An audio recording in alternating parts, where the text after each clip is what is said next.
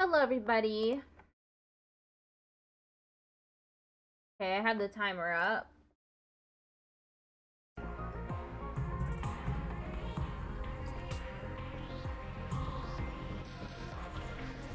Now I'm going live on YouTube.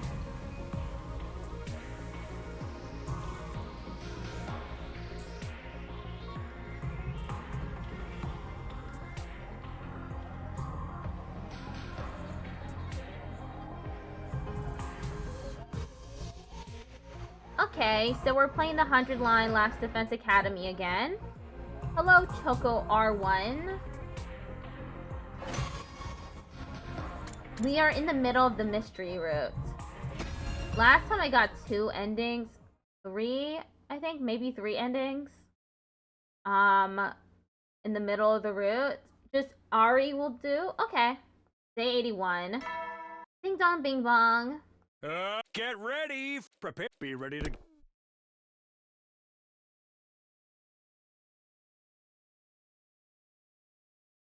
Oh yeah, we accused Ava of killing Shoma because she did it. Did she die? I don't remember if there was an explosion or not. I didn't black out despite having gone through so many stressful events yesterday. I didn't know why. It wasn't like I'd been cured of the fainting disease. Saw you come online, thought to come say hi. Thank you, I really appreciate that.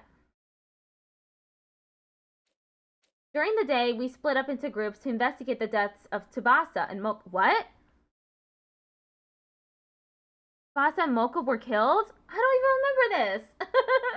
I was going through the VOD to clip it, and I decided to skip the last, like, 10 to 20 minutes because I wasn't finding any clips for me to post everywhere.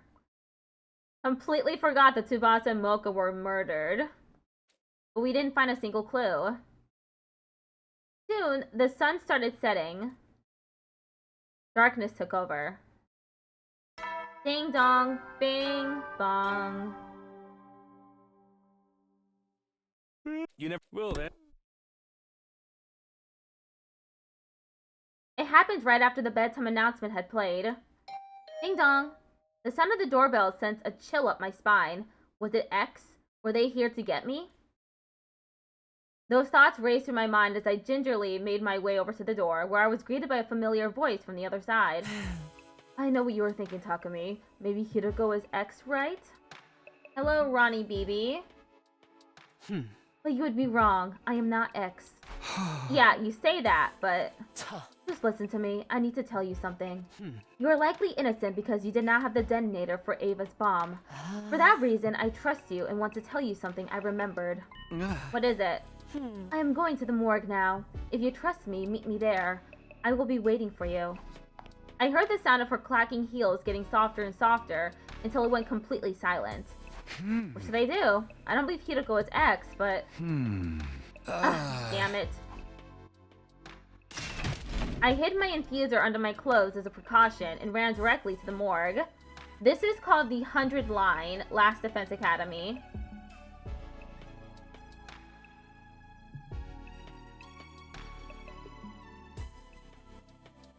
I have never met an idiot as stupendously naive as you. Did you even consider what would have happened to you had I really been X? But you said you weren't? Only a gullible idiot would believe a potential suspect is not a bloodthirsty serial killer, simply because they said so. Hello, Puzzlo. How you doing? I gritted my teeth in frustration, then said, anyway, what was this thing you remembered? Hideko walked over to Tsubasa's dead body without a word. She stopped in front of the body and removed the sheet. She turned the body over before lifting the blouse up. It's that strange number we saw yesterday. What about it? This is her livor mortis code. Livor mortis code? It is a unique number that appears on the back of all SDU members when they lose almost all of their cryptoglobin. Only those from Team 1 have this. What did you hear about this?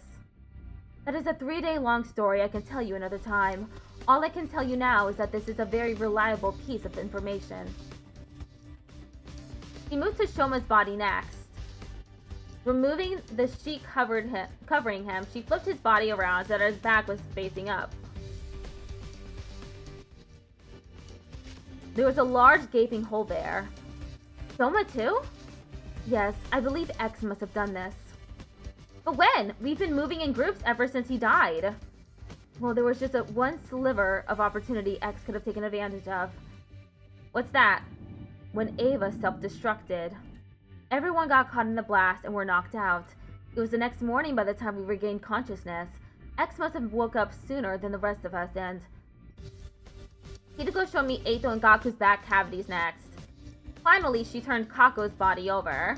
Hello, Islamith.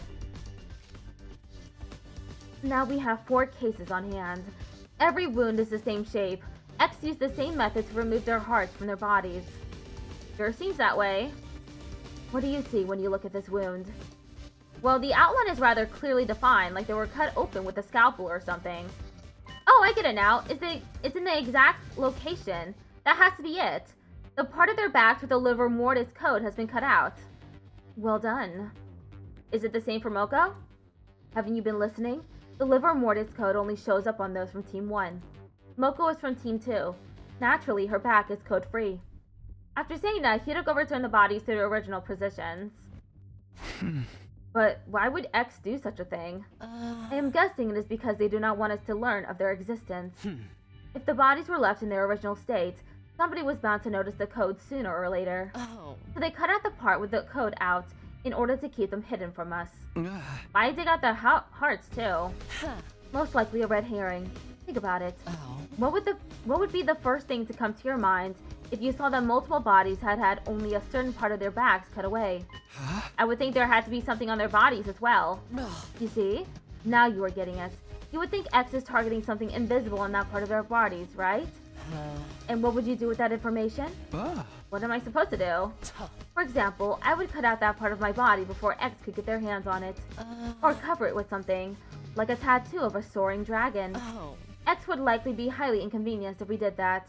That is why they took out the heart as well. They wanted us to believe that our target was not that patch of skin on our backs, but the hearts in our bodies. That's why X did that. So that still leaves us with one question. What's that? I'll explain later. You see, X's objective has to do with knowledge of the livor mortis codes. Our current hypothesis is that X cut out that particular part of the skin, not because they were avid skin collectors, but simply to stop us from knowing about the existence of the codes. But if that is true, why set up the red herring? Because if X's objective was only to know what the codes were, they could have simply gotten rid of the bodies once they saw it. They could have tossed the bodies into the wall of fire, buried them in the forest. Yet X did none of those things. Why? I'm not sure, but maybe they needed the bodies to be left in the morgue for some reason.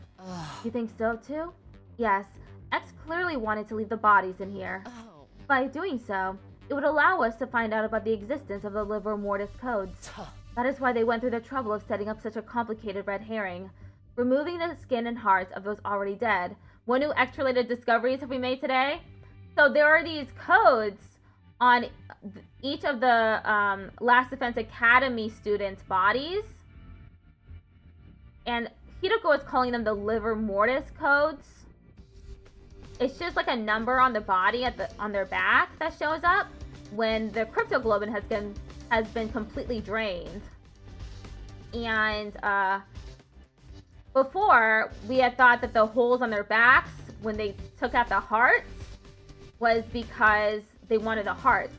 But now, Kiriko is saying that this was a red herring, and that it was only to remove the codes from the bodies. It's very strange. I don't understand how they learned about these codes. That is why they went through the trouble of setting up such a complicated red herring, removing the skin and hearts of those already dead. So the question is, why does X want the bodies preserved? That is what I am trying to find out. That implies homunculi things going on, though. It doesn't really. Let's put that aside for now and talk about something else. Why does X want to know what the liver mortis codes are? It has to do with the distress signal transmitter. The transmitter the boy with the undying flames told us about? I recently found out there's something called a distress signal transmitter somewhere in this school. It was put here in the event of all but one member of Team 1 dying. Once the correct series of codes had been entered into the transmitter, it would, well, transmit a distress signal. Oh, I know! Having codes printed on your back? They're not homunculi, though. They're living human beings. The correct series of codes he mentioned, he must be referring to the liver mortis codes. Yes, there are 10 people on Team 1. Entering 9 of our codes will summon the rescue craft. Because knowing the liver mortis codes of 9 people indicates that 9 people have entered total death. Total death? It means the complete cessation of life. In this state, a person is impossible to revive. Okay, but how did you come across all this information? The same way I came across the previous information, by remembering them. Oh, the 3-day-long story you were talking about. Yes, I will explain further when time is more on our side. For now, our priority is to identify X. Do you understand now? Do you understand why I said X's objective is to find out the liver mortis codes? Does this mean X is trying to summon the rescue craft? It is very likely. So that they can leave the school? Quite so. Which also means X already knows where the distress signal transmitter is located, because the liver mortis codes would be useless otherwise. That is a logical line of reasoning. Keep going. If we find the distress signals transmitter ourselves, we may find a clue to X's identity. Hiroko nodded deeply at my words. That is why I'm going to start looking for the distress signal transmitter now. Here to join me? But it's almost midnight. What are you, 5? No, everyone is 12. Oh, alright.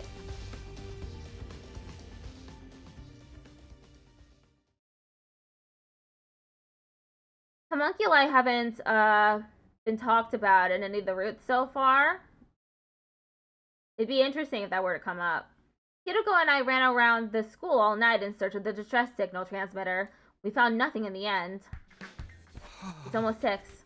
If we're not in our rooms the morning announcement, the others may suspect us as being X. What do you mean they're 12? It's a meme. Someone came up with this this explanation for why everyone in like politicians and stuff were acting a certain way, and they said it's because everyone is 12. Acting 12 instead of acting their age.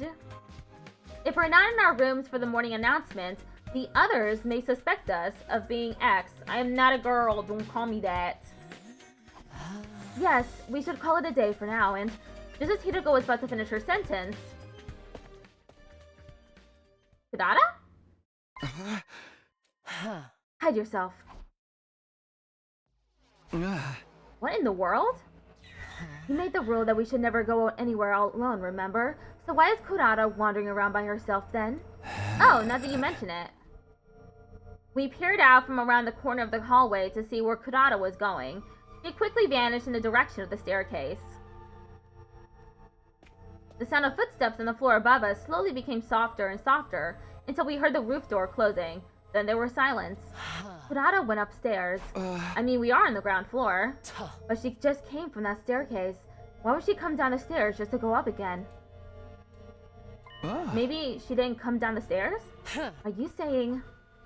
We started investigating the area around the staircase, groping around wall surfaces to see if we could find anything. And then...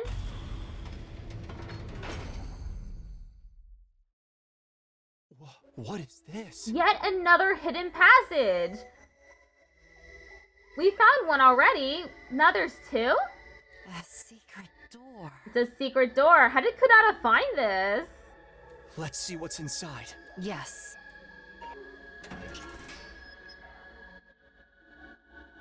Behind the door was a staircase leading down into pitch darkness. Kudata didn't come downstairs. She came up from here. So, at the end of this staircase... Yes. There's something to be discovered for sure. Let's go see.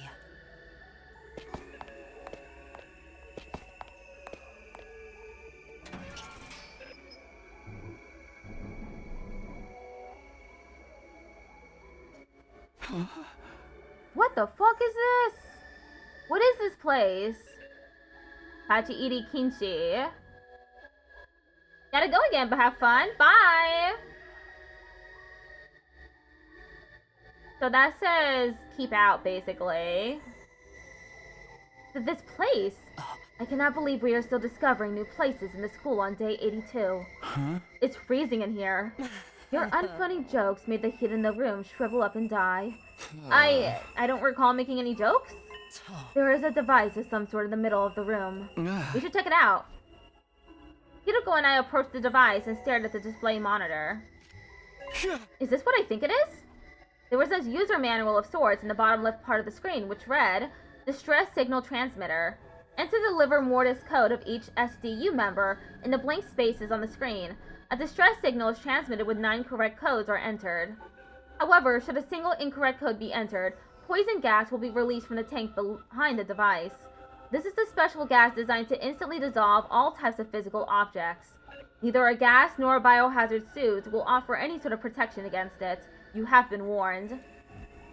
This is it. This is the distress signal transmitter we were looking for. I think it's been here this whole time. This is a major discovery. In my excitement, I started looking around the other areas of the room. The next moment, I felt my blood going cold. I saw something I hadn't noticed initially because all my attention had been on the device. An object in a corner of the room. No, that wasn't an object. It wasn't... That was... Holy shit!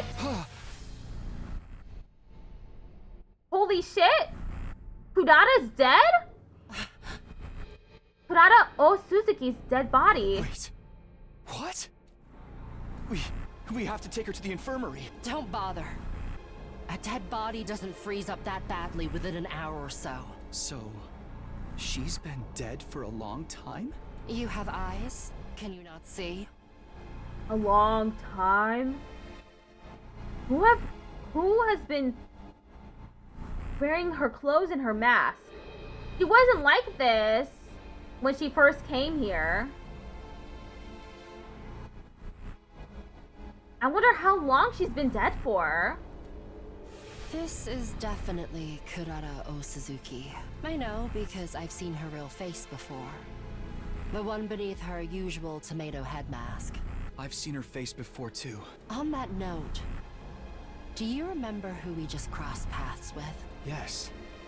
Someone dressed like Kurata. But the real Kurata is here. Which means... Who the heck was that? One thing is for sure. That person is none other than X themselves. It would make sense that it was X. Unless there's someone else running around wearing Kudata's... What? You have arrived at Story Lock 3. You will not be able to progress without meeting certain conditions. Try exploring other branches for now. Unlock conditions. Reach Story Lock 2. I got locked out! I got locked out! Oh my god, how do I, Okay, so I need to explore other branches. I guess I can do this before decision.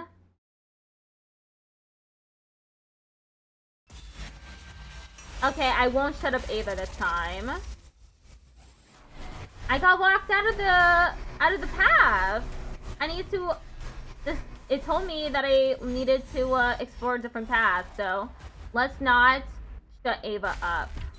Oh, I already did it. Okay, yes then.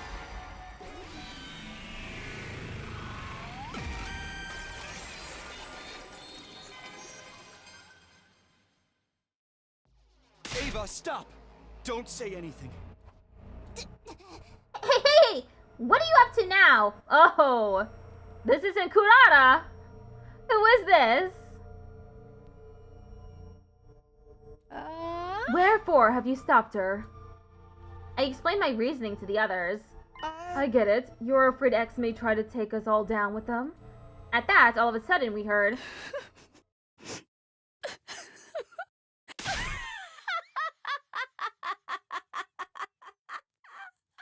Ava burst out laughing to everyone's astonishment. Mind sharing the joke with the rest of the class? The joke is how you are all being so obtuse.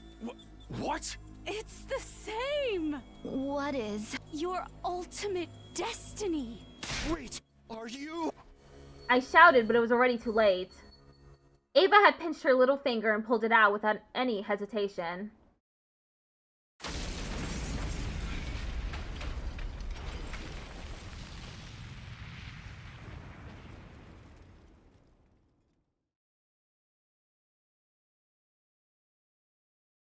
Congrats, you killed us all. I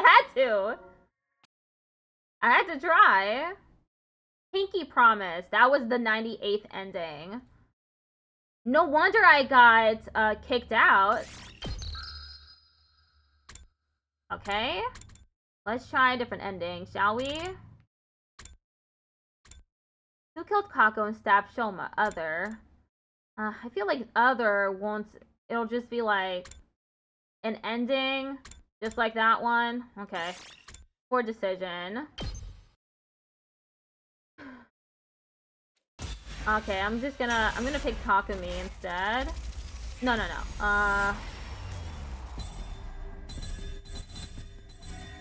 Let's pick Ava.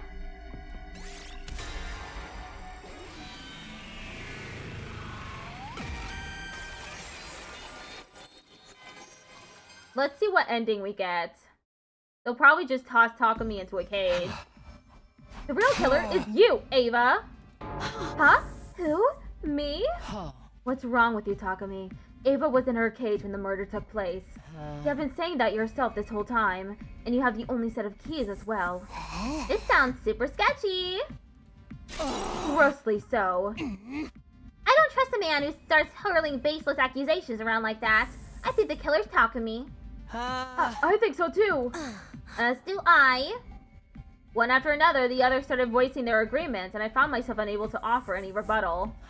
You leave us with no choice but to lock you up. Wait, this is a mistake. I was just...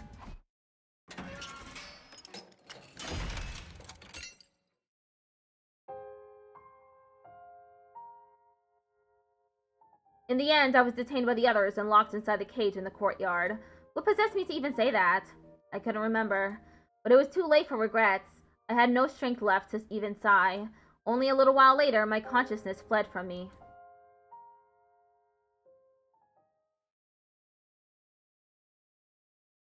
Day 99. Oh, this is the day everyone dies. I had no idea how long I was unconscious. When I next opened my eyes, I saw that the cage had been unlocked. Unsure of what that meant, I pushed the door open nervously and stepped outside. It was eerily silent all around. There were no signs of life anywhere.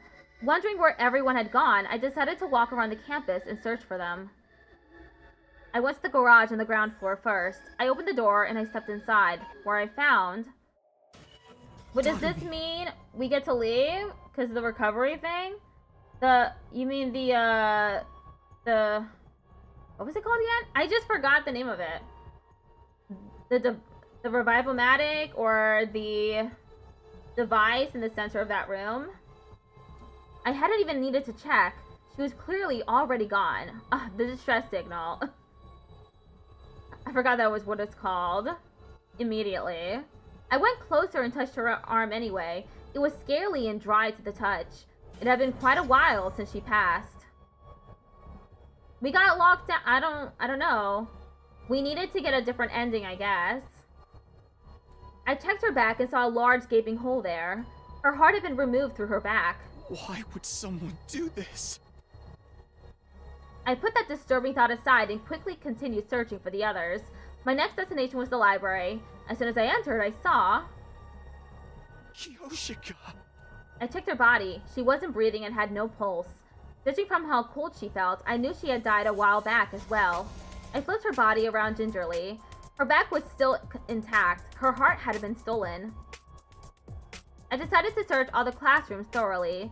Then I checked the first floor, second floor, and third floor. I even checked the roof. Why is she just wearing Nikes? I don't know. But there was nobody to be found. My last destination was the gym. The moment I opened the door, I could hardly believe my eyes. What happened here? Whoa, the rest of them are all dead. Look, it's Kurata! At the very left? Even though she's supposed to be dead. I checked everybody's bodies. They were all cold to the touch, just like with Naomi and Kyoshika. No, wait. Maybe. Clinging to a ray of hope, I moved everybody to the infirmary. But... so much time has passed since death. Impossible to revive was all the monitor would display. I thought I heard the sound of my heart breaking when those words flashed across the screen for the 6th time. I felt nothing, not even sadness or despair. I simply turned over their dead bodies mechanically and emotionlessly. Hiroko, Tsubasa, and Ima's hearts had been dug out from their backs. Kurata, Moko, and Yugamu's backs remained intact. But I was no longer capable of reasoning this through. My mental faculties had been taken over by a thick, impenetrable fog. I left the building and walked around the back. What greeted me there was a familiar sight. Shoma. And he's stabbed again. The sight of a dead body that had been divested of its heart. I wondered where my own heart had gone. I could no longer feel it beating, like it had stopped. It felt like time had stopped, like the world had stopped. Everything had stopped. But time had not stopped, as proven by the gradual darkening of my surroundings. I wandered around the academy with no purpose until I finally stumbled upon the 10th dead body. To be more precise, Takimaru, Ava. The 10th and 11th dead bodies. Takimaru. Ava. I checked Takimaru's back. His heart had been taken, ripped out of his body. Ava's back was untouched. No other part of her body had been cut either. Hopefully they don't get jump scared. Hopefully. This is pretty horrific.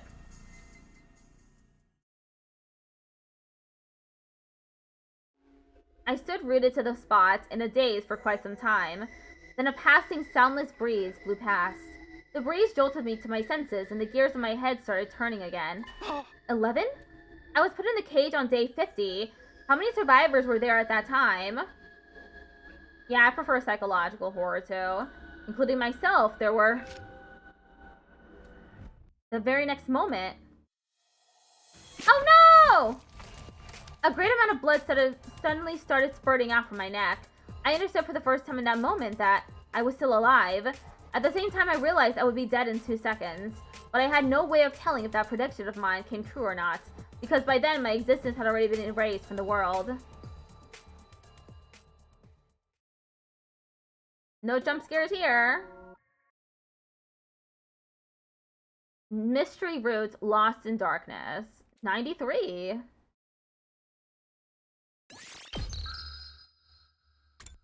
Clear 7. What does this say? I swear I picked Takumi before. I don't know why it's saying that I didn't. Let me pick Takumi again. I'll just skip through it. Because I already know what happened. I believe he got tossed into the undying flames.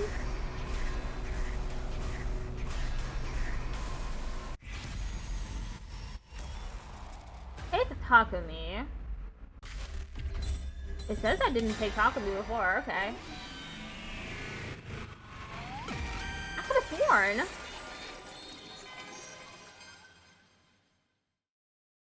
I think I probably...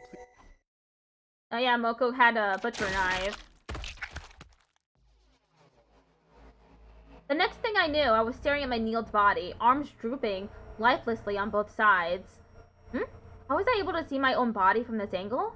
That was the last thought that ran through my mind before I blacked out completely.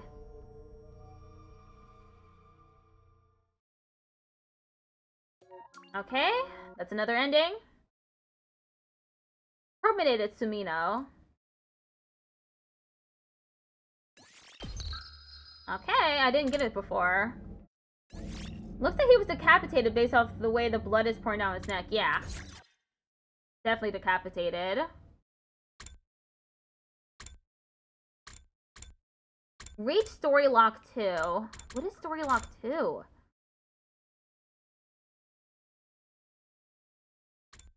Is this another? Yeah. That's the other route. You got Act 3 in Silk Song? That's pretty cool. Congratulations. Join the invader hunt. We're gonna join it this time. At least I'm gonna try to join it. This will change things a lot.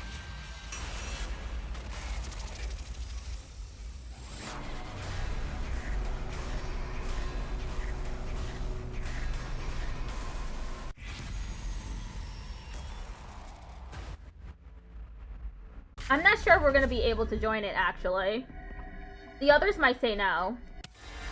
And think worse of Takumi because he says to join it. That's always a possibility.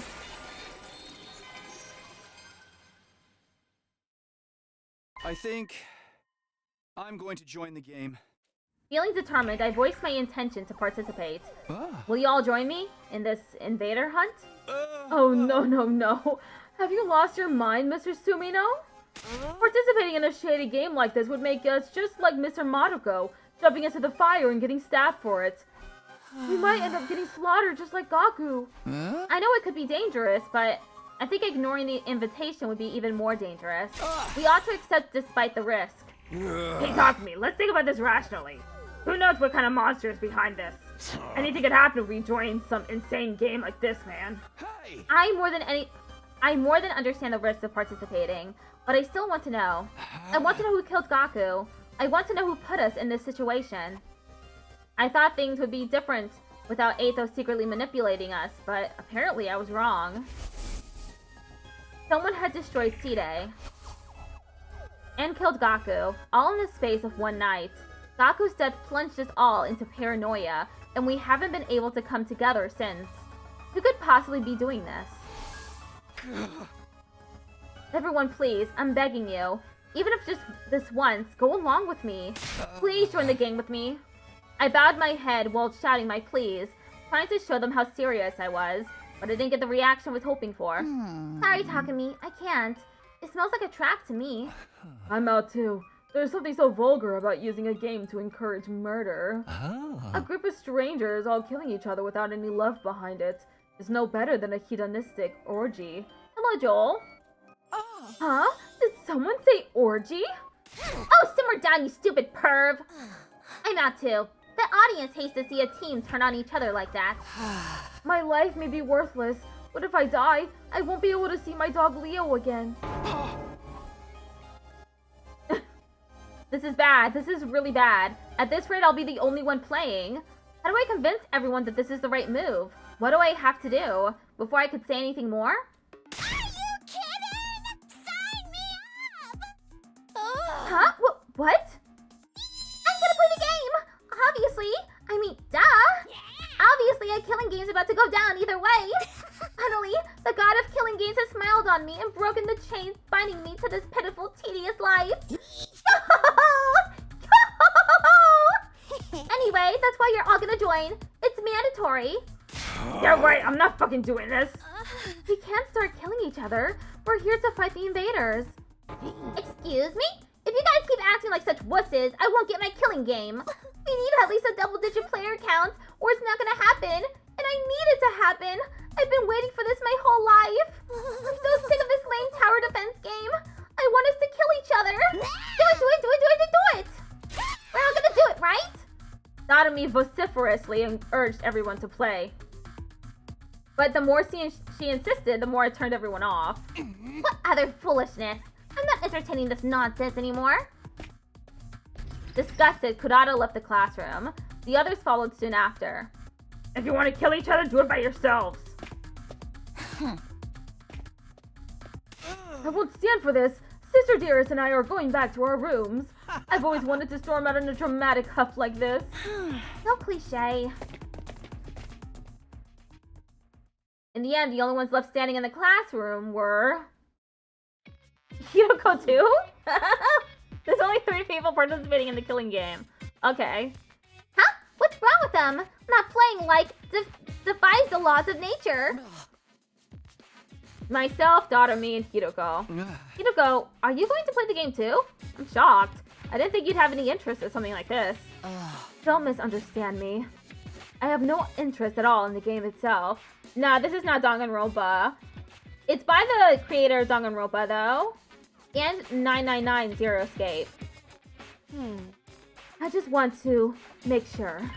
Make sure? Hiroko fell silent, refusing to elaborate. She does tend to be secretive. Well then, the 3 of us will meet in the leisure lounge tonight. The message said anyone willing to participate should gather in the leisure lounge at 7 p.m. Well, with so few participants, it's entirely possible the game will be cancelled. No! My long-awaited killing game is slipping through my fingers. What the fuck? Hiroko and I went back to our rooms, leaving Doremi behind to wallow in despair.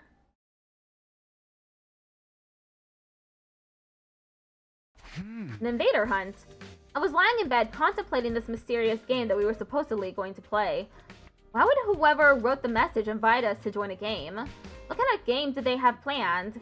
Or was the announcement itself a trap? I was racking my brain, unable to figure out any possible intention behind all of this, until suddenly... Ding dong! A visitor? I opened the door and came face to face with Doremi. Doremi, what's up? Hey, why aren't you saying anything? Why did you open the door to the other killing game participants? Takumi, why would you do that? What if she has a knife? Doremi continued to stand there, not speaking so much as a single word. 1 minute passed, then 2. 3 people isn't enough. Finally, she spoke. A killing game with only 3 people? That's just not gonna work. The joy of a killing game is that there were a ton of participants. And a lot of dying. 3 people did not a massacre make. I mean, forget Royale. That's not even enough of a battle to get excited about. Totally impossible. Like, way impossible. She was muttering to herself, but I more or less understood her point. So you're saying there's not enough people to hold a proper killing game? I've literally been saying that this whole time. Who joins the live most frequently? I don't know. Maybe at this point it's either the Sour Patch Kid or Puzzlo. I see them pretty often. I get more regulars on Twitch.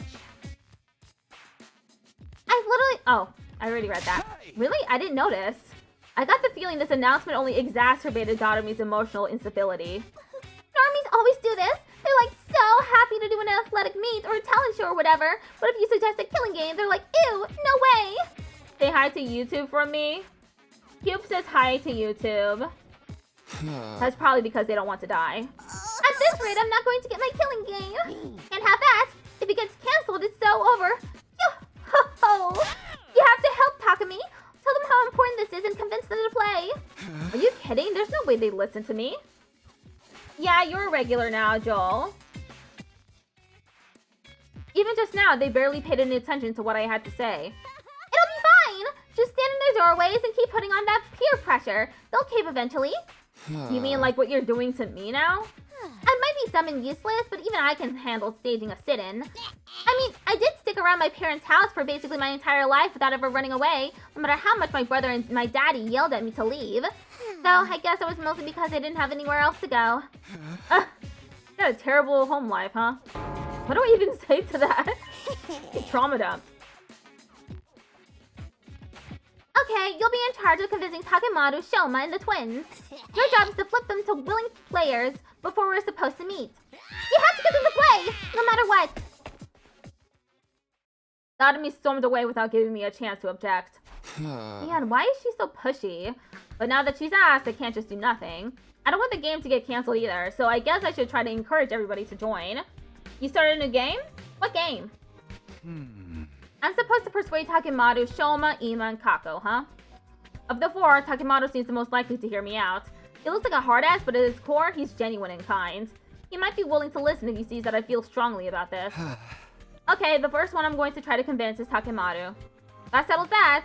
Now to think of a way to get him to join. He's probably against it because he's wary of what might happen. His concerns are valid. The monster who slaughtered Gaku is behind this, after all. I get why he'd want to avoid a confrontation, but if we don't participate, we may never find out who's really behind all this. I can't let that happen. I want to catch whoever killed our friend no matter what it takes. Gaku might have been a careless, sneaky goofball, but Ghost of Tsushima? I heard that's a difficult game. I hope you're having fun with it. He was one of our own. He didn't deserve to die. I'll never forgive whoever killed him. I'm going to find them. And I know Takemaru feels the same. Maybe I should get him to remember how he felt when Gaku was murdered. How do I do that? How do I get Takemaru fired up again? How do you reignite the rage in someone's heart? No point in trying to figure this out on my own. I should ask around and see if anyone has any ideas.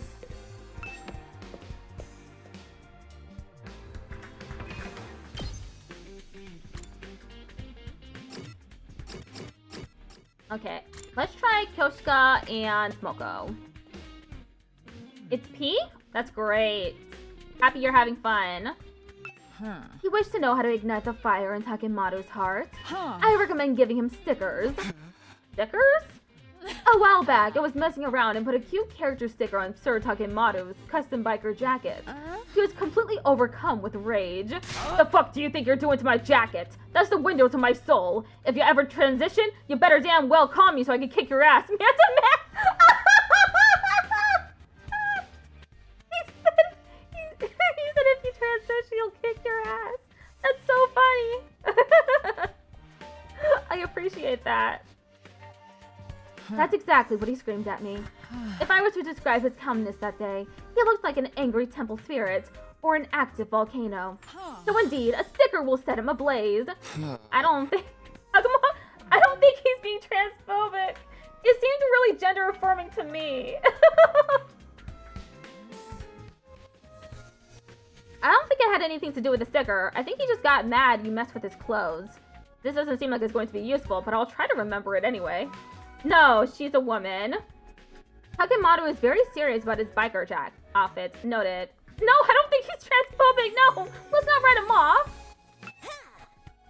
How to get Takemaru fired up? Pro wrestling obs. When you're locked in tights and exchanging pure soul energy with another fighter, your heart will be on fire. Come and experience it for yourself, Takumi. I'll spar with you right now. Sorry, Moko, but that was not a good... Let me add the transphobia counter. It's set at 1 then. So much a wuss to put your butt on the line and fight? Well, yeah. Man, I picked the wrong person to ask. Moving right along.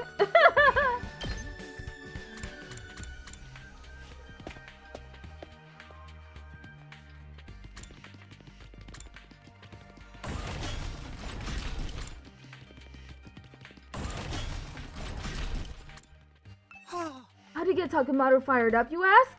Takumi, you're asking the wrong person. My IQ was so low it's a negative number. I couldn't possibly know. Can you set this self-deprecation for a second and really think about it? What gets him worked up? I'm sorry, I have no idea.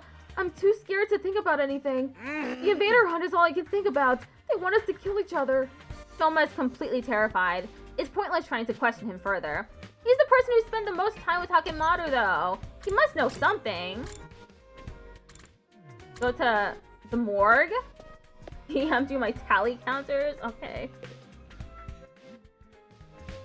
I see. I don't think we're gonna get too much weird behavior during this route, though. It's really serious. It's not Danganronpa, but is it similar?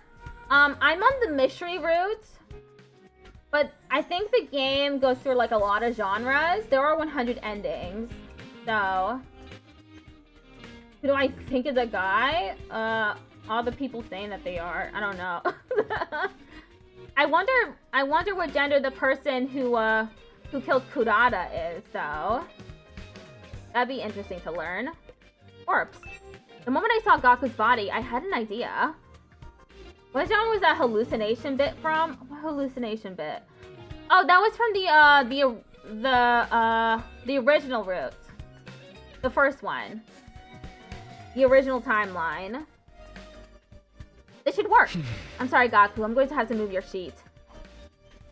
I pulled on the sheet draped over Gaku's body and came face to face with his brutalized corpse.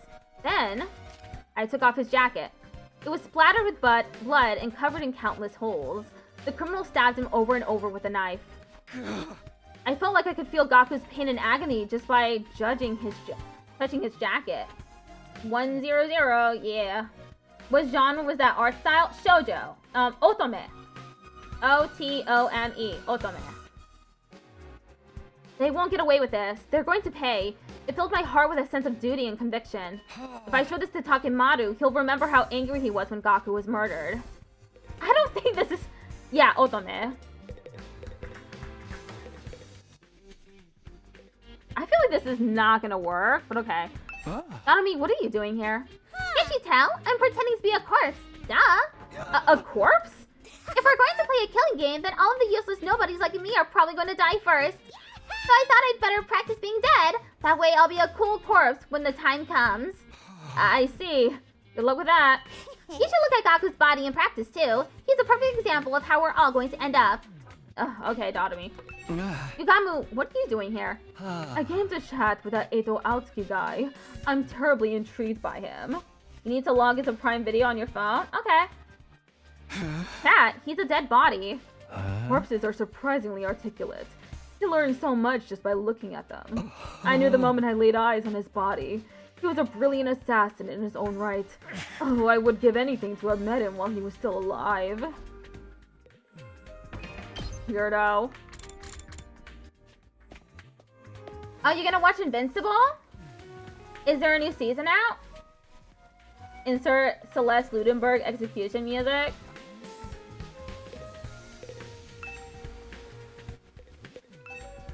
Takemi, did you bring it? Bring what? My mask. You promised me yesterday. That's right, she asked me to give her mask back to her yesterday. Sorry, Ava. I just don't have time for that right now. No, I have been waiting so long. Takemi, are you going to break your promise to me? You're mocking me because you know I'm just a helpless prisoner. Calm down. I'll be sure to bring it when I'm done. Just wait a bit longer, please. You promise? You really will? If you don't, I'll break down crying. He incessantly confirms again and again that I would actually bring it. That mask must be incredibly important to her.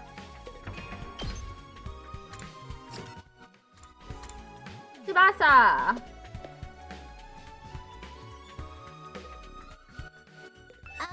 How to get Takemaru fired up?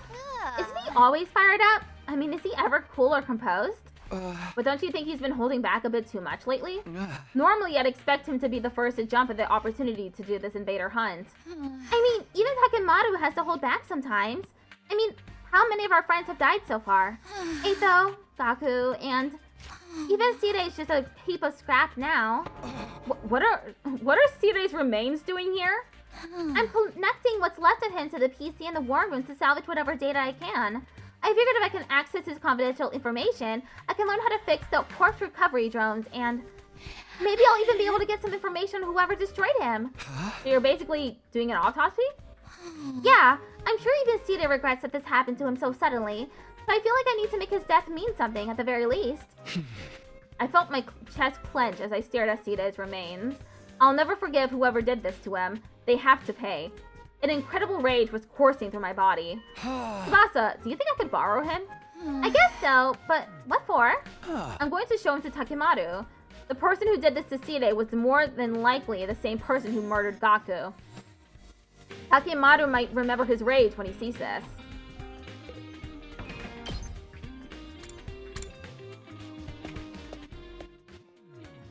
Oh, hello, Joel.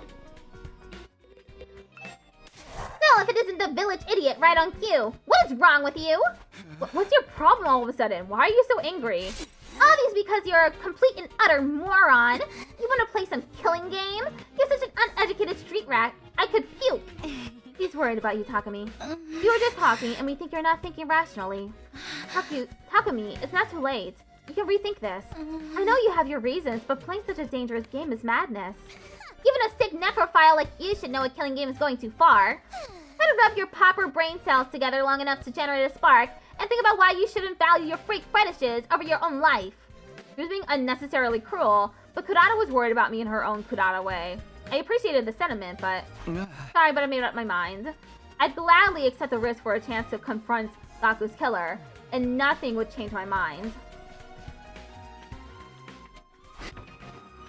Okay, these should be enough to convince him. Gaku's jacket and Side's remains. Holding onto them tightly, I barged into Takimaru's room. He didn't even do them the courtesy of knocking on his door or ringing the doorbell.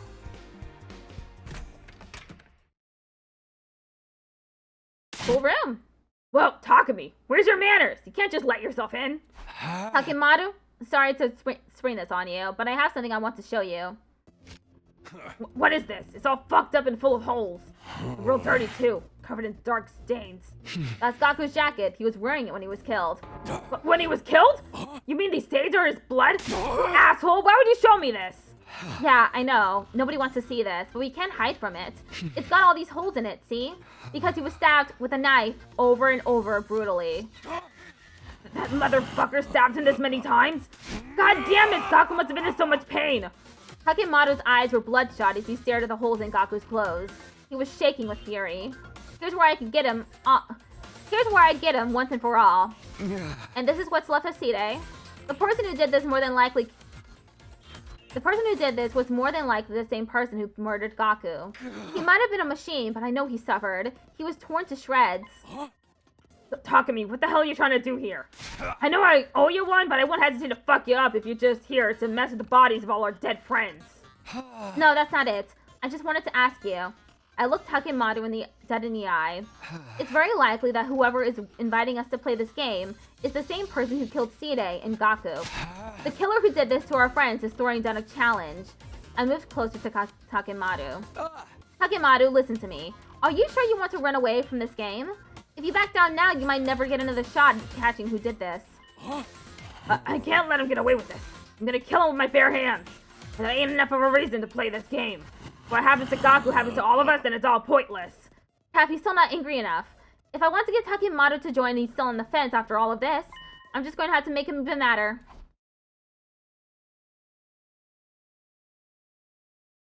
We're playing the persuasion game. I won't let Gaku's killer get away with it. I will get payback, but this ain't the time for that.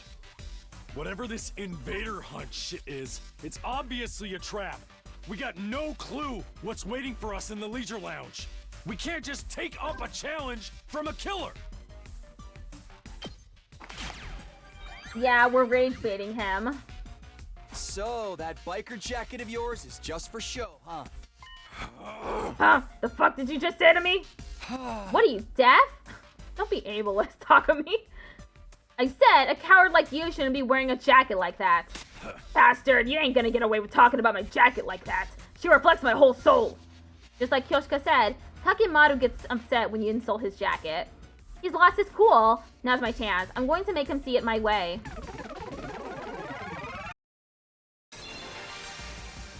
Takimaru, you don't deserve to wear that jacket. The fuck, man? I ain't called the strongest gang boss that's ever lived for nothing. You want this game? You should totally buy it.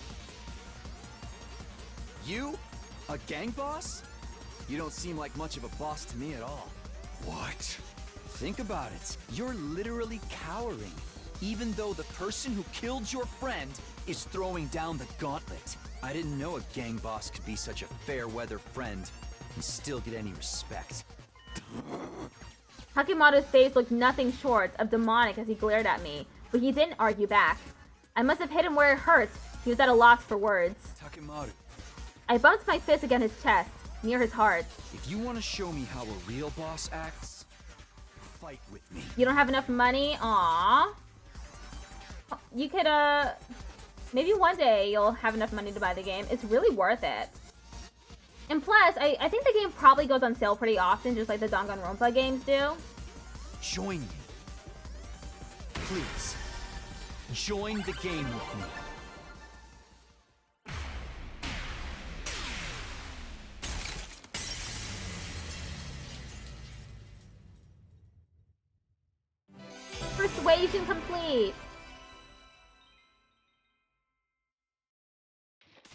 If you're gonna bust my balls like that, I guess I can't back down. Fine, I'll do it. I'll join this fucking invader hunt or whatever it is, and kill the bastard behind all this shit. My hard work had paid off. Takemaru had finally agreed to join. But I didn't have time to stick around and celebrate. I quickly left Takemaru's room and set off to persuade the others. Maybe. We rage baited him. Yeah, we were successful. Hopefully you'll be able to buy the game at some point. Since I'd won over someone as influential as Takemaru, persuading the others went smoothly. Huh? Takemaru said he joined? If you got someone as cautious as Mr. Yakushiji to fold, then I guess the game can't be all that dangerous. Everyone's going to join? Then I guess I should too. You're a summer baby? Me too. I was born in June. Having successfully won over Ima, Kako, and Shoma, I'd met the quota Darumi forced on me. And then, night finally came.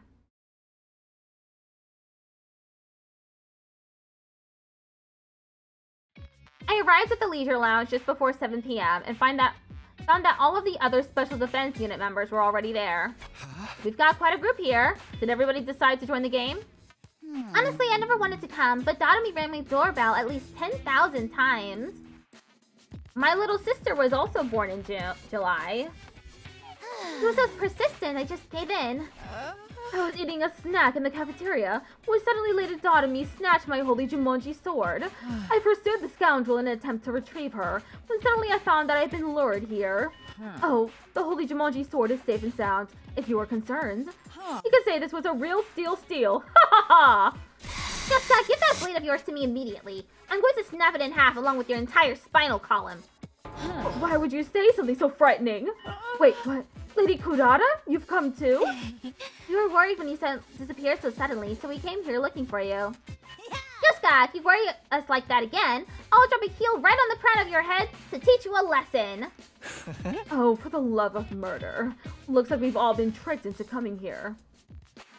Darumi seems to have used some pretty underhanded tricks to get everyone to come. What a score! With this many people, killing each other is gonna be so much fun! Alright, it's almost time for the game to start. Who's gonna die first? Maybe me? Sure hope so. Everybody, please kill me! You love Tsubasa and Kyoshika? I understand. Oh, I made sure to bring all of your infusers too! We're all set for the great slaughter to begin. He's so prepared, it's scaring me. Darumi seems thrilled at the idea of us killing each other, but I don't plan on hurting any of my friends. I'm not going to let anyone else die. That's why I wanted to do this. It's almost time. What kind of person do you think is running this game? I'm kind of excited to see who the bad guy is. Time passed. And finally, it was 7 p.m. But... for fuck's sake, nothing's happening. Nobody came. Nothing happened. The Leisure Lounge was as quiet and peaceful as ever. Maybe the mastermind gave up after they saw a disgusting insect like me was joining. Or maybe that whole message was just a prank? Honestly, as anticlimactic as that would be, a safe conclusion like that might be for the best. Look, it's getting late. I'm out of here. That's because it's one of the creators is the one who made Danganronpa. No sooner than Takemaru has said those words, it happened. Suddenly, an ominous sound came from out of nowhere. What is that sound? It's awful. My ears hurt. The hell? Is someone revving up a bike engine? No way! I've never heard an engine make a noise this horrible. Just listening to it is making me hurt. The unidentified sound grew louder and louder. Where is it coming from? We looked around for the source of the sound. That's when we happened to look up at the ceiling. Huh? Only to be greeted by an unbelievable sight. Bees? The hell? They're flying around with a bunch of big-ass bees? Is that a spacesuit? Wait, no. A diving suit? A bee parachute? I've never seen such a hideous mode of transport. Eek! I hate bugs! Someone get me some bug spray stat! The individual in the spacesuit gradually lowered their altitude. They'd landed in the Leisure Lounge. You look fucking ridiculous. Take that helmet off and show us your face. Is this some Wrestling Federation's masked fighter? Love the costume, but you gotta lose the bees. We need to take this seriously. They might be with the invaders. What if it's a commander? Bee guy! Alchemy, did you see a commander like this during your first 100 days? No, I never saw anyone like this. We never faced a commander who controlled bees, especially not one in a spacesuit. Hey, who are you? It's only polite to introduce yourself. Speak up, asshole! The mysterious person examined our faces without answering. Then they nodded, seemingly satisfied. So good to see so many of you. With so many participants, this killing game is sure to reach a screaming climax. Yeah, it's definitely X. The more lives there are to lose, the more spectacular the battle.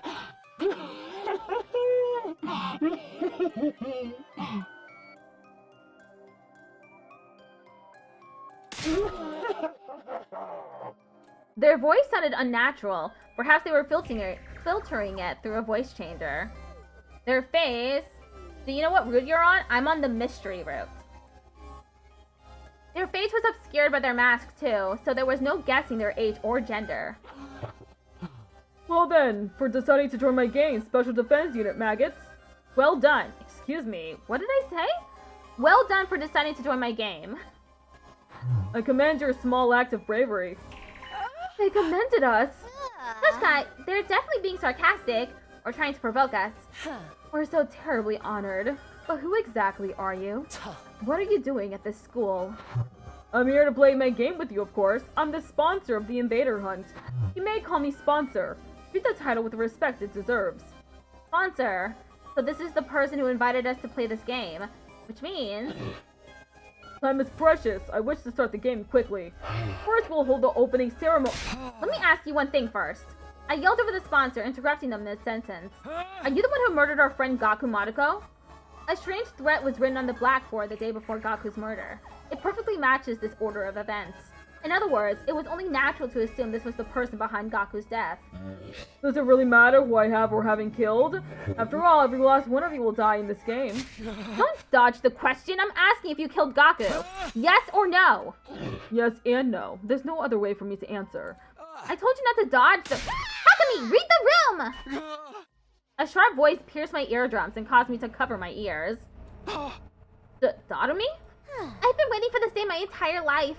I pray to the god of killing games every night. Beg to be released from the pointlessness of my life. Beg for me, my parents, my brother, my teachers to all die in gratuitous, gory style. My dream is finally about to come true. I'm going to get the killing game I've always wanted. Don't ruin this for me. Don't you dare ruin my dream. I was taken aback by the desperation in her voice. Aren't you a strange one? Are you that excited for my game? Like, you don't even know. Tell me all the messed up rules we have to follow. I guess that means on day 25 that Kurata isn't dead.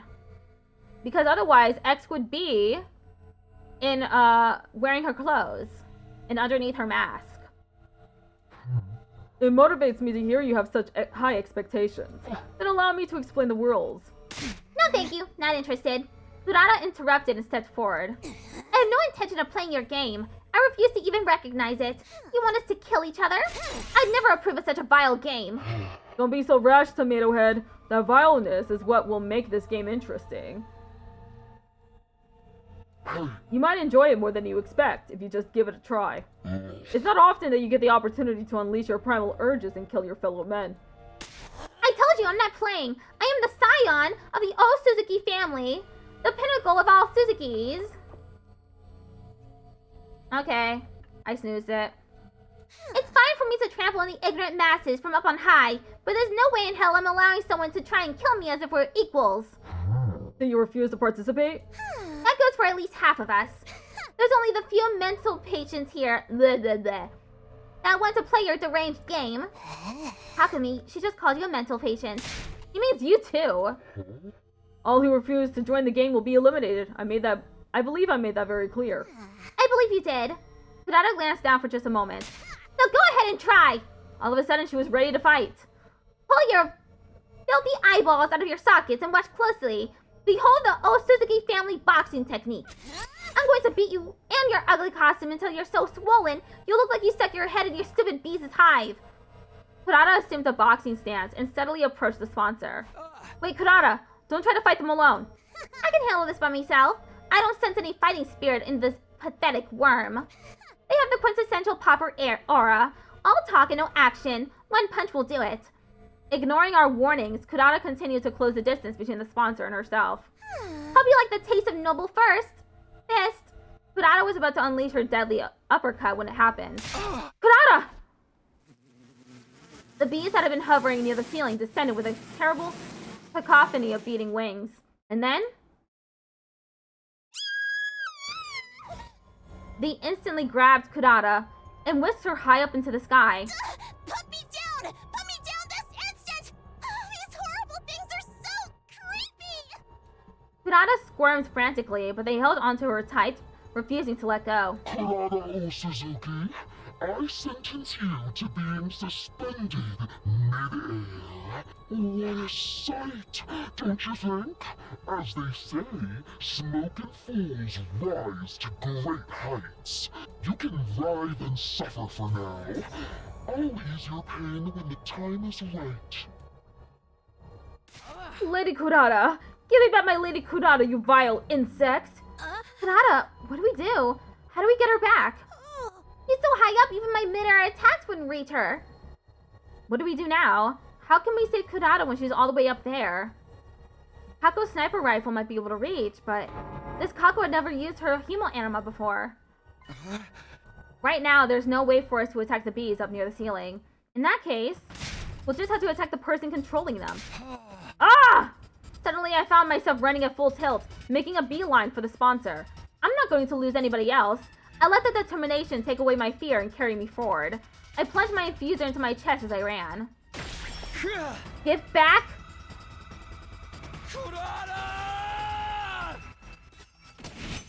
I screamed as loud as my voice would let me and swung my sword down on the sponsor. I felt it connect. My blade was going to split them in two.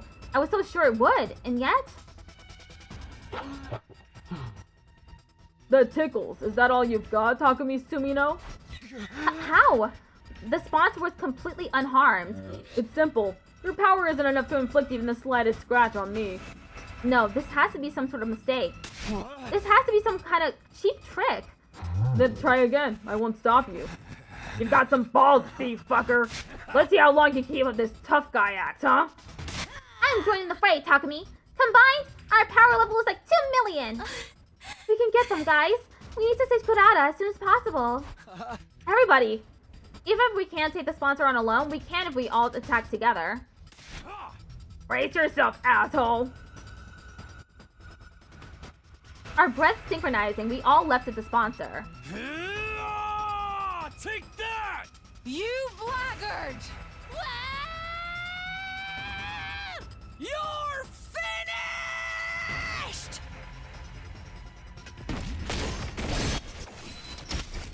Hakemaru knows me, Kyoshika, and I unleashed everything we had on the sponsor. We punched, we kicked, we sliced, we pummeled. We tried every attack possible. We used every last ounce of our strength until we had no energy or hemo anima to spare. However, it tickles. Why don't our attacks do anything? Are you immortal, some goddamn thing? I'm gonna snooze it again. You have the endurance of a wrestler who would stand my body slam. No matter how much we attacked, our opponent didn't even flinch. This was far beyond a matter of strength or endurance. They were literally invincible. We can't give up. We must save Lady Kurata. My fellow warriors, just one coordinated attack and... Enough of this sideshow. The opening ceremony will conclude with Kurata Osuzuki's death. There was a cruelty in the sponsor's voice as they pointed to Kurata, still hanging in the air.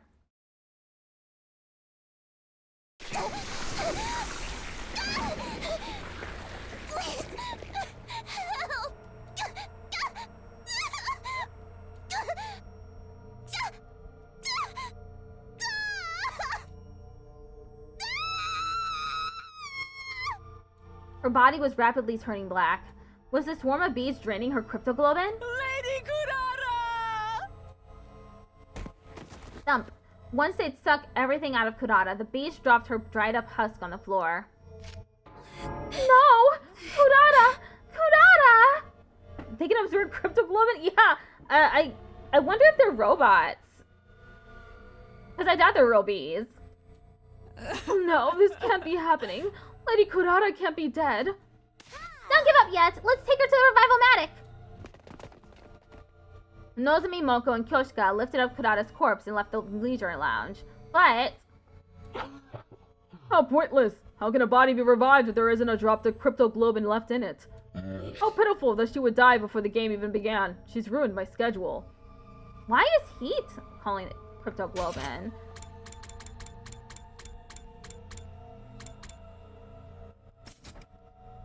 Why is he calling it cryptoglobin instead of hemoanima?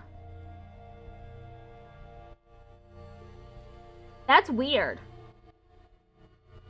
We told everyone else about cryptoglobin, but the sponsor should not be calling it that, because that's something Takumi learned in the first timeline. And he learned it from Nozomi. Not from someone else. It was Nozomi who told him about it. That's peculiar. He should be calling it hemoanima. How pitiful that she would die before the game even began. She's ruined my schedule. I suppose I'll simply have to postpone the start of the game until tomorrow morning. Return here as soon as you're awake tomorrow. And might I remind you, there's no point of trying to escape. You now know what happens if you refuse to play. There was nothing we could say. We'd be killed instantly if we tried to resist. Never had any message come through so clearly. Bummer. Kurara got the opening death scene. Must be nice. She died with so much drama. But it should have happened to me. Well, whatever. The game starts tomorrow, so I'll have plenty of chances to have a nice, gory demise. I wonder how everyone else is gonna die. Who's gonna kill me? There's, like, so much to look forward to. Narumi's eerie yet strangely innocent cackle rang out across the silent leisure lounge.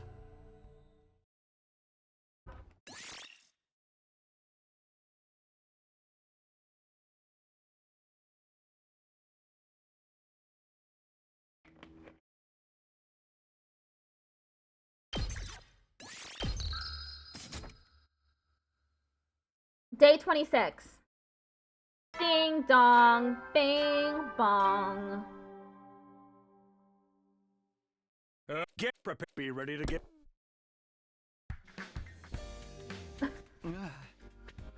I don't know why I was being prompted to save.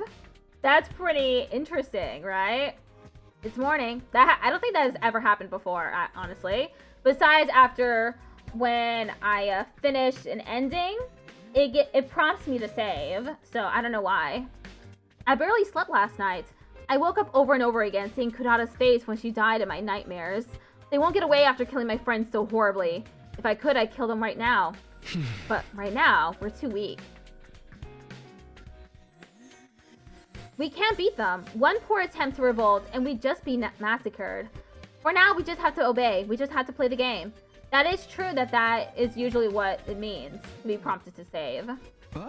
They wanted us to come back to the leisure lounge when we woke up. I hurried up to the leisure lounge.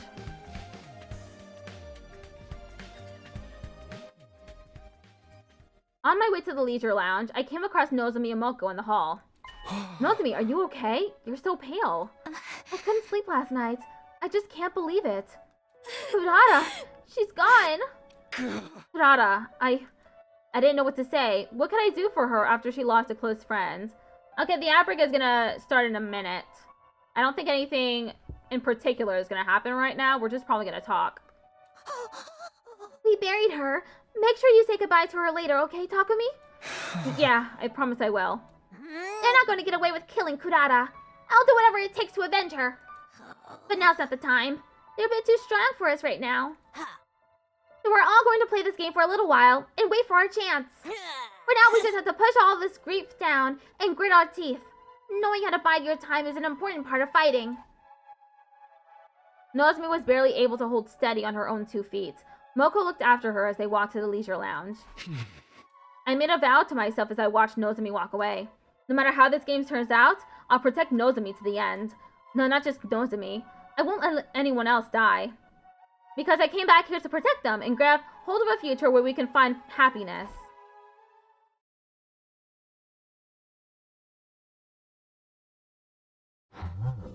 Okay.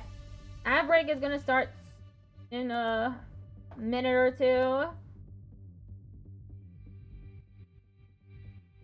I actually had a hard time getting out of bed. That's why I was an hour late. And I'm glad I finally was able to get to my computer so I could stream. Because this is really interesting. I really like this route.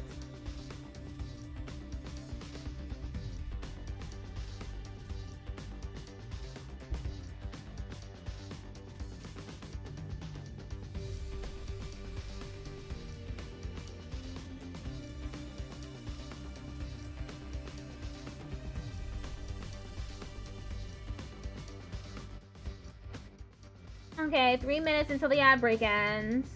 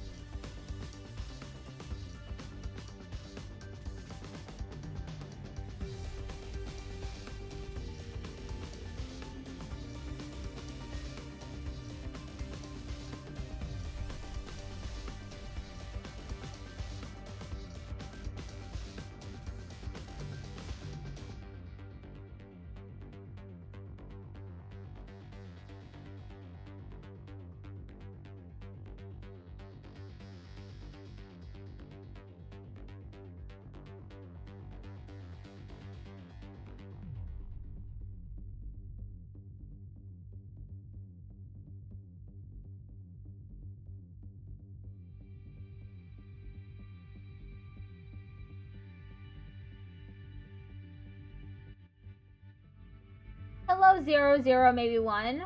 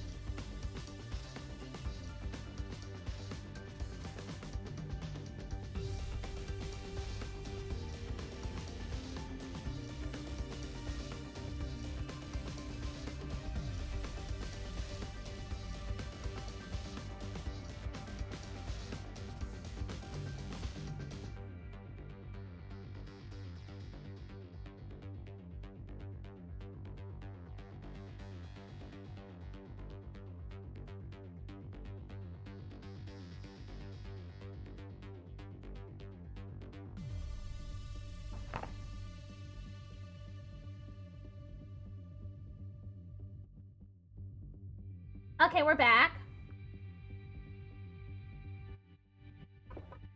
At last, I present to you the rules of the invader hunt. Once we were all in the leisure lounge, the sponsor began to explain the rules without any preamble. The rules are exceedingly simple. All you have to do is hunt the creatures known as invaders. You will gain points for every invader hunted, which will be tallied. And reflected in the live rankings.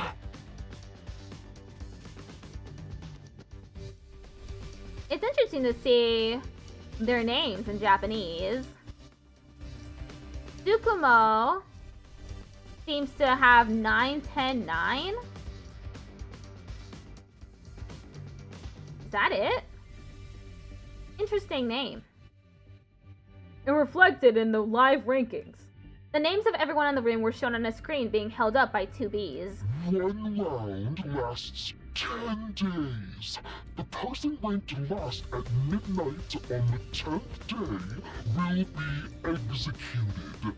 Their cryptoglobin drained by my bees. Executed. Hinata's death was proof that this was no bluff. They could easily kill us all.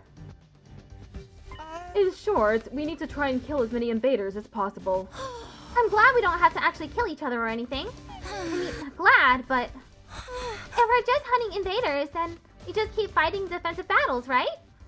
That's the same shit we were doing anyway. Not at all. What you were doing was merely defending your base. Hunting and defending are entirely different. The hunt, you must go out. The playing field is the space outside of the school.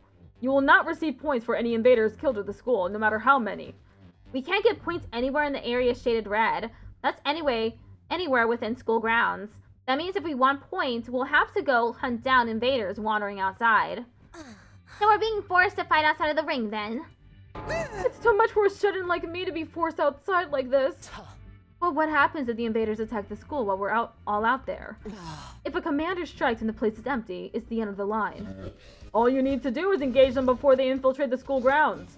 They say that a good offense is the best defense, after all. Then we can't stray too far from the school. If we're not careful about how many battles we fight out there, we'll end up disqualified for going out of the ring. So we need to hunt in a place where we can quickly return to the school if something happens. But how are you gonna track how many invaders we hunt down out there? You're not counting on an honor system, right? Someone will definitely end up lying about their numbers. These bees will count your points. Whenever you kill invaders, they will count the points and report them to me. In other words, these bees will be monitoring our actions while we're playing this game. Guess running away isn't going to be an option. And last but not least, the most important rule of all. You are strictly forbidden from causing me harm while the game is underway. Anyone who defies me will immediately become food for my bees. Try not to lose your cool. A rather tyrannical, one-sided rule, isn't it?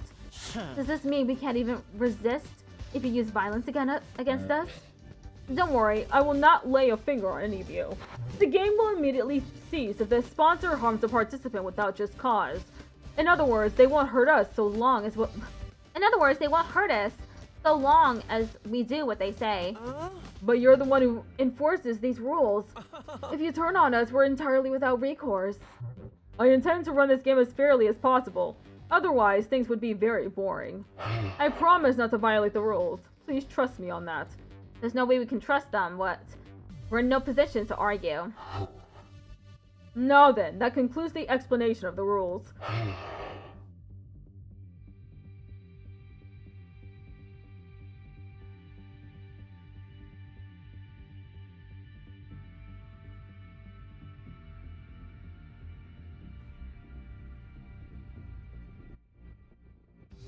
There are plenty of other hidden rules, but I'm not so inclined as to give them all away at this juncture. Come up with strategies on your own. Doing is learning. The sponsor looked at all of us and shouted, Special Defense Unit maggots, participants of my game, assume your new roles as proud hunters and claim as many invaders as you can. The invader hunt has hereby officially begun.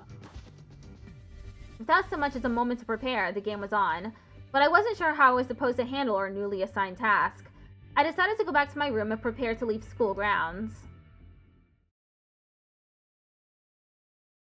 The Invader Hunt is a point-based hunting game. I decided to review the rules of the game. The rules themselves were simple. All we really had to do was hunt invaders. However, the game field was outside school grounds. Even if we killed an invader, if it happened in a school facility or in the schoolyard, it wouldn't count. Basically, no matter what we do in a defensive battle, it wouldn't be worth any points. If we wanted points, we had to go out exploring and hunt down any invaders we come across. It's way too dangerous to constantly be fighting out there. If we died outside school grounds, the drones wouldn't collect our bodies and the Revival-matic wouldn't revive us. Death would truly be final. We have to be careful so we don't die. If we want to do that, we should probably form teams. In a team, there'd be someone there to have our backs, and we could look after one another to keep each other alive. We need comrades if we want to survive. Okay, before I go out, I should find someone to partner up with. I decided to talk to everyone to see if anyone would want to team up with me. Probably not anyone from Last Defense Academy. Besides Hiroko and Tsubasa and Takemaru. For some reason, when I went out onto the roof, everyone was already there.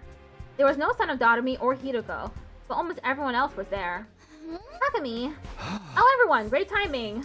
I just figured out a way we can survive this game. Do you mind if we talk? Everyone rushed over to me and I explained the necessity of forming teams. So I think we should at least be in pairs. Trying to do the solo will just end in game over the moment you take a lethal hit. Yeah, we were just saying the same thing. That we should work in teams, I mean. We were actually just deciding the team. In short, we're right in the middle of a draft meeting. Haku pulled out a piece of paper with the members of each team written on it. The first team is us boys and Sister Dearest. And the second team is all of the girls. Oh, and the second team is all of the girls. We might end up spending a lot of time together from now on, so we thought grouping up by gender would make sense. We're worried about is Igamu, who's nowhere to be found. He's a boy, but it's entirely possible he'd like to stick with Miss Kirifuji and Miss Magadori, as he's done up to this point. But if we put Yugamu in Team 2, then we should put Hiroko in Team 1. Miss Shizuhara is very strong, so we were discussing giving preferential negotiating rights to the weaker team. Preferential negotiating rights? This really is like a sports draft. By the way, what team do you want me in? It would make sense if I was the male-centric team, but... You have to play alone. Nobody wants you. Huh? Of course. I was so shocked that my voice withered away mid-exclamation. Why? Why am I the only one being left out? Don't tell me you guys are still suspicious of me. I thought we cleared things up about Gaku. I didn't kill him. It was the sponsor. Isn't that obvious? No, we're all on the same page there. They're definitely the one who killed Mr. Maruko. They destroyed Sire, too. They're behind everything. Then why? Mr. Sumino, have you forgotten? You killed Mr. Aotsuki. Sure, but why bring that up again? He was a traitor. He had to go. Even if I grant you that, he was still one of us. If you had a comrade who could kill another comrade without batting an eye, would you want to team up with them in a killing game? No way, you've got to be kidding. But... And whenever you do anything, someone invariably ends up dead. You're cursed! Do us all a favor and get out of here! You're more than cursed! You're the Grim Reaper! The Grim Reaper? It stung, but I couldn't argue. It was true that I was the common denominator in all the deaths so far. I came back to the past and immediately killed Eito. And because I ignored the message on the blackboard on day 4, Gaku was killed the next day. And 2 days ago, I decided to join the game and encourage everyone to join with me. And because of that, Kurata died so brutally. If you hadn't convinced us to join this game, Lady Kurata would still be with us. It's all your fault. All of it. Give her back. Give Lady Kurata back to me. The blood of Lady Kurata is on your hands! Yoshika drew closer to me, letting out a pained cry. I couldn't bring myself to meet her eyes, which were now red and swollen from crying. Koshika, no! Moko put herself between us and embraced Koshika. Lady Takemi won't bring her back. It'll just make it hurt even more. But... Knowing how to swallow your sorrow is part of fighting. We need to be strong right now. I'm sorry, Takemi. Koshika understands, I swear. She knows it's not your fault Kurata died. But she has no outlet for her grief, so she's taking it out on you. I was so shocked that I couldn't utter a single word. I had no idea everyone had so much contempt for me. All I ever wanted to do was make everyone happy. That was why I came back. Where did it all go wrong? The minute I killed Eito is what started this mystery route. Interesting! That this sponsor wouldn't have bothered anyone. Because they definitely didn't bother anyone when it was, when I was on the cult route.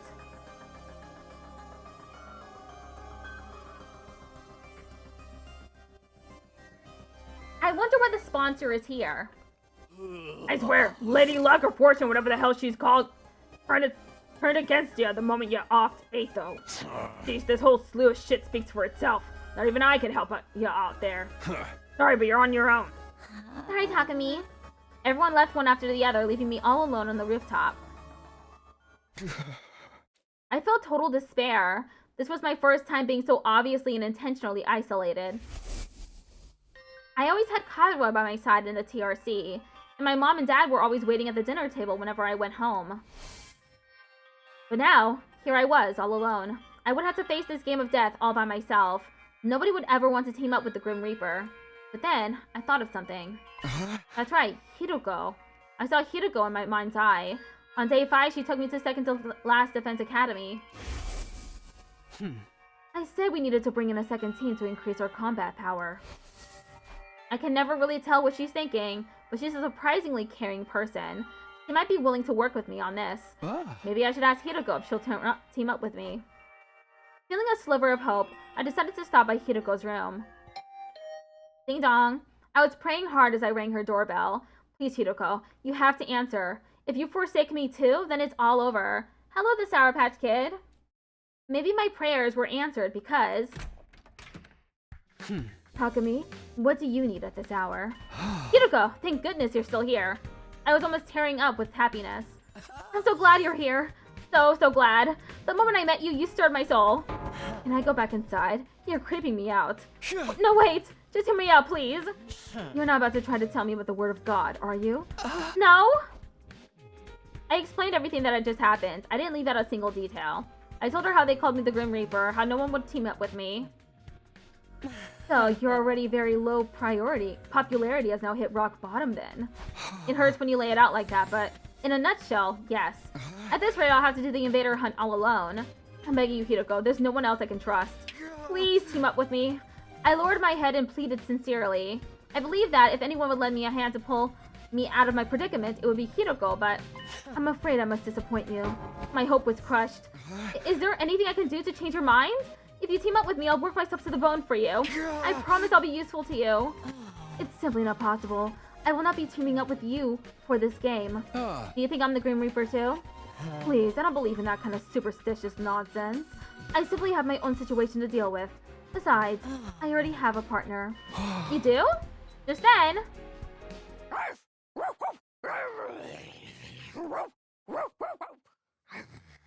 Get lost, Takumi. Mistress Hiroko is all mine. Daughter-me? He's mine, all mine. Oh. Stupid puppy. I told you not to come out. Go back into your doghouse like a good girl.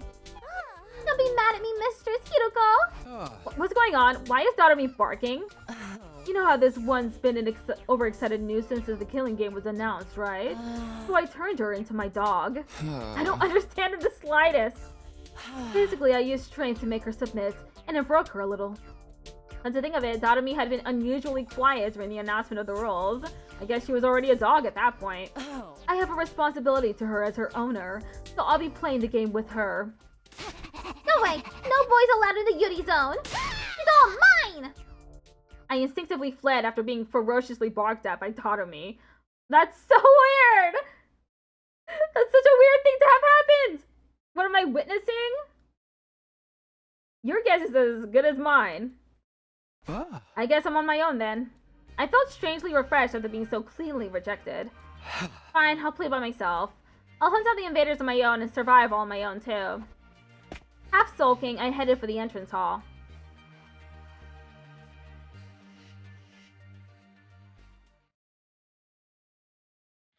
There was someone unexpected waiting for me when I arrived at the entrance hall. How pitiful that you must go all alone. Are you going to hunt or to be hunted? Huh? Were you waiting here so you could laugh at me? No, I merely came to give you some information. I failed to mention it earlier, but I have added more fire extinguishers.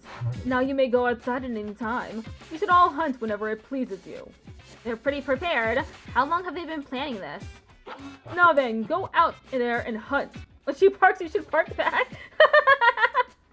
True. Takumi, you should bark at him. Struggle away from my amusement.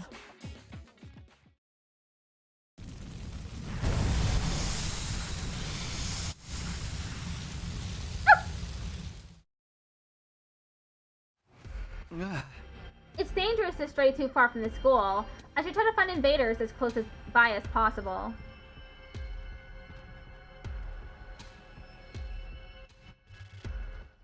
Voice acting drives me out. I'm pretty sure a decent number of invaders were wandering around the city to the south. I'll head over there today.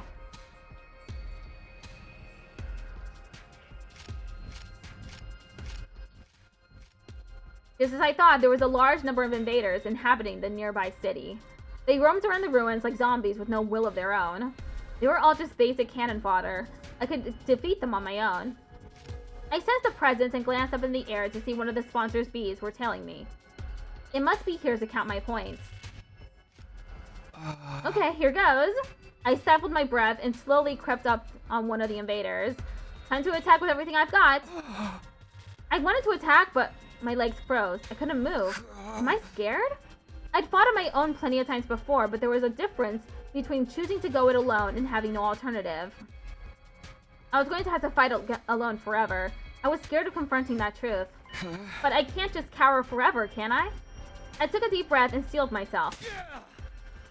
This time I leapt out in front of the invader.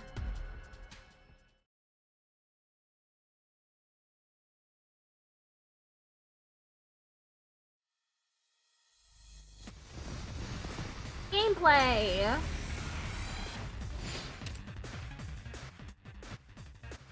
It's a good thing Takumi is so strong. My turn! Yeah! Let's go! Ha! Ready when you are.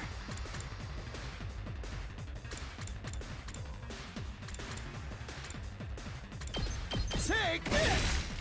All right, here we go.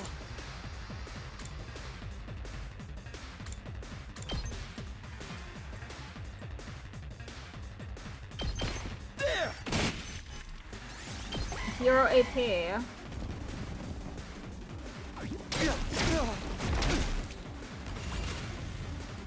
Let's do this. Yeah! Say when.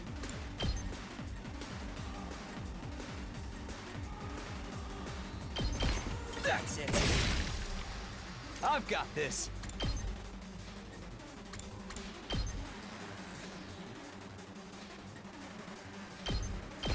Yeah!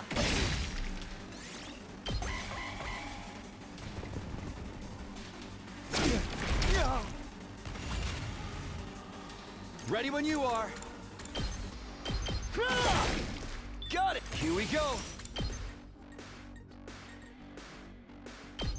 That's it. All right. Let's do this. Yeah. I've got this. Level 5 is Zoro Say Blitz. when.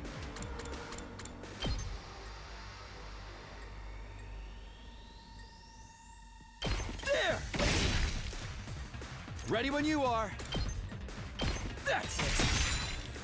Let's do this.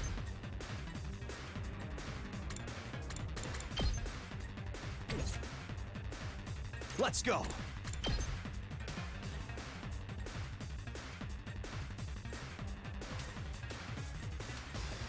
Here.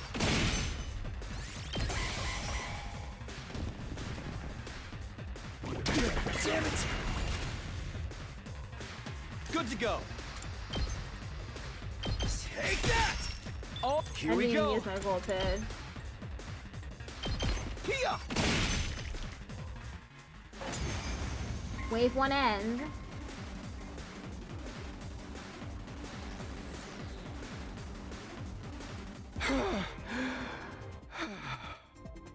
I was already exhausted, even though I only killed off a few minions. I can't come back if I die out here. The lingering fear of death weighed heavily on my mind and body. But I couldn't afford to rest. I had to do whatever it took to get more points. Not to mention...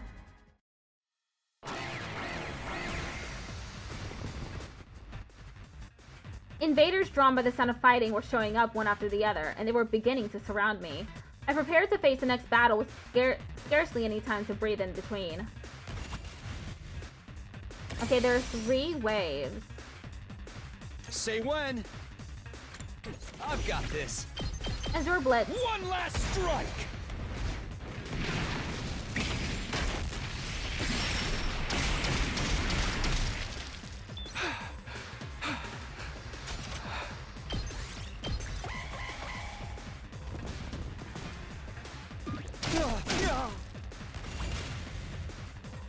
Here we go. There. I've got this. Good to go. Take this! Oh, ready when you are.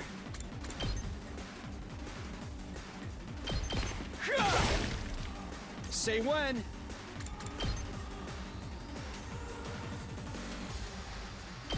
Here. Let's do this. That's it. I've got this. Let's go. My turn.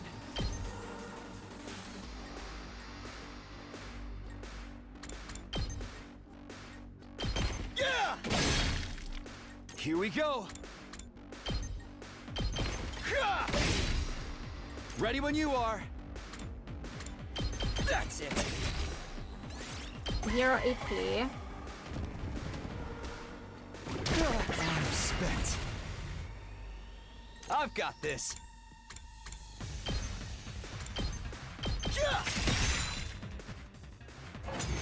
Second wave ends.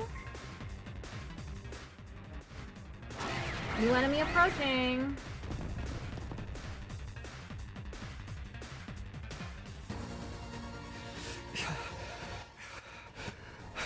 No matter how many I kill, more just keep cropping up.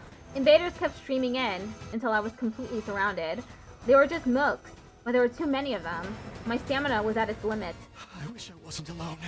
I needed to toughen up, but just telling myself that wasn't doing anything.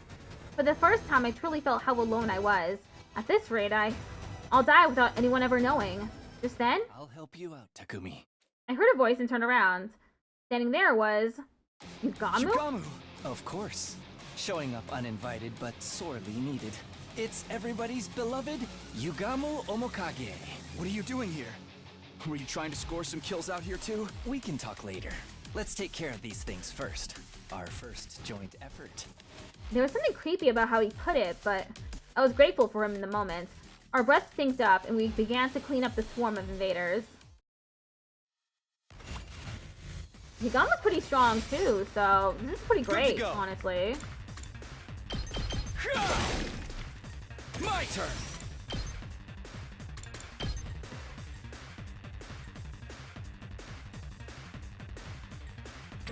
Say when.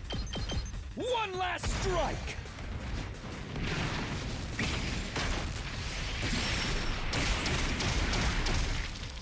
Take care. I'm good to go.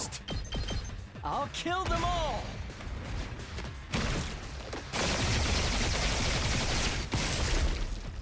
I'm dead tired.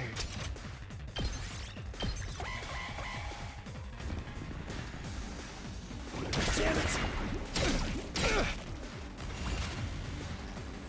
My turn!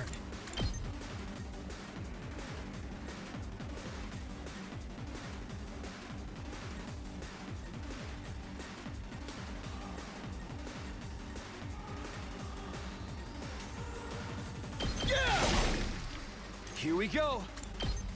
That's it. Ready when you are.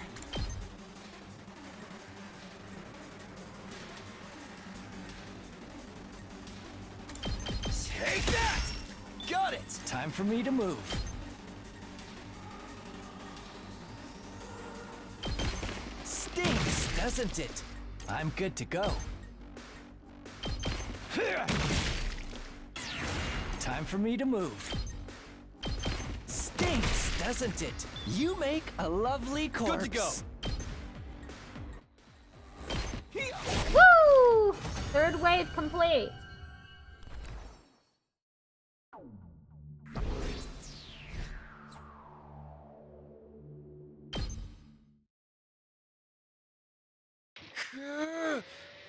Is that all of them? Seems so. I don't sense any trace of them. Well fought, Takumi. You're in quite a predicament considering it's the first day. I couldn't believe it. I was shocked to see how they just kept coming. I was almost killed by a bunch of weaklings. Fighting truly isn't something to be done alone. Right, I didn't get to properly thank you. You saved me, Yugamu. Thank you. If you hadn't run into me here, I might have been the first to be eliminated from the invader hunt. Oh, no need to thank me. It was my coincidence we met here. It wasn't? Yes, I've been following you all morning. You had no idea, did you? Killing people is one of my specialties. Was he just joking to play off his embarrassment? No, that doesn't seem like what's going on here. He really was following me. Then it makes sense why he showed up at the perfect time to save me. But why? What was the point of following me? Oh, for the love of murder. Don't be so wary of me, Takumi. I'm not going to eat you, alright? Although you look plenty delicious to me. How could I not be wary of an assassin? Yugamu Omokage, the descendant of a family of assassins. I'll come right out and ask, why were you following me? I was figuring out my timing. I wanted to come gallantly to your rescue if you found yourself in trouble. Then I'd be able to show you how useful I am. Hold a courtship display. Why is everything you say so creepy? Well, that's the long and short of it. He muttered as he held out his right hand to me. Takumi, would you team up with me? He's offering to form a team. It was all I ever wanted in isolation, but... Why do you want to team up with someone everyone hates? Wouldn't you rather be with Nozomi or Kyoshika or the others? I don't do well in groups. Honestly, I'd rather enjoy my kills alone, but going in alone is too risky. So I thought buddying up with the odd man out would be just the thing. Is that really the only reason? It made sense, but it's hard to decipher his true intentions. I was sure he was planning something, given that he went out of his way to ask me after I'd been ostracized, but if I turned down his offer, I'd have to hunt alone forever. Well, will you join me or not? What do I do? Should I team up with Yugamu? Oh, okay, this is a decision I get to make. I'm teaming up with Yugamu. It's better to team up than to not team up. Plus, Yugamu's really strong, so...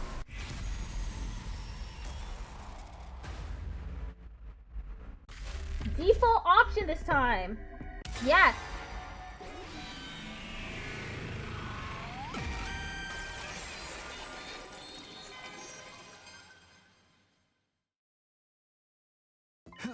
Well, you're stuck with me for a while then.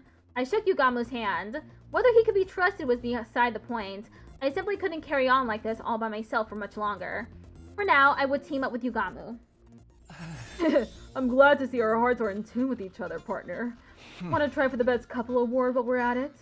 Don't think they're giving out awards here. Also, you and I are not a couple. While Yugamu and I were trading quips, we heard it. What the? There was an ear-splitting sound and the earth shook. But it wasn't an earthquake. It felt more like... I sensed a torrential gust of overwhelming energy. Somebody with incredible power is present nearby. Don't tell me commanders are joining the hunt. That would be bad news. Just two of us wouldn't be enough to deal with the commander.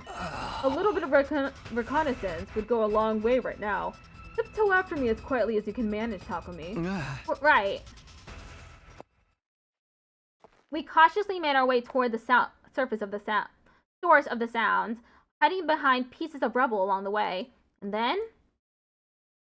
Hey! You saw that, Mistress Hiriko? My 18th invader kill! How have you been treating them?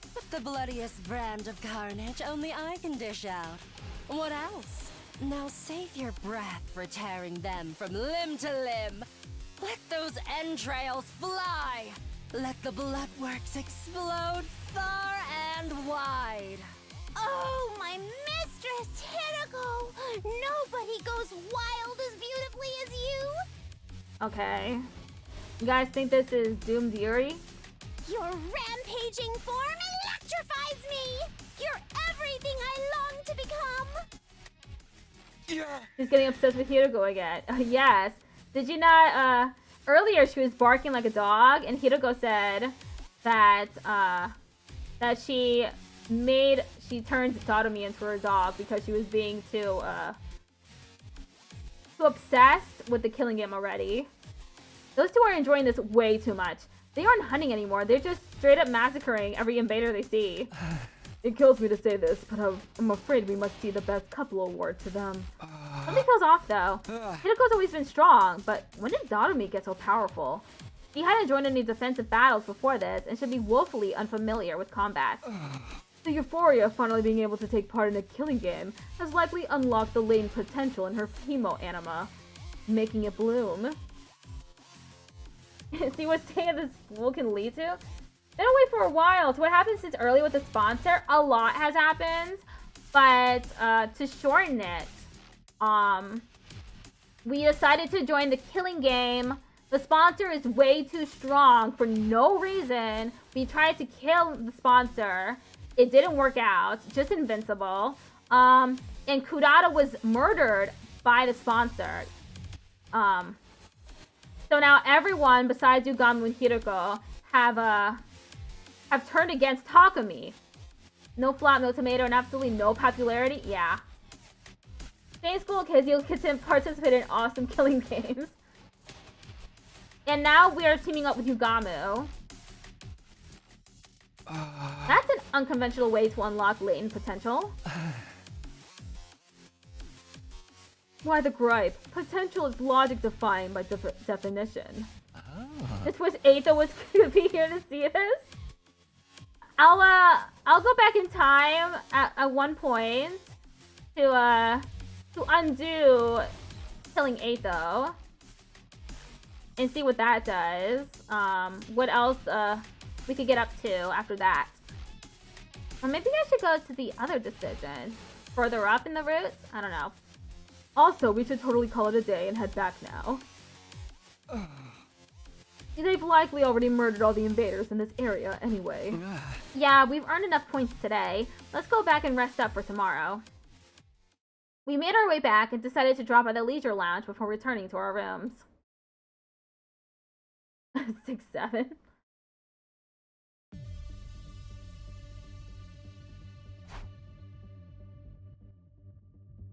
We checked the leaderboard. Unsurprisingly, those two are in the top spots. I expect they'll be staying ahead of the pack for a long time to come. Oh no, who's at the bottom? Soma! I saw what happened with the sponsor. I still wonder why almost everyone decided to ostracize Takumi though. They just, they're scared of dying, potentially, if they work with Takumi. Poor Shoma's gonna die. I'm in 3rd place? Honestly, I thought I'd be much lower than that. Well, I did take out quite a number of invaders today. And I'm in 4th. If we keep this up, we won't fall to the bottom of the rankings in the first round, at least. Yeah, that's exactly why. They didn't want to join, and then once they were there, Kurata died. She was killed by the sponsor, so it's understandable that they won't want to work with Takumi. The first run of this game will last until day 35. Whoever finishes last in each round will be executed. I decided I wouldn't keep tabs on where the others were placed. Ensuring my own survival was more important. And besides... You're cursed! Do us all a favor and get out of here! You're more than cursed. You're the Grim Reaper. The blood of Lady Kurata is on your hands! Jeez, this whole slew of messed up shit speaks for itself. But even I can help you out here. I shouldn't be letting the people ostracizing me live rent-free in my head anyway.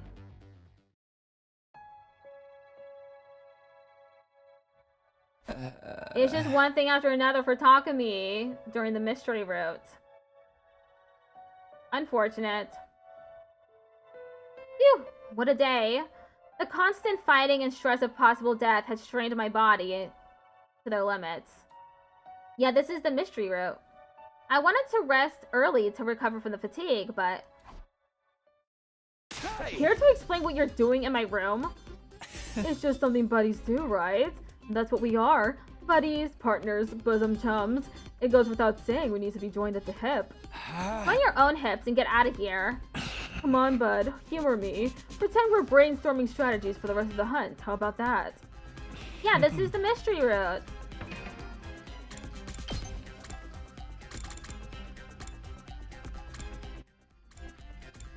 Oh, okay. This is a different route then, because it diverged. See?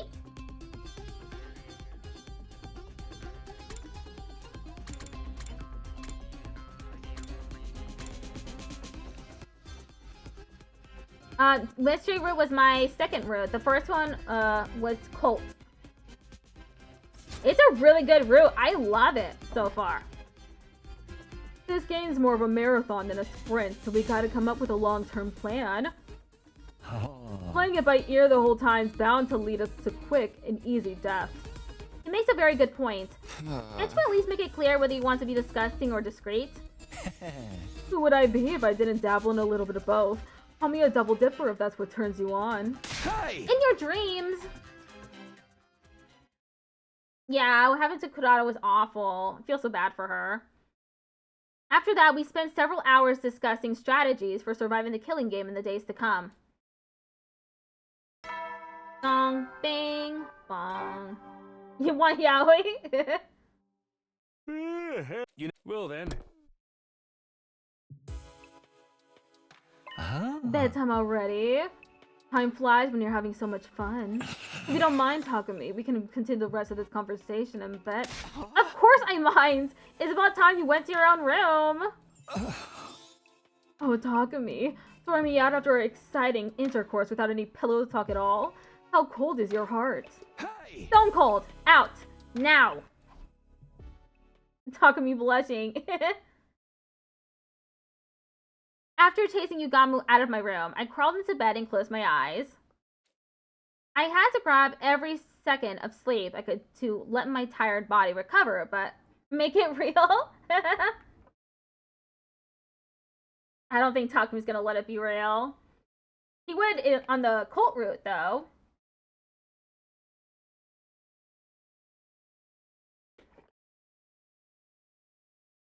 This route is all about violence, so... Give her back! Give Lady Kurata back to me! I swear, Lady Luck or Fortune or whatever the hell she's called turned against you the moment you offed Atho. I will not be teaming up with you for this game. Ugh. Their words from this morning reverberated around my mind, preventing me from slipping into a restful slumber. How did it turn out like this? I came back in time to lead everyone toward a brighter future. So why am I being so despised? What I wouldn't give to return to those happy days.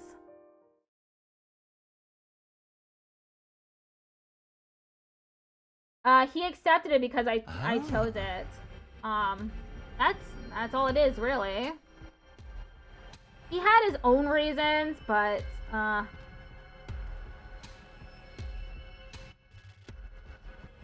don't remember what his justification was, to be honest. Let today's hunt begin. I trust you're ready, Takumi. Yeah, ready when you are. On day 2 of the invader hunt, we went out to explore the city again, to earn points by hunting down any invaders we can find. Found some right off the bat. Check out that swarm of invaders at 2 o'clock. I turned in the direction Yugamu mentioned and found the invaders lurking behind a ruined building, like he said. He believed the sponsor was the one who killed Gaku and wanted to use the opportunity to confront them for the crime. That's true. Kind of loose reasoning. It was either a yes or a no. We chose yes this time. Yeah, I chose this because the game locked me out of the ending for the mystery route. So I had to go back and select some different choices, and that's why I diverged. I turned in the direction Yugamu mentioned and found the invaders lurking behind a ruined building, like he said. Yeah, the story lock. I don't think they've noticed us yet. Let's get closer and catch them by surprise. Put on your pussy boots and slink behind me, Takumi. Yeah, they found the distress signal room and Kurata was dead inside. Unfortunate. I wonder when the sponsor, Person X, managed to kill her. When did that happen? It's so fascinating to me. Sure.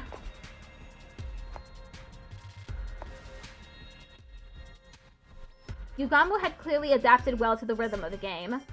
He knew how to take quick and decisive action to earn points for our continued survival. I, on the other hand... My feelings had yet to catch up to the strange situation of me participating in a killing game with him as my teammate. What was I doing? Why did Yugami propose a partnership in the first place? Was my life even worth living if I had to kick someone else down to do it? There were so many things in my mind, but...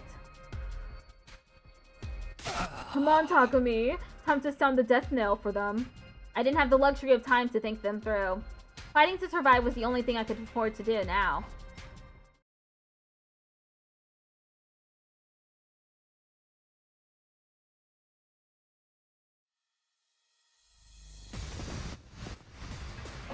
Battle start.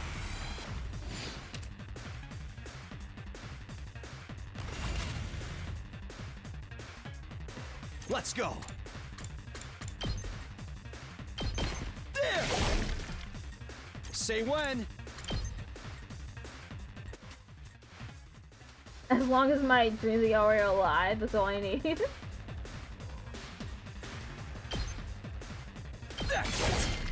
All right. I'm good to go. Does this do it for you? Let's get to the killing. This hurts. Such a beautiful... I'm good to go. That is true. That's exactly the situation. With Kiriko and Tatami. I can't wait. This hurts. Oh no, they surrounded Yugamu! Not bad. Hell yeah, we got 2 AP plus I'm not finished 1. yet.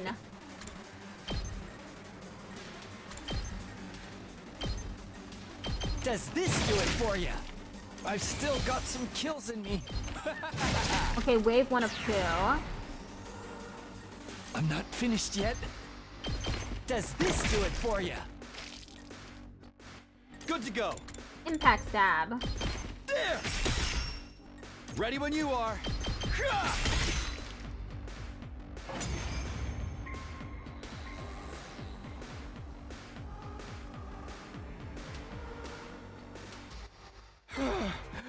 Did we get them all? It's too early to be celebrating. More enemies are waiting in the wings. Invaders approaching at 3 o'clock.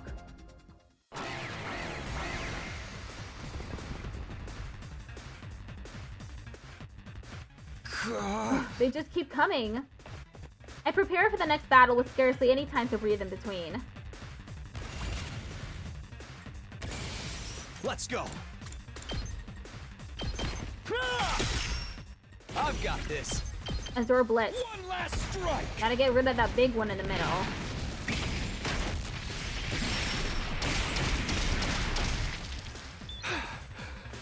I'm good to go. Time for me to move. Stinks, doesn't it? Let's get to the killing.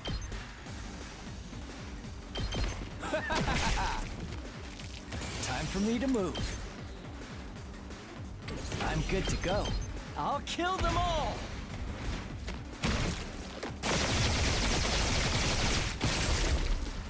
Kill the rest for me.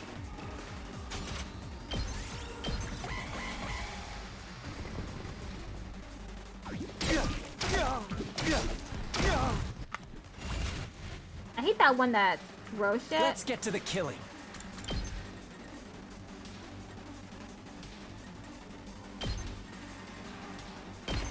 Does this do it for you?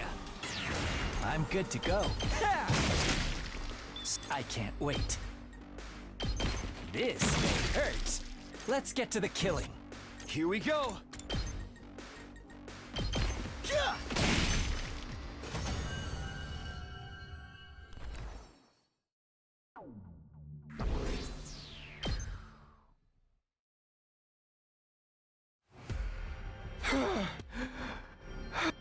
Fighting outside is tiring. My body resists me whenever I think about how death is permanent out here. You need to relax, Takumi. At this rate, you'll kill yourself first before the enemy has a chance. I don't get it. How are you so calm? You're not even perspiring. I wouldn't be much of a professional assassin. if I let every other spot of good murdering get me down now, would I? Hey, what's your secret? How do I kill the enemies efficiently while conserving as much stamina as possible? The secret is your heart. That is to say, your frame of mind. Get it in your head that the act of killing is nothing special at all.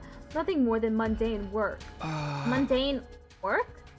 Like hitting a nail with a hammer. Like turning a screw with a screwdriver. Just dull, repetitive work to be repeated without much thought or physical strength. So basically, I psych myself into believing it's nothing?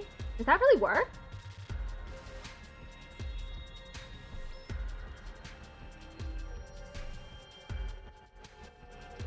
Anything more concrete?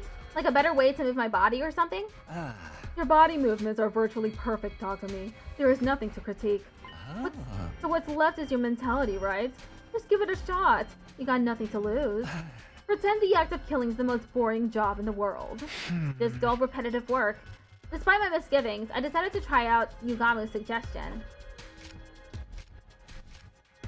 I crept up to an invader that happened to be meandering about nearby and launched a surprise attack. Without entertaining the fear that threatened to well up from within, I quietly lifted up my sword and brought it down nonchalantly. This was just work, something that had to be done. No need to think too much about it. I went after the next enemy as I repeated those thoughts to myself. Detach yourself. It's just work. Detach yourself. It's just work. Incredible performance, Takumi. It's like you've become another person. Yes, you have the aptitude for killing. I sensed it the moment I laid eyes on you. An aptitude for killing? Me? I think you need to get your eyes checked. It might sound strange coming from me, but I wasn't good at such things at all. I tended to miss the obvious, and my reflexes were average at best. I don't have an aptitude for anything. Gifts show up in many different ways. Sometimes they manifest later in life. Later in life? You'll understand one day. I wasn't happy to be left hanging like that, but I knew he would just be evasive if I tried to press the matter, so I didn't. Anyway, we should focus on the hunt for now. Now that I seem to be getting my mind under control, I wanted to get used to the hunting at one go as well. Let's go look for the next group of enemies. I feel like I can take down another 15 before calling it a day. No, I think we should call it a day now. We've earned enough points. But I was just getting the hang of it. And that's when it gets dangerous. Everything in moderation, including assassinations. Besides, if we keep on hunting, we'll run into them sooner or later. You okay with that? Them? Just as I was wondering who Yugamu could be talking about. Over there! This'll be our starting point for the hunt today! Don't fall behind, you losers! I heard a familiar voice coming from somewhere nearby. I quietly made my way toward the voice and peered out from behind some rubble. I feel like I'm starting to use my hemo anima better. Not even Commander can stop me now. I think. Your confidence is the name of the game, sister dearest. You and I both know nothing can stand in the way of our newly awakened powers and strengthened bonds. Don't start getting carried away, you two. Thinking you're invincible costs you because you learned a thing or two's the best way to die on the battlefield. You little chicks can just stay beneath my big, strong pinions for now. I ain't gonna let any of you die on my watch. I'm having a hard time reading his dialogue. I'm gonna protect y'all with my life, in the name of Takemaru Yakushiji. They're hunting here too? Takemaru, Ima, and Kako weren't the only ones. I could see Tsubasa, Nozomi, and the others in the distance as well. Why does fighting invaders outside the academy seem so much more graphic? It's like I'm really killing something alive. And all that blood. So much blood. The feel of that invader I just took down still lingers on my hands. Tsubasa, are you okay? I can give you a back rub if it makes you feel better. I think a big one's coming. Why didn't I bring any barf bags with me? Lady Tsubasa is about to start puking like a fountain in a fancy park. Is there anything we can give her in a place of a bark bath? Alas, necessity knows no decorum. Lady Tsubasa, heave into my sheath bag if you must. Are you sure, Kyoshka? Isn't it the Holy Jumanji Sword's pajamas? The Holy Jumanji Sword is a party animal with a soft spot for the ladies. She'll understand. Now come, Lady Tsubasa. Let it all out and hold nothing back. I'll be fine. I pushed everything down with Here, willpower. Damn, rib sword jammies. Phew! The roiling stopped. Sorry guys, I haven't been feeling well since this morning. You don't have to mind me. Go on and get more points for yourselves. We're not supposed to mention that, Tsubasa. Looking out for one another is what teammates do. No wrestler worth their salt abandons their tag partners to get ahead in the match. Loyalty above self. None shall be left behind. It is the way of the warrior. Takemaru was desperately trying to protect Ima and Kako, who weren't used to fighting. Nozomi and the others refused to abandon Tsubasa, even though she was holding them back. They were watching out for each other like true friends. I used to enjoy that sort of relationship with them, too. I could feel my strength rapidly leaving my body. That's right, I've been alienated. What I just saw only served to cement that fact. All those kind and comforting words would never be for me. You look like you're in a lot of pain now than when you were fighting the enemies. That confirms it. Your fatal flaw is that fragile mind of yours. I left the place quietly and made my way back to school, taking care not to be seen by the others. Taking back with me nothing but an armful of distressing thoughts and feelings.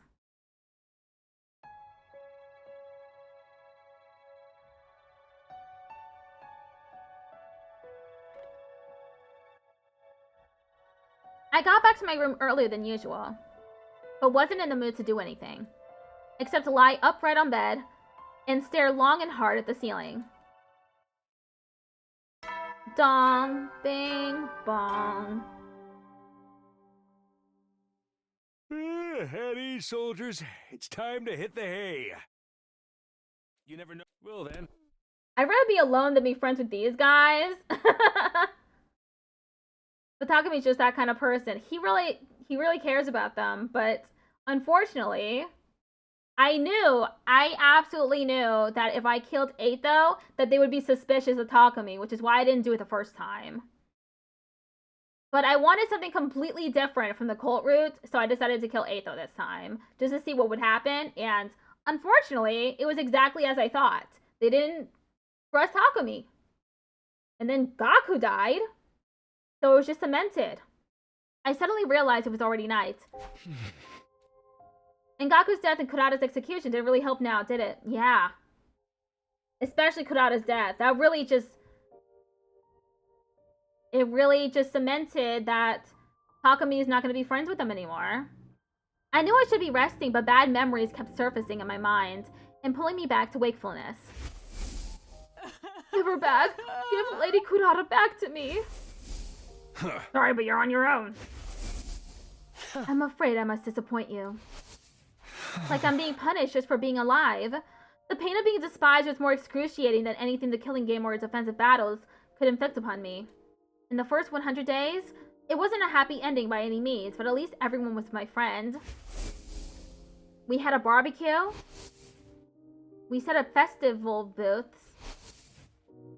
We got testy with each other sometimes, but we always made up in the end. Our bonds became unbreakable. How do I repair our friendship? How?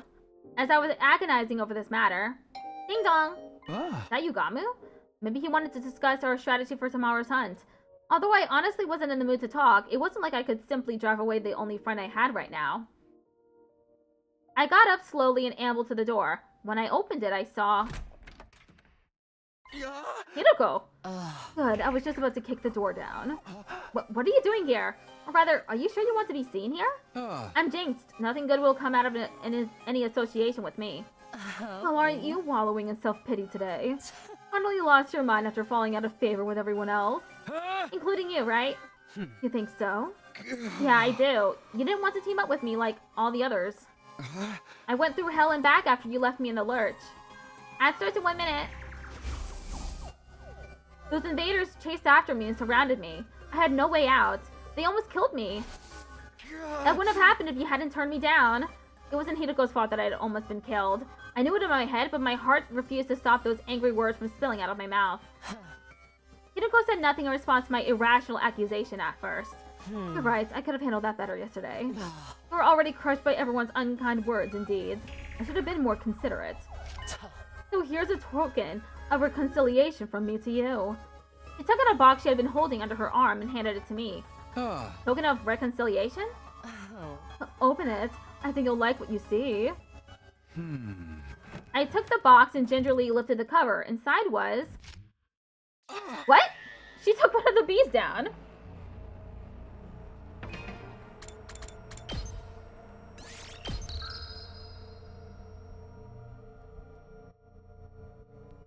Takumi in this room still doesn't know Hiroko very well, so it makes sense to me that he would still be confused by her actions. It's only been 27 days after all.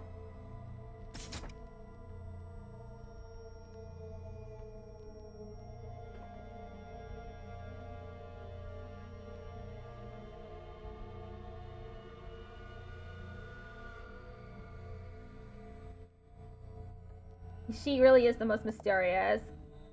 She's a very compelling character. It's unfortunate that she died in the first timeline, but it's cool that we get her. Just who is Hiroko Shizuhara? Guess is as good as mine. How has she been fighting the invaders since childhood? That's interesting. Ad break is going to end in 3 minutes now.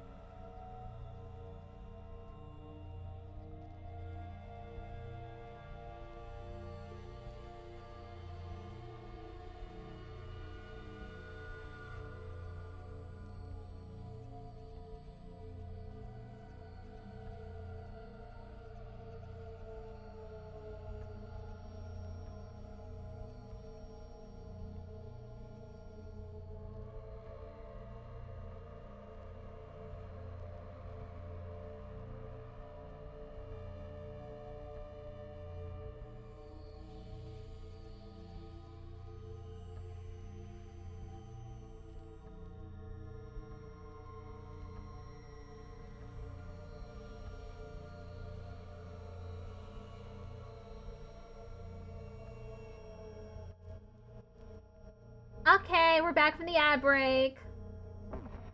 What? It was the dead body of a gigantic bee. Is this some sort of sick joke? No, wait, this bee. Isn't this one of the sponsor's bees? You killed it? I did. I took advantage of the chaos after Kodata was killed to secure one. As a research sample. What sort of research? You can't be this stupid. Research that will help us kill the sponsor and put an end to this travesty of a game. I was dumbfounded by how nonchalantly Hiroko talked about killing the sponsor. The sponsor's invisible. We can't kill him the way we are right now. We can, as long as we find a way to deal with the two weapons they wield. weapons? Oh. The bee is the first. The other is that suit they're wearing. That spacesuit thing? Yes, I believe that suit is the source of their invincible power. He was right. We attacked the fellow with all of our might, but didn't manage to even scratch the suit. The outfit clearly had some special powers attached to it. How confident are you of finding something? My research on the suit is already in progress, and I expect to discover its weaknesses in the very near future. But really? However, I'm too deeply involved in researching the suit to spare time for anything else. I've not done enough of anything about that bee or the identity of the sponsor yet. And you're bringing me on board to deal with the lack of manpower. Something like that. So are you willing to join me on my quest to bring down the sponsor? If that were truly possible, I'd be more than happy to give her as much help as she needed.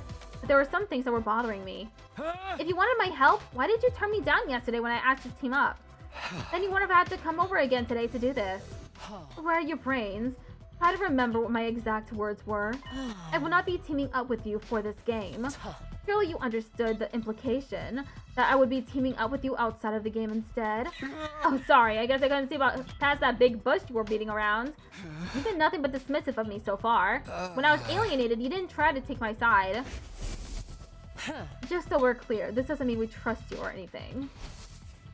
Yes, I do think I could have handled that better, but can you blame me? I was still trying to figure out if I could trust the person you are right now. The person I am right now? It sounded like there was a deeper meaning to her statement, but I decided this wasn't the time or place to pursue it. The Takumi Sumino that I know is essentially a good person. He cherishes his friends, has a strong sense of justice, and possesses good leadership qualities. Someone worthy of my trust.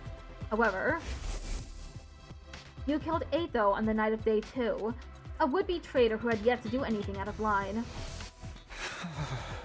That created some doubts in me. I had to wonder if the Takumi I'm seeing right now is the Takumi I know. That is why I've been assessing you from a slight distance, to see whether you, the person you are right now, can be trusted. It was starting to make sense now, like why she wanted to come with me to Second to Last Defense Academy when I went there. She wanted to use the opportunity to ascertain my humanity. We can chat later. Let's be on our way.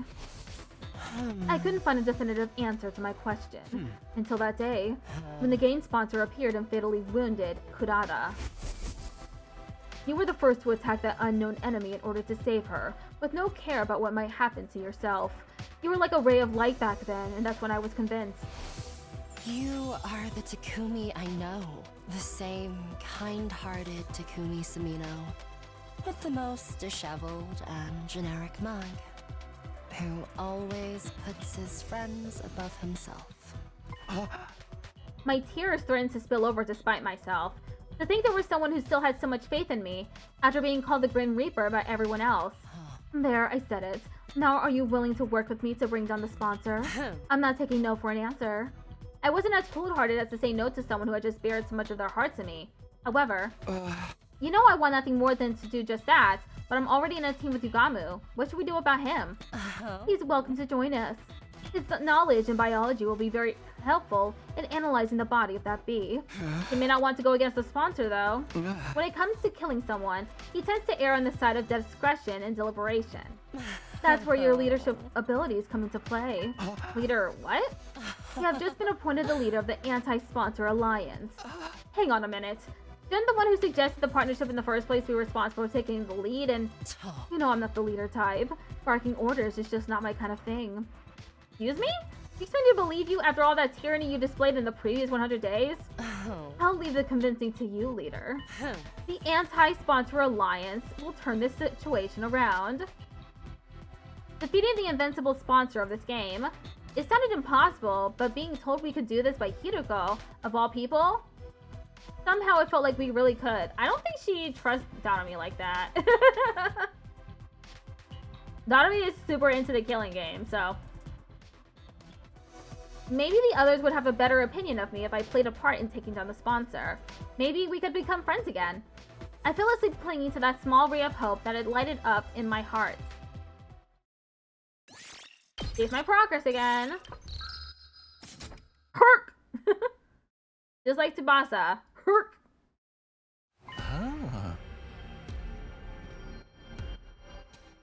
No, they were saying, They were talking about Hiroko. An alliance? Sure, sign me up. Yugamu agreed to join the anti-sponsor alliance so readily, I almost felt disappointed. That's it? You're not gonna think about it a little more? We're going up against someone virtually invincible, you know? The puppy is Daughter-me. It's a risky gamble that may very well end in our own deaths. The same amount of risk we're facing if we continue playing this game, right?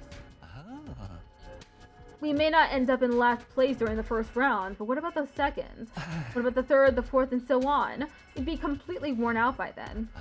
Would we really be able to drive away any commanders who chose to launch an attack during that time? Either way, our strength will slowly be sapped away. Exactly. None of the others have noticed yet, but we're standing at the crossroads of destiny right now. Either we break free of the situation by defeating the sponsor, or get slowly tortured to death as the game drags on. So you can imagine how grateful I am to Hiroko for taking the lead and revolting against the status quo. The thing is, his expression darkened. I have one major cause of concern with this alliance. What's that? Hiroko's current teammate, Daughter-me. She's made no secret of how much she loves killing games. Hard to believe she'd be sympathetic to our request to put an end to this game, you know what I mean? I'm sure Hiroko will find a clever way to hide it from her or something. She said as much last night. But what does Daughter-me think about this plan? Telling the sponsor to end the game? She may get mad because she loves killing games so much. I'm keeping it a secret from her. She's merely my in-game partner, that's all. I was never going to let her join the anti-sponsor alliance. Incomprehensible. Why even bother teaming up with her in the first place? I'm sure she has her reasons that she won't reveal even if we pressed. Yes, femme fatale, thy name is Hiroko. Not that I approve of allies keeping secrets from each other.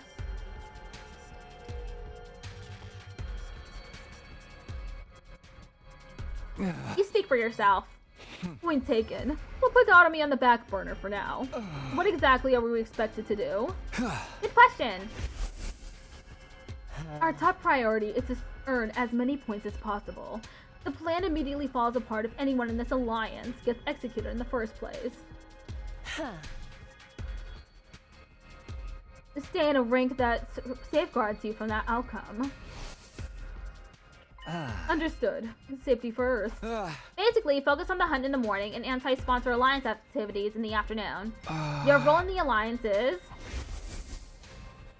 I want the anatomy and abilities of this being to be thoroughly analyzed. This will primarily be Yugamo's job since he's so good at dissection. Good? You mean fabulous? I'm dying to get my hands on those bees' remains already. By the way, what's your role?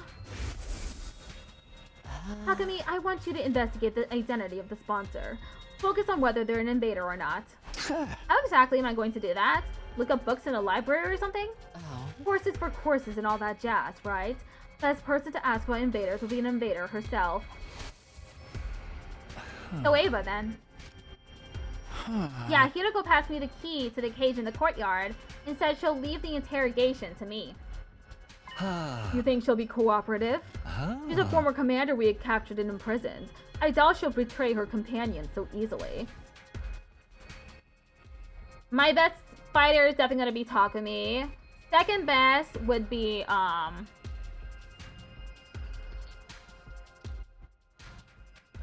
Hiroko, and then Yugamu.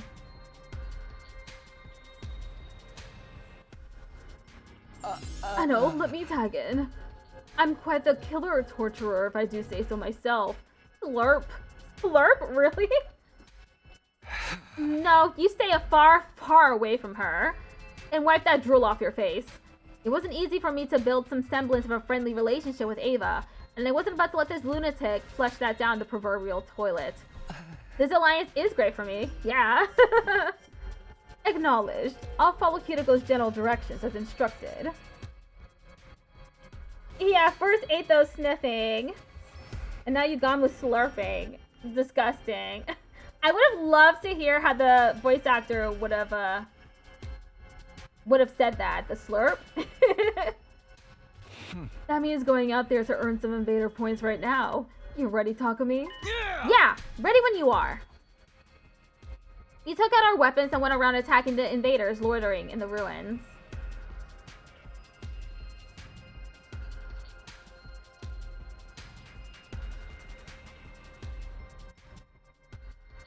I applied Yugamo's advice from yesterday about treating the killings as mundane work. Ew. Sucking his drool back into his mouth. Yuck. Lifting up my sword quietly and bringing it down nonchalantly. It's just work, I kept repeating to myself in my head. Detach yourself. It's just work. Detach yourself. It's just work.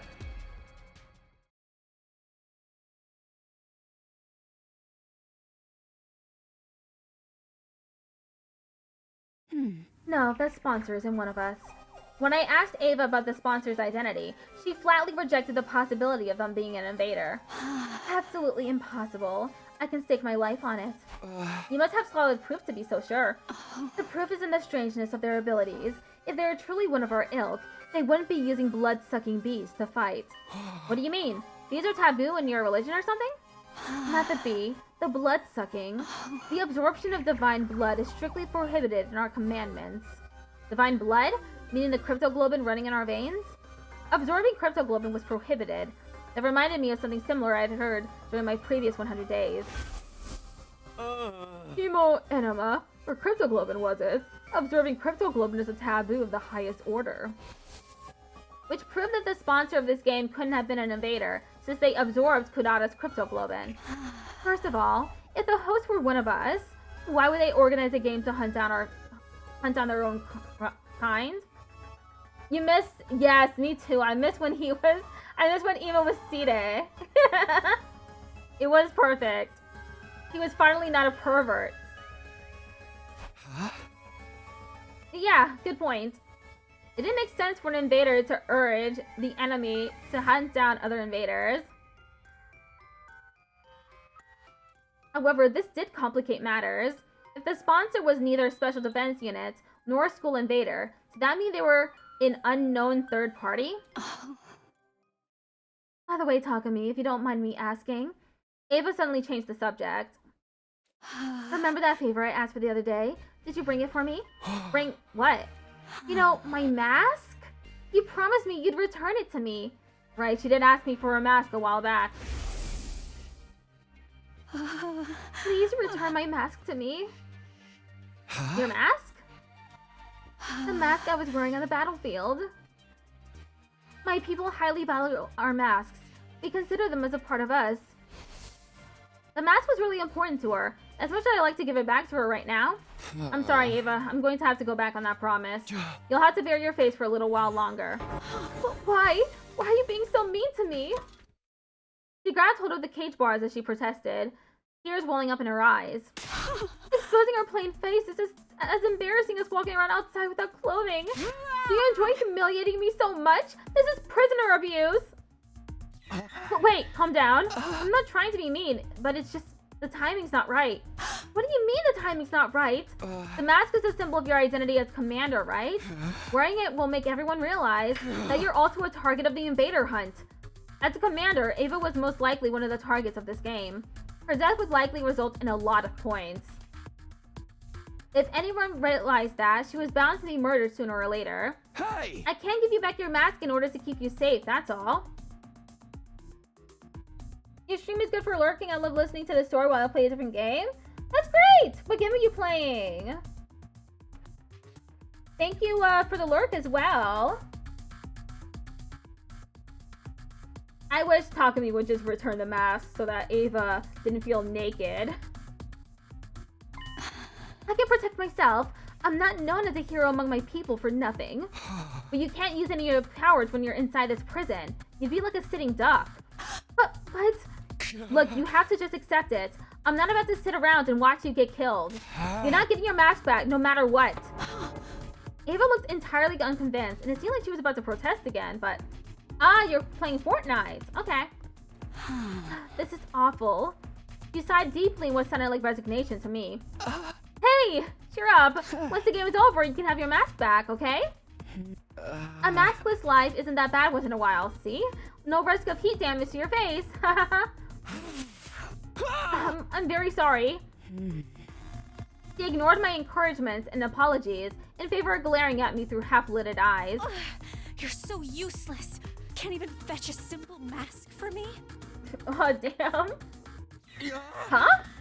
I thought I'd been imagining things. Did she just whisper something really out of character for her? Ava, sorry, can you repeat that again? Did I hear you call me useless? Do you have a problem with me speaking the truth now? I can go on, you know. Takumi's a gibbering idiot, the enemy of all maidenkind, downright pervert. I'll sue you for prisoner abuse one day. What is she talking about? Ava had done a complete about-face. What could have transformed that sweet, docile lady from just now into this sharp-tongued witch? I'm guessing these are your true colors, huh? Yes, I'm done playing. I know I won't be getting anything out of you. This is the pits of the pits. After all that hard work, I didn't even get to see a glimpse of my mask. Why don't you just give it back already? The shock of not being able to get her mask back made Ava burst into tears. She had been putting on an act all this time. I was astonished by that fact and annoyed by her hurtful accusations, but... What am I supposed to do now? I couldn't muster up the anger to chide her as she wept sadly. She was likely mentally strained from the stress of being held in the middle of an enemy stronghold. No wonder everyone here hates me. I quietly left the courtyard so as not to agitate Ava any further. After that, I returned to my room and organized the information I'd gotten out of Ava in a notebook. And then, once night fell... Dong, bing, bong. You know, well then. The bedtime announcement played. By rights, we should all be turning off the lights and jumping into bed right now, but the Alliance meeting shall now begin. We'll take turns to share our findings of the day with each other. It had been decided that the Anti-Sponsor Alliance would be holding nightly meetings in my room to exchange information starting from tonight. You start first, Takumi. Learned anything new about the identity of the sponsor?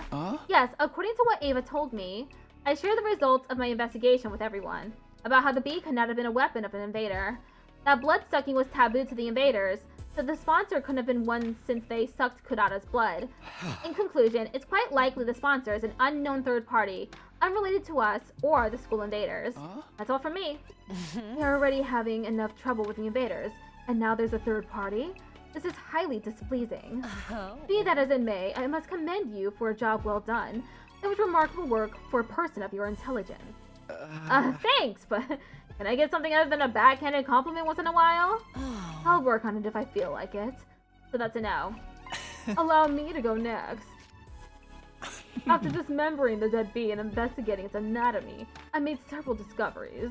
First of all, the bee was modeled after a type of parasitic wasp. A horrible species that parasitizes the bodies of butterfly larvae and feeds off their innards. Basically, that bee was simply a scaled-up version of a parasitic wasp. There's just one major difference between this bee and an actual parasitic wasp. Bees and hornets usually use their stingers to inject poison into an enemy's body. This giant bee, however, uses it to suck stuff out. Like a blood-collecting device of sorts. It works more like a mosquito stinger. We all saw the bee use it to suck the blood out of Kurata. Yes, and she was drained in a few seconds. A testament to the strength of its suction. But it does bring up another question. The body of the bee has nowhere to store the blood it sucks. So where did Kurata's blood disappear to? Maybe it was warped to another place instantly? It's likely that's what's happening.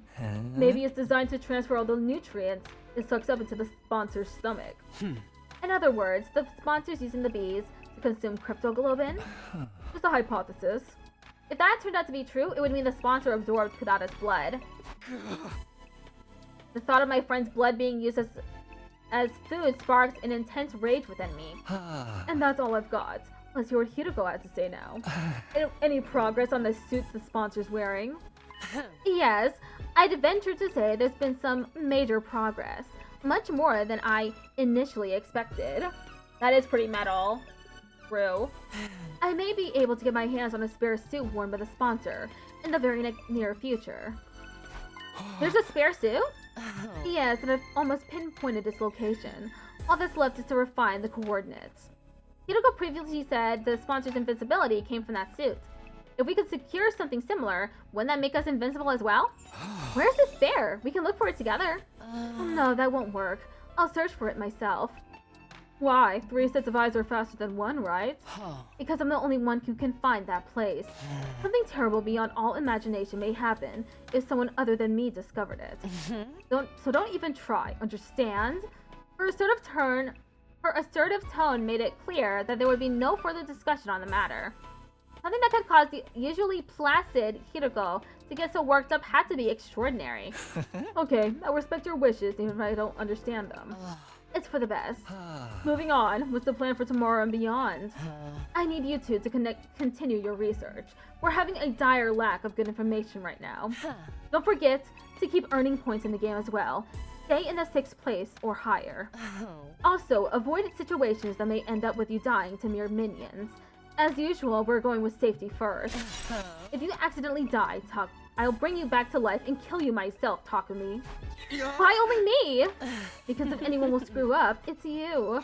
I'll be fine. Yugamu's with me and I'm not that bad of a fighter myself. You should be watching out for yourself. You were the first to die last time.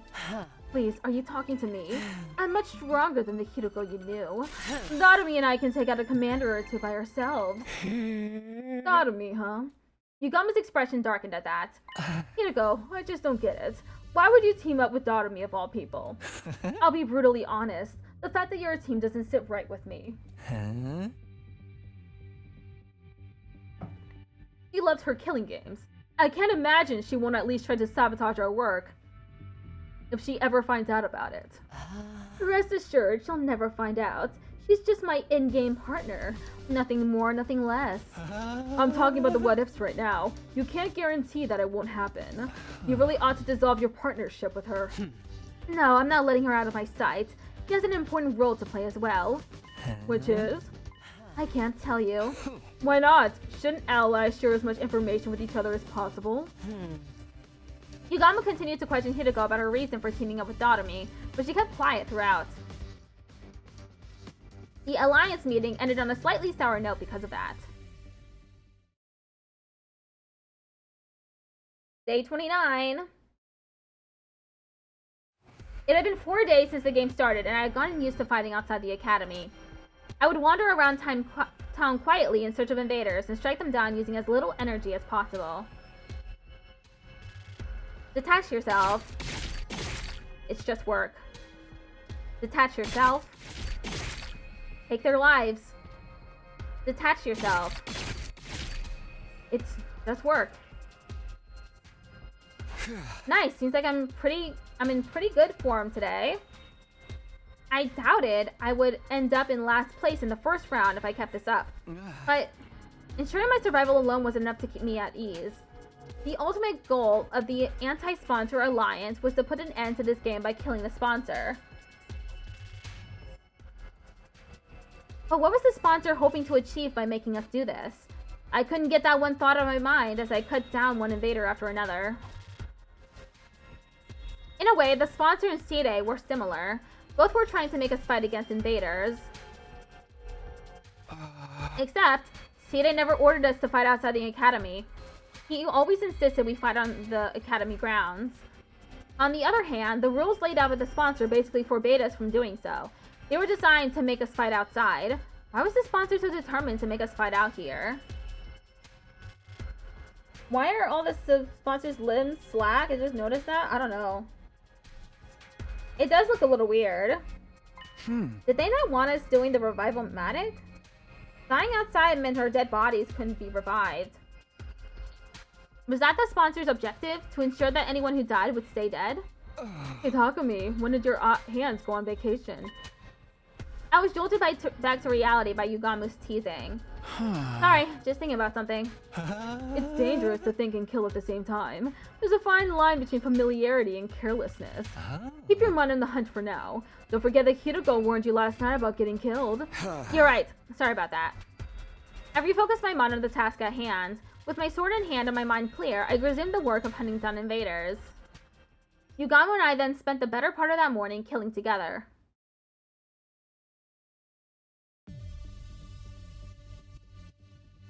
We returned to the academy a little past noon and immediately made our way to the leisure lounge. There, we checked our latest ranks. I'm in 4th place, and Yugamu's in 6th. Moko Mojiro is above Takumi, and Tsubasa is above Yugamu. Our positions had slipped from the first day, but we were still within the top brackets. Since it was already the 4th day, it was unlikely we would tumble all the way to the bottom this round, unless something catastrophic happened. Shoma's currently in last place. I had told myself not to look at the other positions, but my eyes naturally drifted to the last spot. Speaking of leadership positions, Tsubasa's is surprisingly high. She was clearly holding her teammates back yesterday. You don't have to mind me. Don't want to get more points for yourselves. Tsubasa, you promised not to say that anymore. Looking out for one another is what teammates do. No wrestler worth their salt abandons their tag partners to get ahead in the match. She's likely benefiting from the point sharing system. What point sharing system? What, you haven't noticed?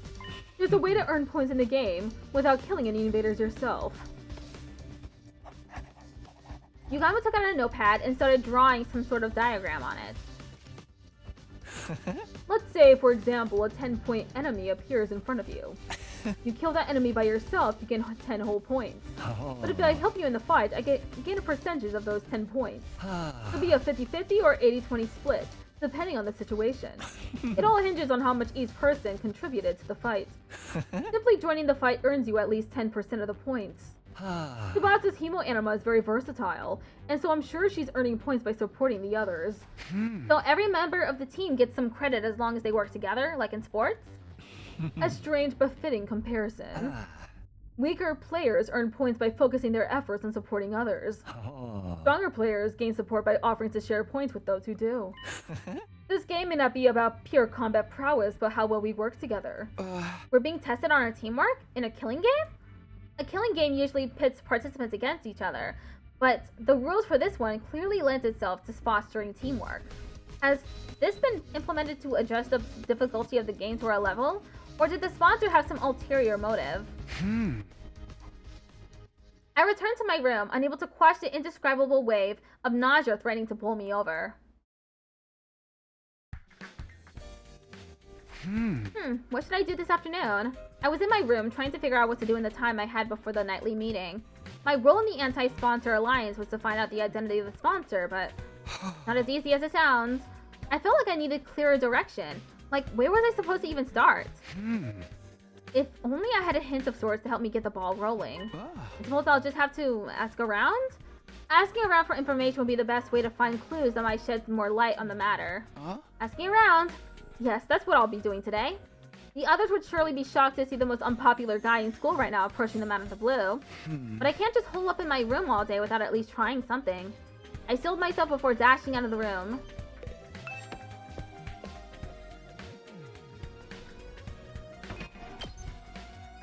Oh, the boss is right there. Takumi!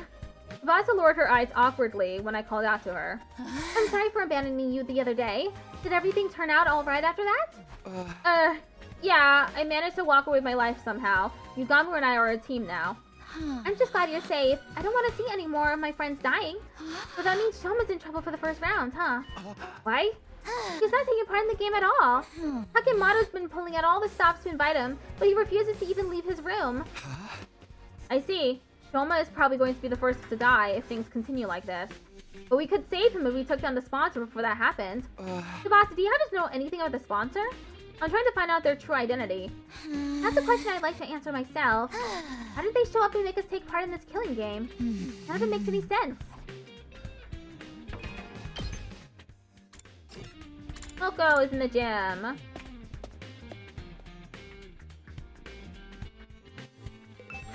Info about the sponsor's identity? Oh my, are you investigating that too? Too? As in, you're also looking into this? You bet! I even tried to film a day in the life documentary of the sponsor some time ago. Day in the life? First, I made a camera with a Githomatic, Then I tailed the sponsor around for 24 hours. That way, if they ever revealed their face during that time, we'd catch it on film, right? And did you? Oh, I wish. They cling to that spacesuit like it was the championship belt itself. How is it possible to carry out any sort of daily routine with that suit on? What about food? Oh, the sponsor doesn't eat. Doesn't eat? Yeah, I never saw them eat or sleep even once. Just kept buzzing out orders to their bee underlings day in, day out. The sponsor can stay active for 24 hours without any food or sleep? It sounded unbelievable to me, but Mocha wasn't the type to tell tall tales. We're dealing with a real main event headliner here. Better be ready for a royal rumble if you're trying to unveil their real identity. Okay, that's interesting information. Takamaru is in the parking lot. Hey, Takamaru, can I have a minute? I'm gathering information about the sponsor right now, and... Sorry, man, I ain't got nothing to say to you. You're just bad luck these days. Everything you touch turns to ashes. Bad luck, huh? Just part of being the school jinx, I guess.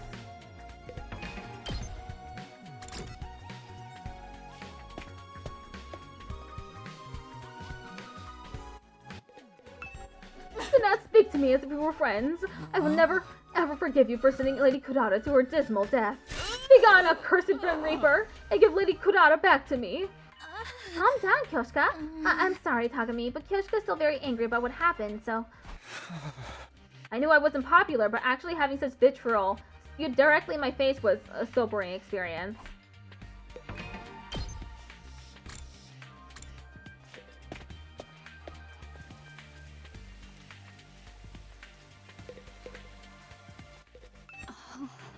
Ava was in her cell, looking as dejected as I'd left her. She was clearly still aghast at not being able to get her mask back. Sodomy is in the rec room. This is bliss! Whoa, who just shouted? It is I, Sodomy! And I'm shouting because this is the happiest I've ever seen. Killing game? Check. Mistress Hirako's lapdog? Check. Killing and killing and killing every day and night. Check and check. I'm Mistress Hirako's loyal lapdog in a killing game. What else does a person need to be happy in life? Just thinking about how I'm gonna wring the innards out of those invaders tomorrow releases so many endorphins into my brain, I may just pass out from sheer pleasure. Sodomy was enjoying the current situation with every fiber of her being. I still couldn't understand why Hideko would team up with someone like that.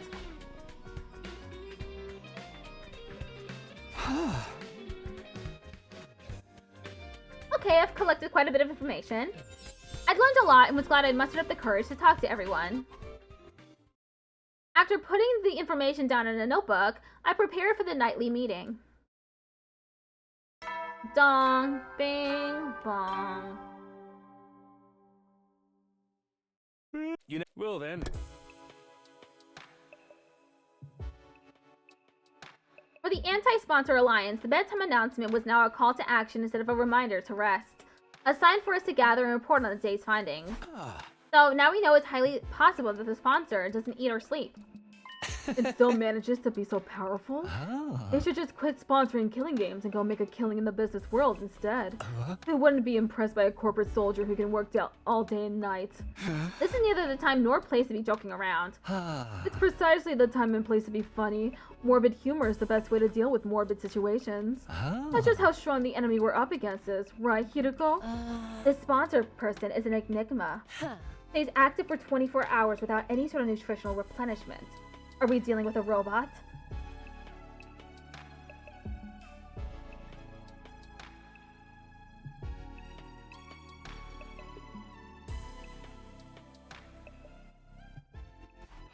We can't rule out that possibility considering what little we know of their identity. Be that as it may, I must commend you for a job well done. That was remarkable work for a person of your intelligence.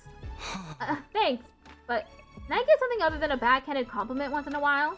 Was that a joke? It must be. Your entire existence is one. Well, aren't you something yourself?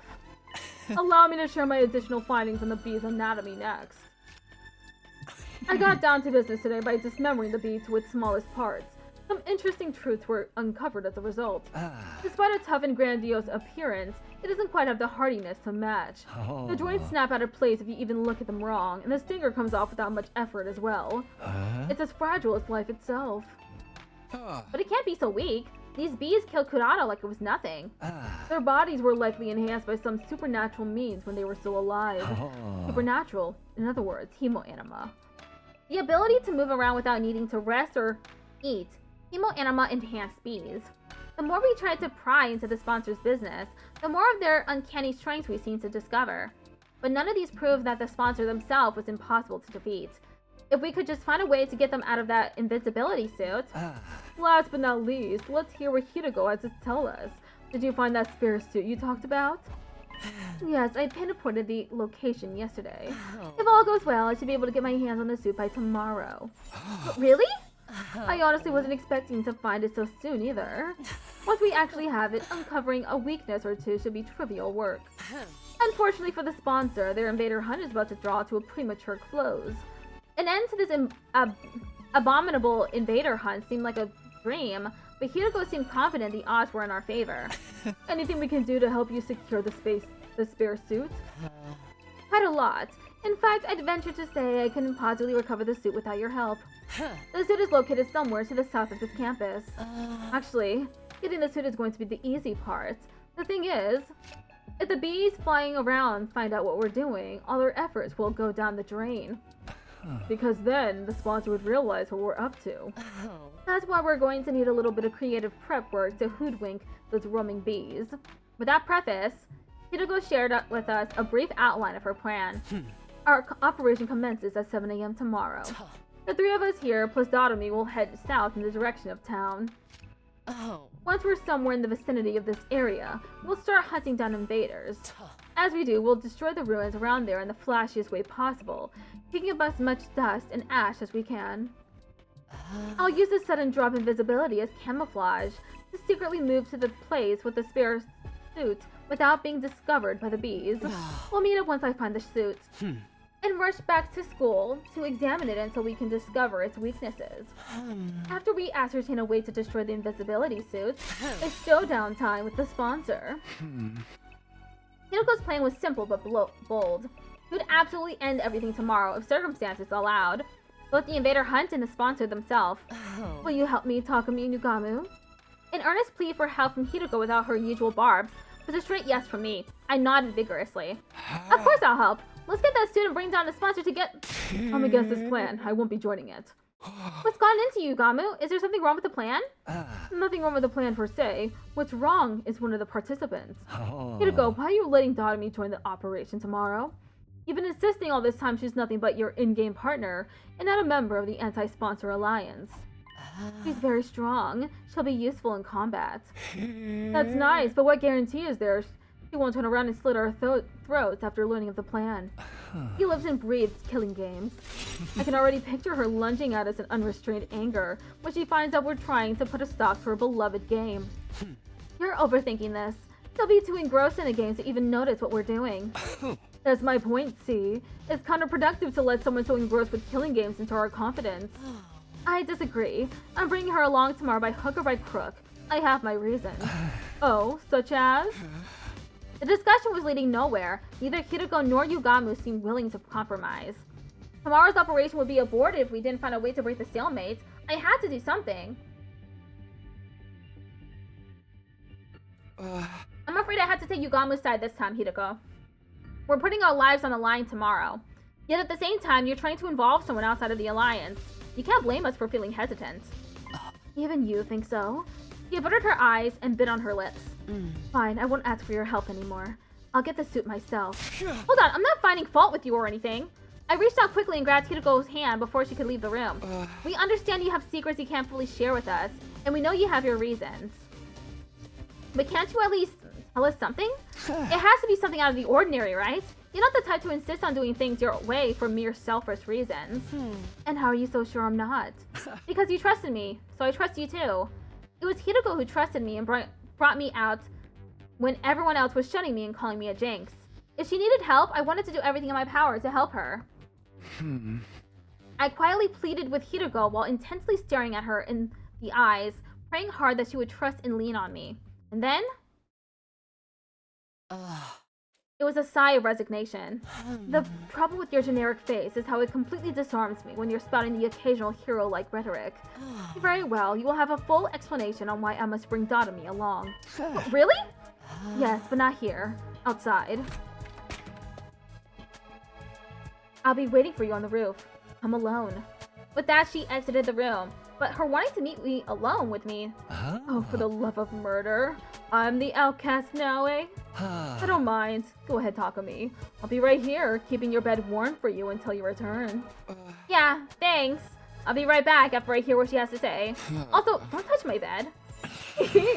No promises. Please promise.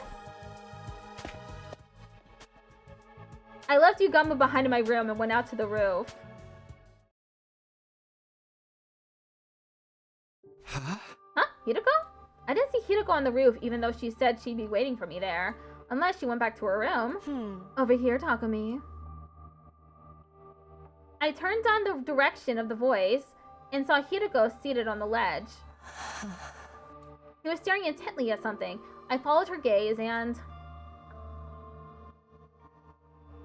there was the artificial satellite floating in the night sky. Do you long to see the people living there again?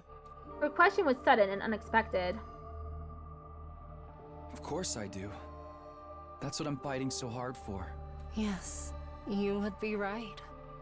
We're all fighting here because there are people we want to see again.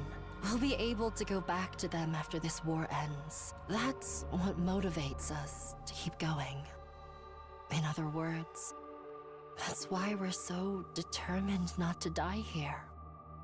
However, Darumi has none of that. She's got nowhere to return to. Nowhere? Surely she has family who can take her in. Not all families are worth going back to. Not that I expect you to understand. She was right. I didn't understand. How could I? It was my cherished dream to be surrounded by my parents and Karuha at the dinner table again someday. Takumi, do you know why Darumi is so enamored with killing games? No. It's very simple. She grew up in an environment that was like a killing game in itself.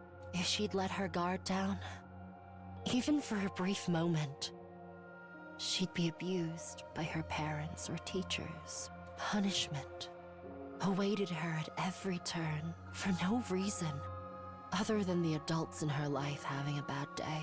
None of the grown-ups who were supposed to be looking out for her reached out to help in her time of need. You see? Just like a killing game, right?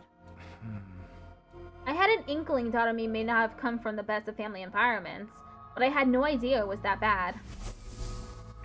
I'm not surprised. Leeching off someone else without ever giving anything back and abusing them on top of that? Sounds like my scumbag brother. Right, just like how he ignored all the eviction notices and restraining orders and doubled down on the violence.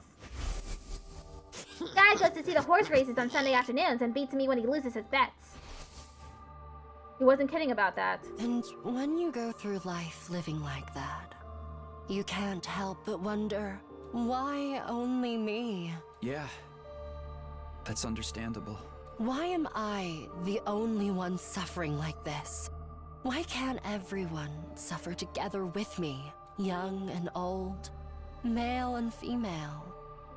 We should all suffer together. Use up our lives, our very existences, to entertain ourselves through misery. That's why she loves her killing game so much. It's the closest thing to her ideal world she can find. So she was being dead serious when she talked about wanting to start a killing game. Dead and buried 6 feet underground. She would have given her life for it. What sort of mentality could drive a person to be this desperate for a killing game to begin? Her wish to see the whole world turn into a killing game was never going to come true under normal circumstances. But as fate decreed, that wish somehow actually did come true. When the sponsor showed up, the sponsor of the killing game suddenly appeared in midair one day. Daughter-me must have felt like her childhood dream was finally coming true. She's on cloud 9 right now. Living out a dream that once seemed impossible to achieve. And she intends to die in it, after playing to her heart's content. Die? Even though her dream finally came true.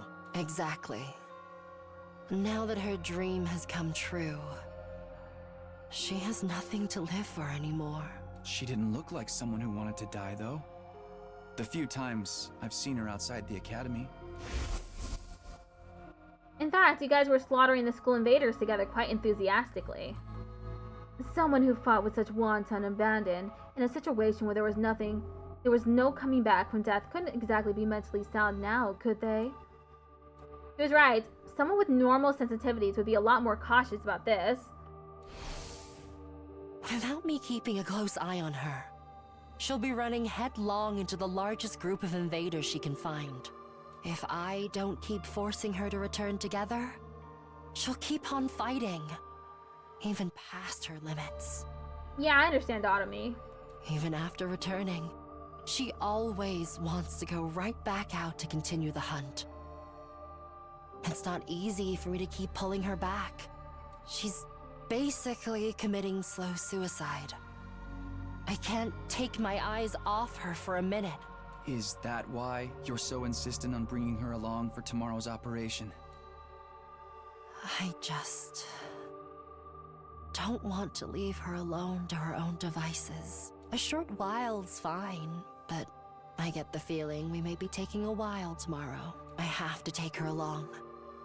If I don't want to come back to a dead daughter-me, this whole plan would be pointless if even one person dies.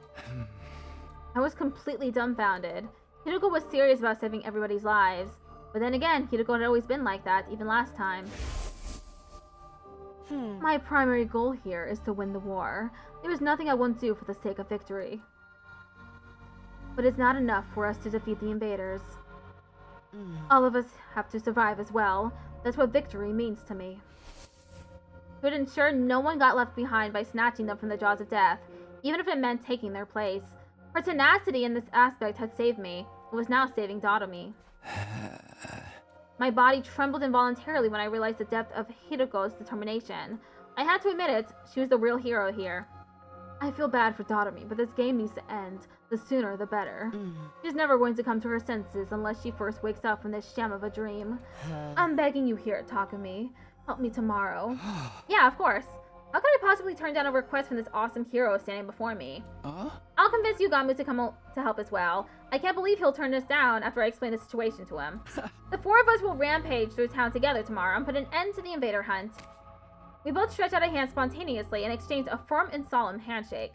The only thing going through my mind at that time was what I could do to protect Hideko's kind-hearted resolve. We would work together to defeat the sponsor, and then let's all get to the best day 100 together. But I was too naive.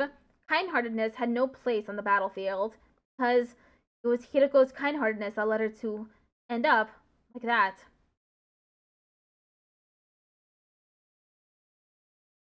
Day 30. Hideko! She was lying on the ground with blood pouring out of her back. This is a mortal wound. There is no way she can recover from this. The attacker, if I remember correctly, is the Squad 3 Commander! What is the commander doing here? Why is Hideko lying in a pool of her own blood? Was she defeated by that commander? Nothing was making sense. My mind was in a state of confusion. How did this happen? Hello. Our plane had been proceeding smoothly. We set out early, reached the part of town south of the school, and started doing battle there. Using the flashiest skills we had in our arsenal, we hunted down every invader in the area. This was to draw the flying bees' attention to us. Sometime after the battle began, Hideko secretly left the area like she had planned in order to secure the spare suits. The bees were struggling to count the points Yugama and I were racking up and didn't seem to have noticed her sudden absence. It felt like the plan was actually going to work. All we had to do was to wait for Hideko to return with the suits that would lead us to victory. But then something unexpected happened. I took my eyes off Dotomi, who had been fighting with us for only a short while, and she vanished in that moment. Thank you! I also think it's cute. She probably got overly excited and decided to expand her hunting territory. I panicked. Hiroko would be heartbroken if anything happened to Dotomi. I ran around the vicinity in a desperate attempt to locate her, all the while imploring her in my heart to not do anything reckless that might end up making Hiroko sad. I was praying hard for her safety. Just as I'd finally caught sight of Dotomi on the other side of some rubble,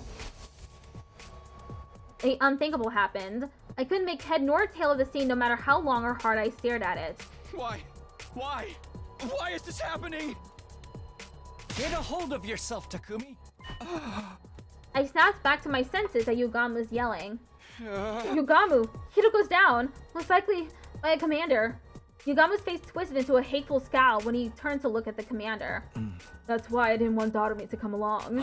He's too high profile in a lot of ways. You can't blame the enemy for zeroing in on such an attention-grabbing target on the battlefield. I'd wager the commander attacked Dotomi first in this case. And when Hiroko tried to help her, the commander attacked Dotomi as she was rampaging around. And when Hiroko tried to help, she got struck down instead? What do we do now? How can we save them both? Run away, that's what. The operation's failed. But we can't just abandon them. There's nothing we can do to turn the tide of this battle, especially not against a commander. We need to survive so that we can carry on Hiroko's will. Yugamu's decision was sound. The best outcome we could hope for right now was to avoid all of us dying. But did I really want that? What was the point of surviving if I had to abandon a friend to do it? Abandon Hiroko and Dotomi to escape and wait for another chance, or jump in to save them without caring about the consequences. Ooh, decision! Decision alert! We get a decision!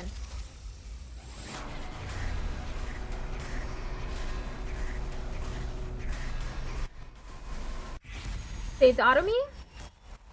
What is this game? It's called The 100 Line.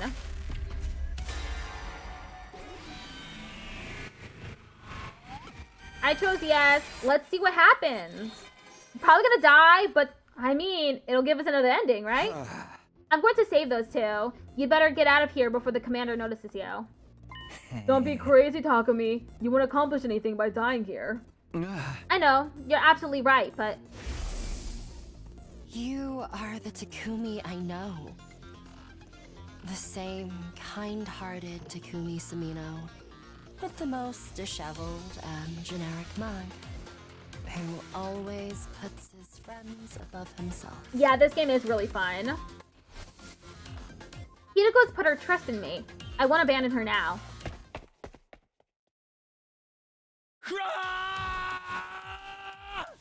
I cleared my mind with a battle cry and charged into the fray. Once I reached Hiroko and Dotomi, we launched into a painfully one-sided battle against the enemy commander.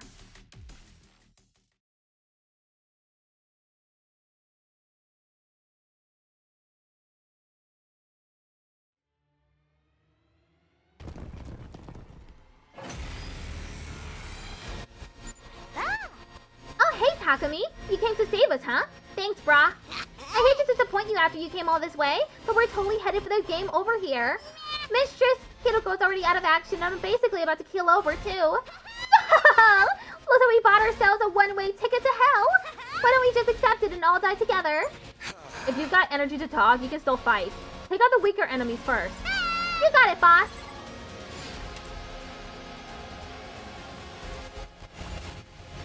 Okay, let's see if we can do it. Dotomi is at 5 out of 10 health.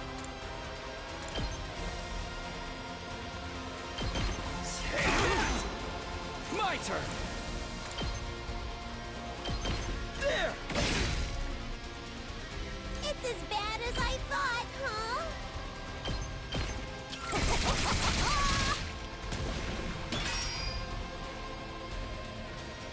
Ready when you are.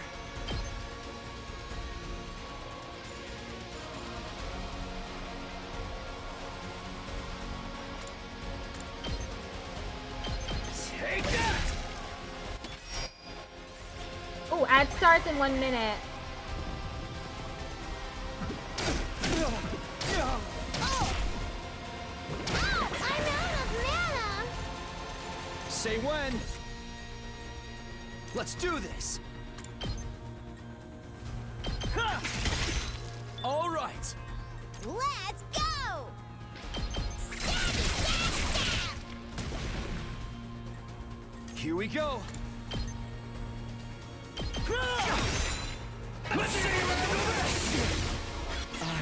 I've got this. It's not gonna do as much damage as it could have.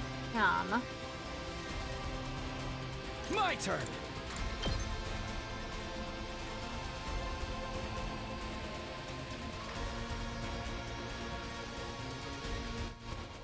Here we go. Okay, I might as well use the door One last blitz. strike.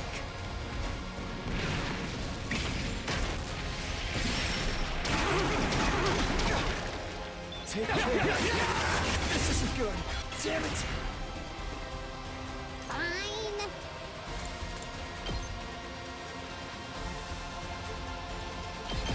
Unalive yourself. Did you just say unalive yourself? Boring.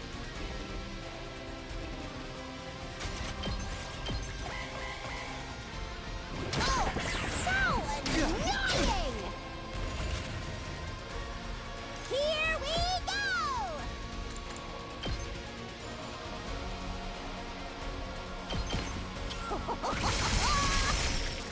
Piece of cake! My turn.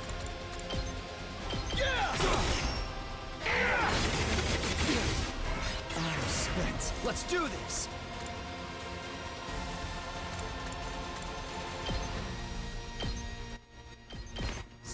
Oh, I did 0 damage. I thought it would do at least 1. Ready when you are. Because it's -2. Damn.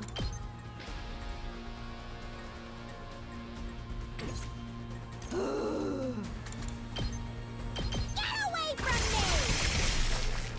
Okay, your turn Say now. when.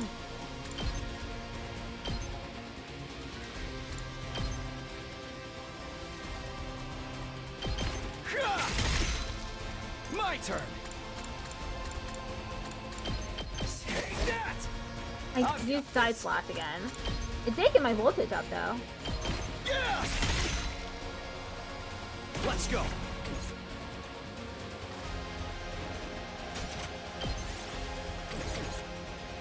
Here we go. Let's see Damn it.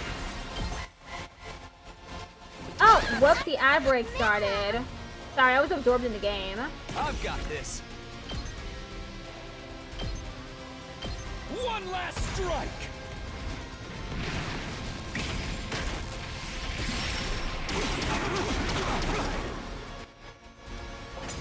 Wave 1 ends.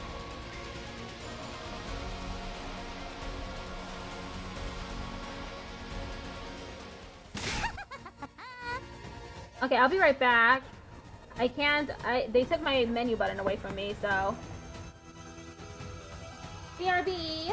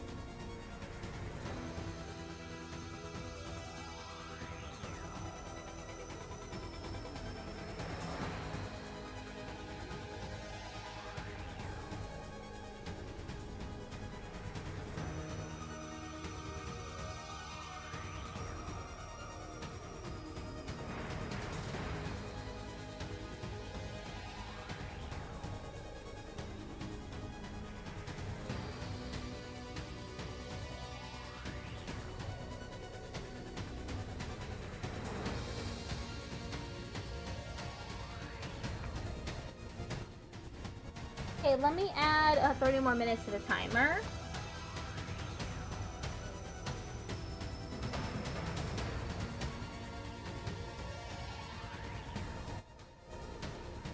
There. We'll be going for an extra 30 minutes. Yo!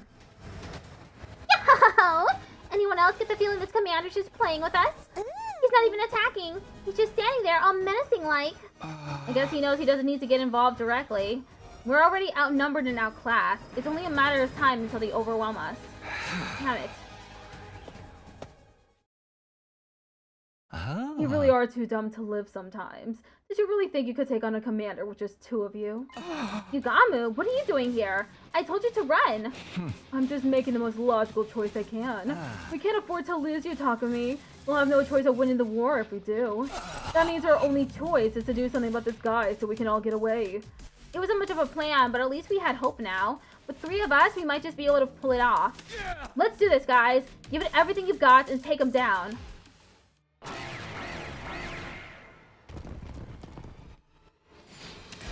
Drive the boss back. Here we go.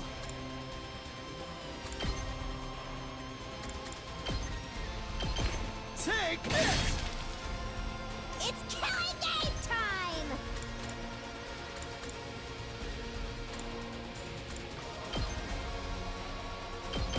Stab, stab, stab!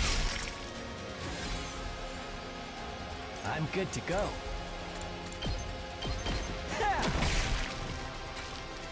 Time for me to move.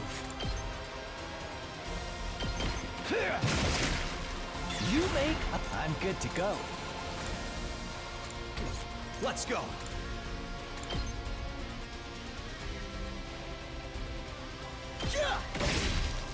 All right, here we go.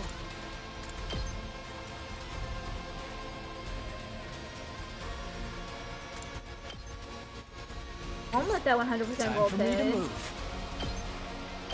How about this?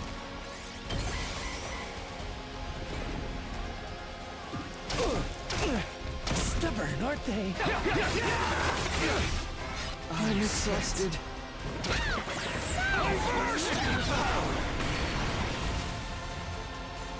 I've still got some kills in me. I don't think you do, Yugamu. I think I you never just need thought to they'd dash be away. this good. Let's go. Good to go. They'll do 10 damage. Yeah, this seems fine. One last strike!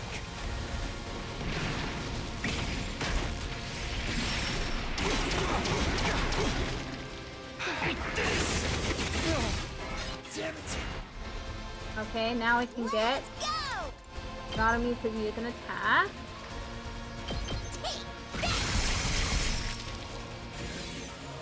Okay, okay! Let it be alone! Boring. I've still got some kills in me. Okay, end turn.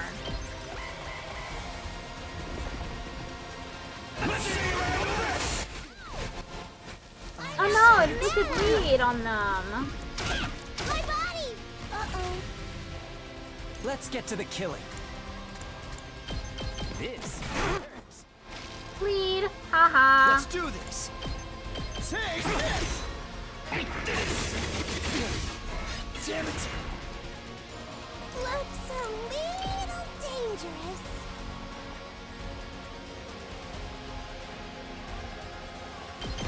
Stab, stab, stab! I'm about to die! Don't bother me! I can't wait. I won! Okay, that was easier than I thought it would be. Wave to end.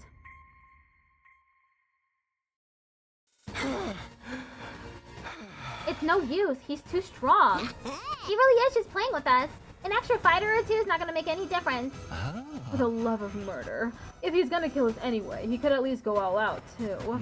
Half-assing it makes the whole thing feel cheap. This is why I hate fighting invaders. Don't give up. There has to be something we can do. Nah, dude, we're done. Let's charge it one last time and get blown to smithereens. I always wanted to go out with a bunch of dirty fireworks. We're all out of options. Are we really gonna die here? Congratulations. Oh, thank you. Just when it seemed all hope was lost. Take my cryptoglobin. I heard Hiruko's voice, faint and weak, but still determined, on my comm channel.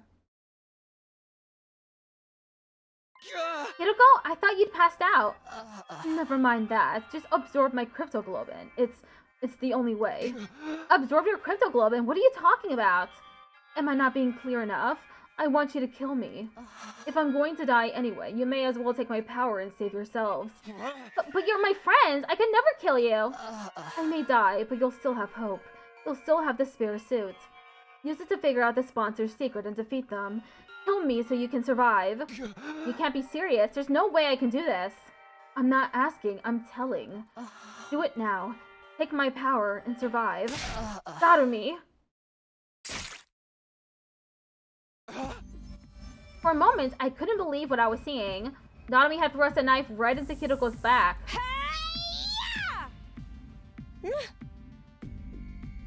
Mistress Hiruko. Mistress Hiruko. Dooms Yuri. Your power flowing into me. I can feel you inside me. I tried to stop her, but it was too late. As Sarumi absorbed more and more of her blood, Hiruko's body began to shrivel and dry up. Oh man! Oh man, oh man, oh man! I've never felt this kind of energy before! I'm in the zone now! I feel like I could fly! Like I could do anything! Yahoo! Sarumi threw back her head and let out a crazed cry of elation, totally at odds with what had just happened. Don't you realize what you've done, Sarumi? You just killed Hiruko! Save the reclamations for later, Takumi. Now that it's reached this point, we have to see it through. But Hiruko is... Sarumi's overflowing with power right now. She might actually be able to beat that commander. Yugamo was right. Sarumi was stronger than ever. She rushed around the battlefield like a berserker, swinging her weapons in every direction, and even charging at the commander without the slightest trace of fear. Oh, no one can stop me now! By the time we were able to take stock of our surroundings, we realized the commander was no longer there. Did he just leave? Yeah, seems that way. Have we really won? Somehow it didn't feel real. Relax, he's gone. I don't sense any trace of his princess anymore. Also, the thing Hiruko gave her life to get us is still here, and it's still intact. Yugamo held up the suitcase Hiruko had brought from the school. It most likely had a spare of the sponsor's suit inside it. We've done what we set out to do. Make no mistake, this is a win for us. It's just, we had to pay a pretty big price for it. Yugamo's gaze wandered to Hiruko's body. It was bad enough that she sustained fatal damage trying to bail Sarumi out, but then her cryptoglobin was absorbed by the very person whose life she'd saved. As for Sarumi herself, she was just staring blankly up at the sky. I can only imagine how she felt, having just killed someone who'd been like a sister to her. But before I could say anything... Sarumi? Her eyes rolled back in her head and she fell to the ground. Looks like she finally ran out of steam. You'll have to carry her for now, Takumi. I'll dig a grave for Hiruko. Here's as good a resting place for her as any. Yugamo began digging with an old piece of wood, and when the hole was big enough, gently lowered Hiruko's body into the ground. Hiruko. I'm sorry I couldn't save you.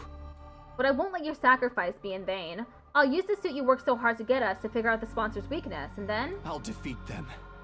And end this game. I promise. We returned to the school, determined to carry on what Hiruko had started. Unfortunately...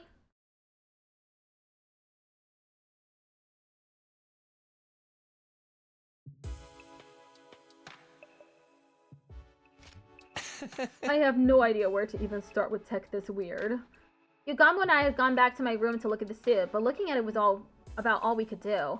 Neither of us knew anything about electronics or wearable technology, or whatever it was that made the suit tick. Analyzing how he worked and how to get past his defenses was going to be hard, if not impossible.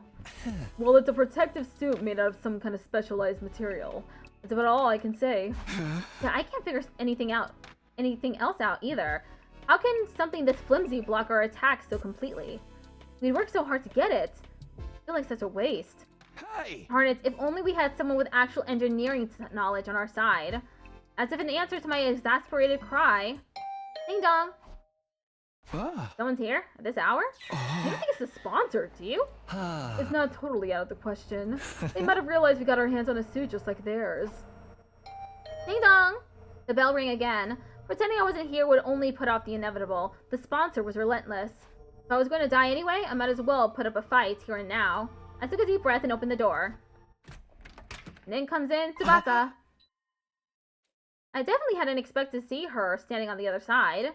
Since this game began, everyone except Yagamu and Hiroko have been keeping their distance from me. Tsubasa's eyes were downcast. She looked like she might start to cry at any moment. Hey, what's wrong? Howdy, Tsubasa. You're looking pretty grief-ridden this evening. Is something bothering you? You'd be glad to listen if you want to talk about it. I have a feeling we're not the kind of people you really want to confide in, though. Yagamu's laid-back attitude did nothing to put Tsubasa at ease. Eventually, she did speak up on her own. I'm sorry, Takumi. I'm so sorry. And all of a sudden, she burst into tears. Calm down, Tsubasa. What's this all about? What are you apologizing for? Is it because you didn't let me join your team? You don't have to worry about that. I'm doing fine. No, that's not it. I was there, Takumi. When Hiroko was fighting that commander, I was watching the whole time. Huh? Tsubasa was there too? I wanted to help. If I'd activated my hemo anima, I could have used my card to get Hiroko and Darami out of there and bring them back to the school. But I was so scared I couldn't move. And while I was wondering what I should do, Hiroko got wounded and then I'm sorry, Hiroko. I'm sorry, Takumi. I just stood there and let her die. I know apologizing won't fix this, but... I had no idea what to say. I knew all too well how much it hurt not being able to save someone. That's why I knew nothing I could say would take away that pain. But before I could even try... You're right, Tsubasa. A simple apology isn't going to cut it. Yagamu got there first, speaking in a harsh tone I hadn't heard him use before. You didn't save Hiroko when you had the chance. That also put our lives in danger. That's not the kind of crime you can just wipe clean. Letting someone die is basically the same as killing them. And you had the gall to give Takumi the cold shoulder? At least he still has a shred of human decency in him. That's more than I can say for you. Yagamu, I know you're mad, but that's going too far. Tsubasa already feels terrible. She doesn't need you making it worse. No, it's fine, Takumi. He's right. I'm always like this. Whenever there's any kind of conflict, I just go with the crowd. When Gaku died, I suspected you because it's what everyone else was doing. It was the same when we decided to form teams. Everyone said to stay away from you, so that's what I did too. I never stand up and make important decisions for myself. And now, Hiroko is dead because of me. Narumi's probably heartbroken too. I could have stopped all that from happening. Oh, she really did see everything. She's probably still in shock. I'm a terrible person, aren't I? Treating my friends' lives with so little respect is so disgusting. It makes me want to puke. Tsubasa didn't stop at dry heaving. She vomited all over the floor, tears still streaming down her face. You're amazing, Takumi. You jumped right in to fight that commander and try and save Hiroko. I can't believe I've been so awful to you all this time. I'm so sorry. I'm sorry, Takumi, for everything. I'd be lying if I said I was ready to completely forgive Tsubasa and call it all water under the bridge. But I wasn't going to hold anything against her. Not when she was already suffering this much. Just the thought that I was still capable of some kind of compassion was a comfort in itself. You can cry all you want. It's not going to erase what you did. The world wouldn't need the police if atonement was that easy. What's with you today, Yagamu? Tsubasa's made some mistakes, but you don't need to be so hard on her. Tsubasa, if you really want to make up for letting Hiroko die, there's just one way. Indirectly or not, you caused a death. Now you have a duty to save lives instead. Save lives? But how do I... Just a suggestion, but how about you join up with me and Takumi? We're working on something that could save everyone, and we just so happen to need somebody with your particular skill set. It's kind of like carrying on Hiroko's legacy, too. This is what she gave her life for. Of course, it'll mean putting yourself in a lot of danger, but what do you say? Will you help us? Tsubasa didn't say anything for a while. She just stood there, staring at her feet. Then she nodded, as if she'd come to an important decision. Okay, I don't know what you guys are up to, but if it can save everyone, I'm in. So, what do you want me to do? When Tsubasa said that, Yugamo turned to me and winked. Huh? Now it makes sense. He made her feel worse, so she'd feel like she had no choice but to join us to atone. I can't say I like that he manipulated her feelings like that, but we do need all the help we can get. Here's how it is, Tsubasa. I told Tsubasa all about our secret plans, how we'd formed an alliance to take down the sponsor and end this game, and how, thanks to Hiroko, we now had a spare of the kind of suit the sponsor wore. A spare suit? Whoa, awesome! It's the real thing! I see. Hiroko risked everything to get us this. Yeah, but this stuff isn't really our area. We've got no idea what we're supposed to do with it to learn anything useful. What do you think, Tsubasa? Do we need some kind of special machinery to analyze this thing, or what? Maybe we should take it to the metal shop? We don't want anybody to find out what we got, though.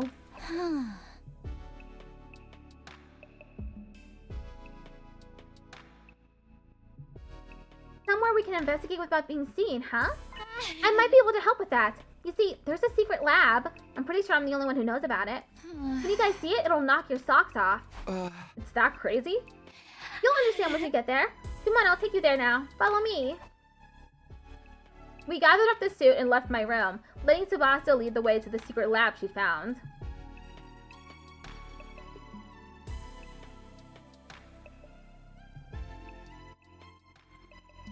Finally, we arrived at the race stage area in the gym.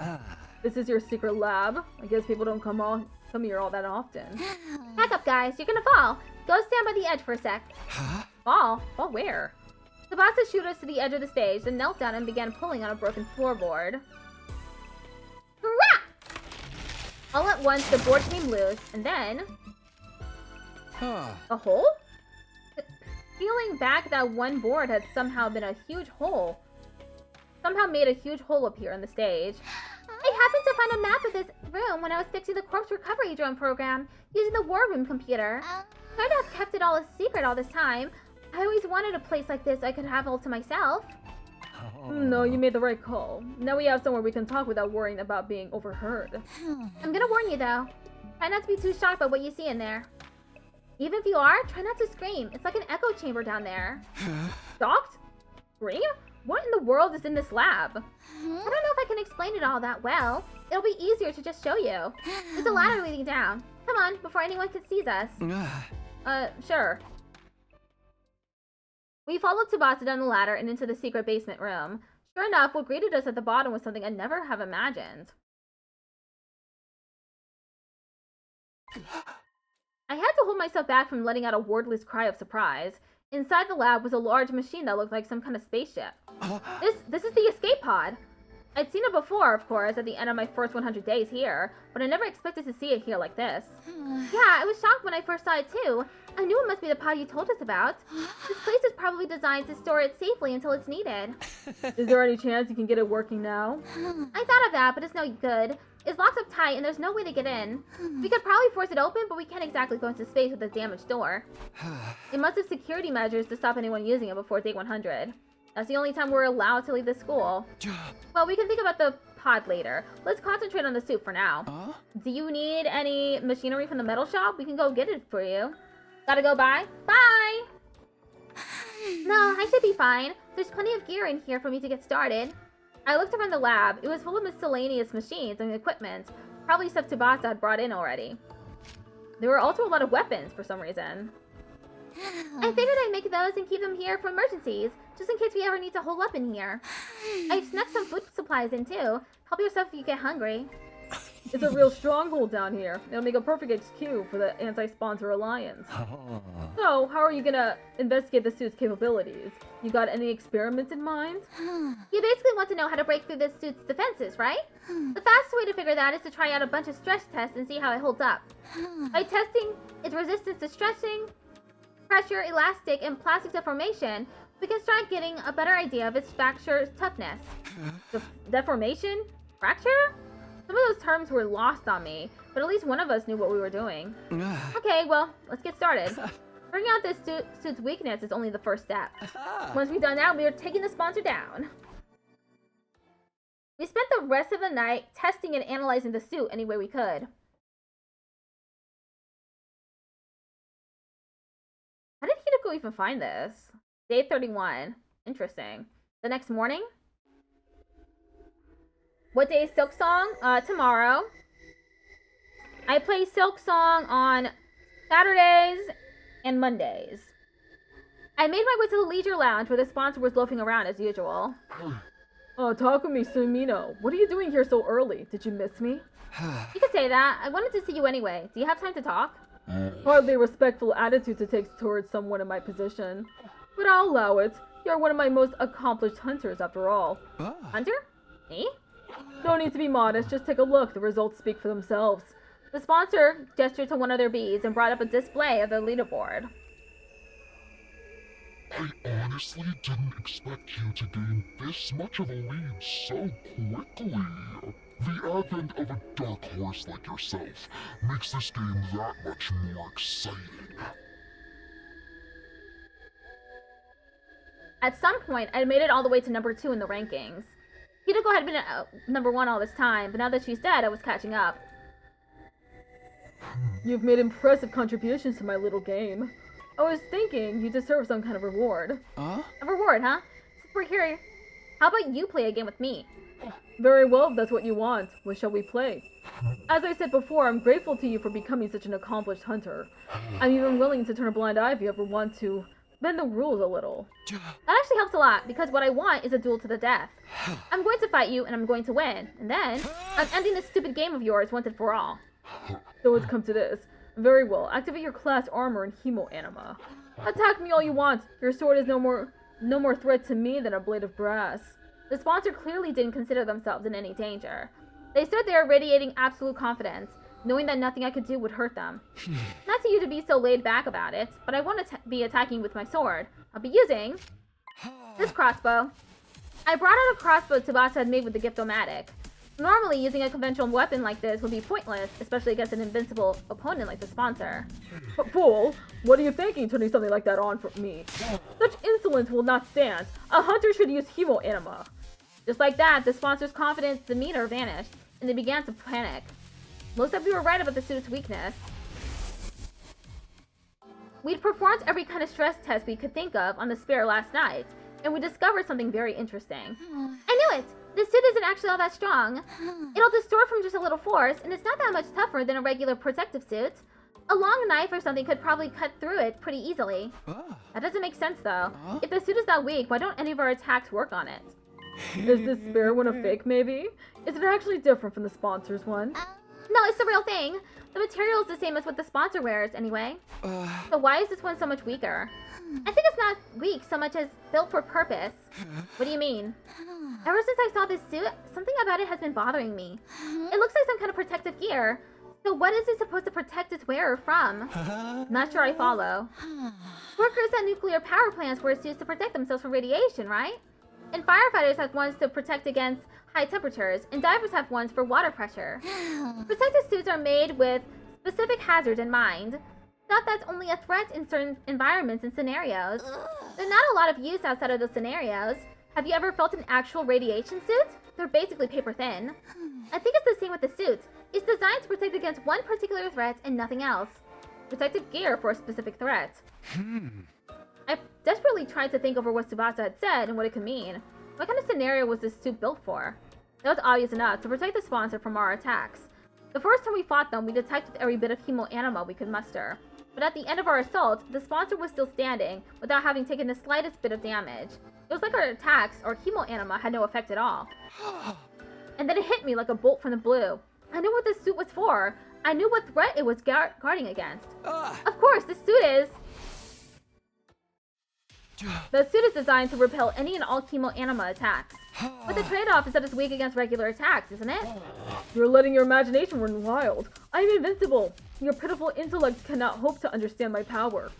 The sponsor's voice was calm, but they were clearly shaken. I had no doubt we were right about this. Hey! I only wish I'd noticed it sooner. The suit only blocks hemo anima attacks, not physical ones. It was such a simple weakness, but I could see why I hadn't thought of it until now.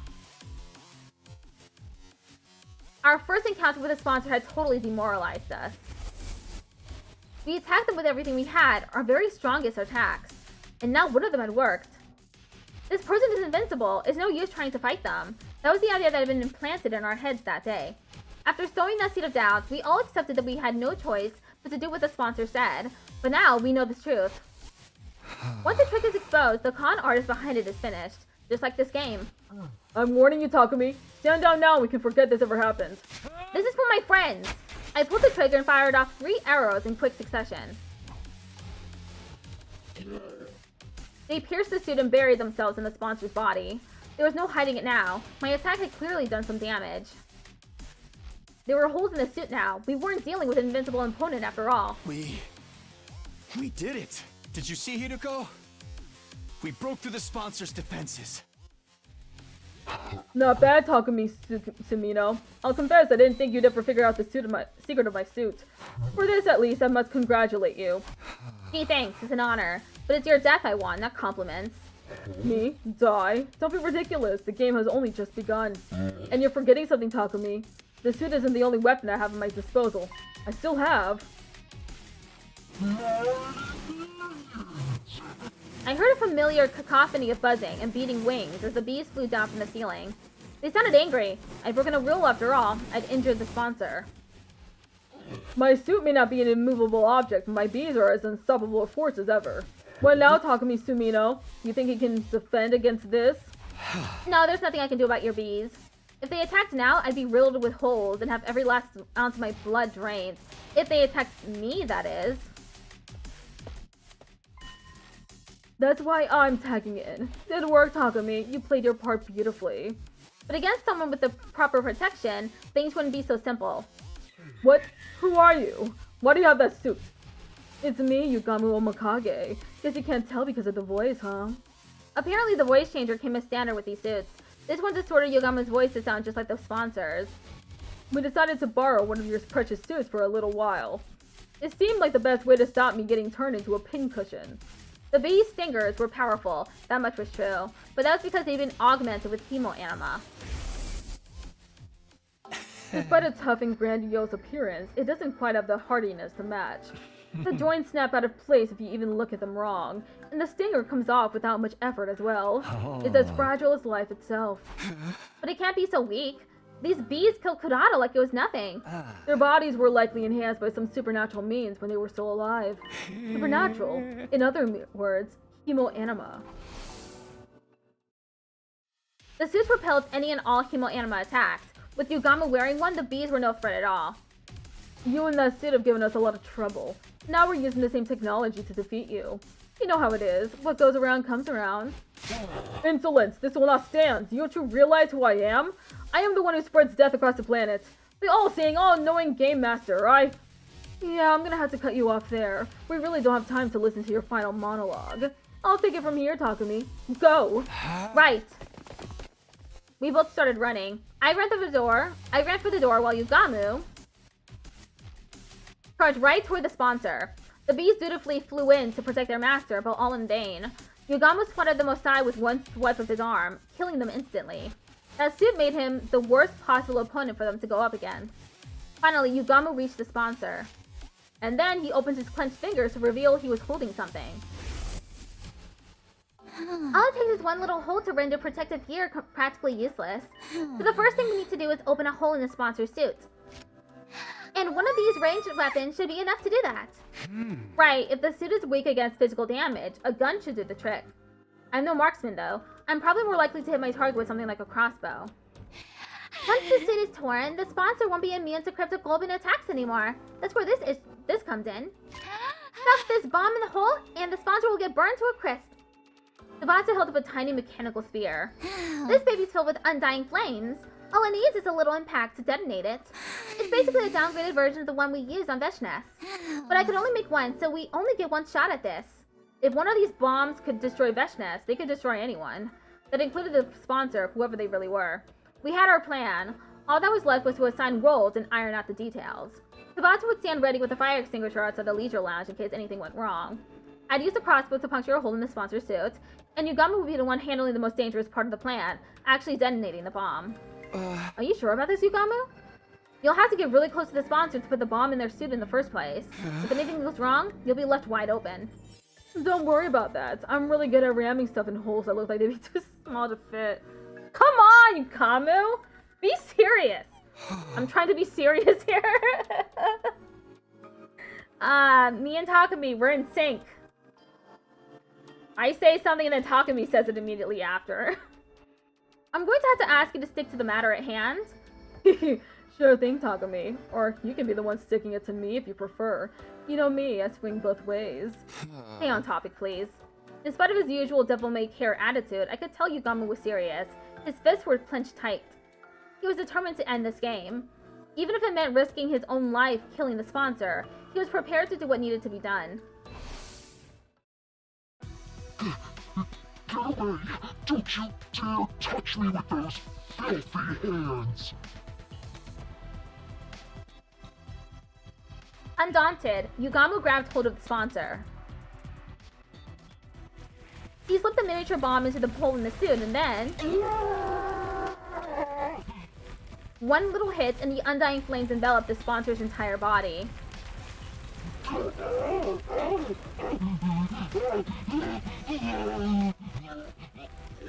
Our tormentor writhed in pain, convulsing like a crazed dancer.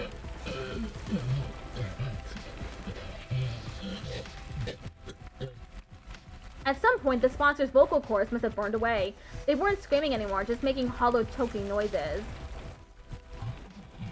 Even with the flames eating away at every fiber of their being, the sponsor held on to life for as long as they could. But finally, they let out one last unnatural, almost inhuman scream. The flames still licking at their body, they collapsed onto the floor. Tsubasa and I stepped back into the lounge, and we stood there with Yugamo, watching the sponsor burn. We didn't want to risk taking our eyes off of them in case they suddenly came back to life somehow. Fear rooted us to the spot. We had to be sure. We needed to see this person die. They're really dead now, aren't they? Yeah, no one could possibly survive that. Then we really won. We won! The moment I said the words, it suddenly felt a lot more real. We'd taken down the invincible sponsor and ended the invader hunt. Yo, what the hell is all this noise in here? We heard a weird voice shouting, yeah, or something. It sounded like nails on a chalkboard. There was an explosion too! The others all came running in. The sponsor's death cries must have echoed all throughout the school. Takumi, Tsubasa! What are you guys doing? Get over here!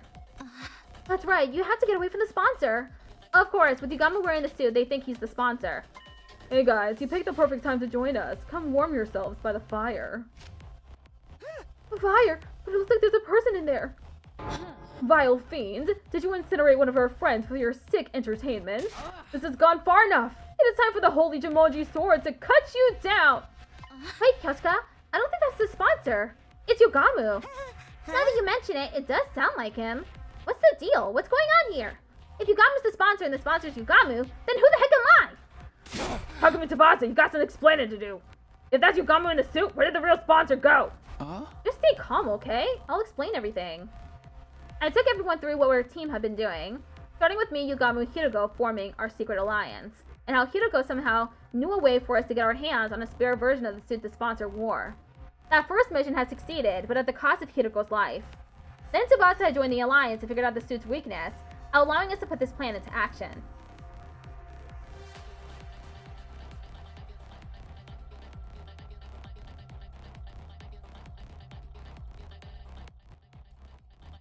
So you see, we don't have to worry about scores or executions anymore. It's over, we won! I thought they'd all be happy to hear about this. We just freed them from the life and death struggle we've been in since this game began, after all. What's the matter, guys? Is it really over, though? Yeah! The sponsor was so strong before, it's hard to believe you killed them just like that. Right, and we didn't see it happen for ourselves. You don't think we're lying to you, do you? No, that's not it. It's more like all this stuff is happening so fast and we weren't there for so much of it. It doesn't feel real, you know? And I was the one who was supposed to avenge Lady Kudata. Wow, this is not the reaction I was expecting. I'm not asking for a victory party or anything, but you can at least relax now. The sponsor's gone. Well, this is a real mood killer. You guys are gonna need some time, huh? Let's call it here for the day. We can always accept your praise and adulation later. With things still feeling awkward between us and the other teams, we went our separate ways and I returned to my room. Dong, bing, bong. Get preppy, ready to get... The morning announcement played just as I got back to my room. Yeah, I guess I should get some rest. I mumbled to myself vaguely and practically threw myself at the bed. The moment my head hit the pillow, I felt a gratifying sense of accomplishment welling up inside me. We did it, Hiroko. We defeated the sponsor. All thanks to you. My grief from losing Hiroko hadn't gone away, but now I knew that she hadn't died in vain. The others would come around. They just needed time to process it. No more turning against each other. No more killing game. We can finally be a real team again. Maybe even friends. Comforted by that thought, I closed my eyes.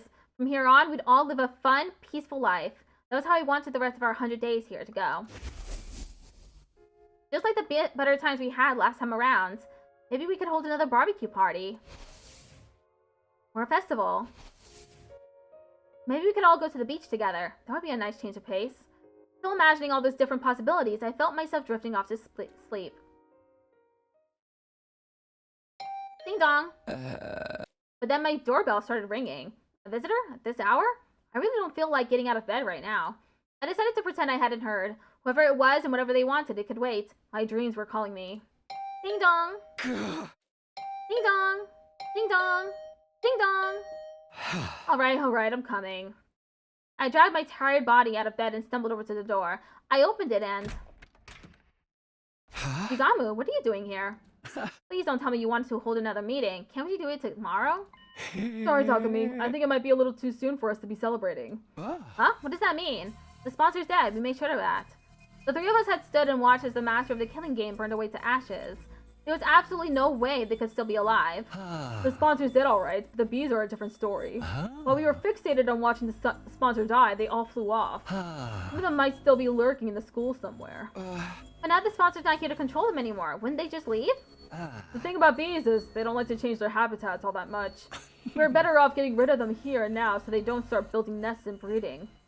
Great, so now we're exterminators? I wish I could put off the job until later, but I knew I'd never forgive myself if someone got hurt because of those bees. Alright, I guess we should go look for them. How are we gonna do this? I'll head to the schoolyard and the rooms on the first floor. You take the second and third. If you hear even the tiniest hit of buzzing, get out of there and come find me. I'll put on the suit and take him out. Yugamu still had the protective suit Hiroko had gotten for us. At least with that around, there was no danger of the hemoanima augmented insects killing us.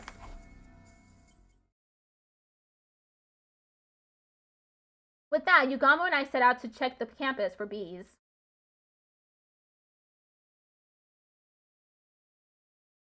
I should just wander around at random. I'll see if everyone's okay and ask if they've seen anything first.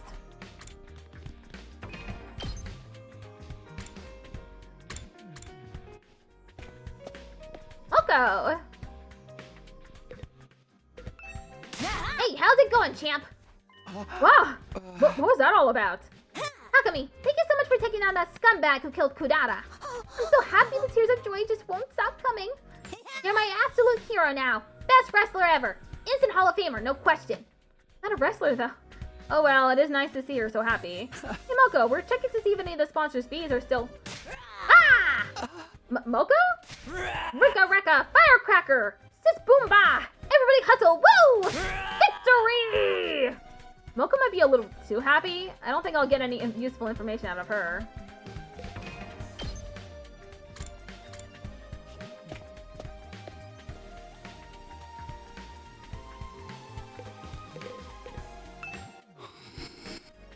Ava sat in her cage, still looking as dejected as I'd left her earlier. She was probably still in shock as it not being allowed her mask back.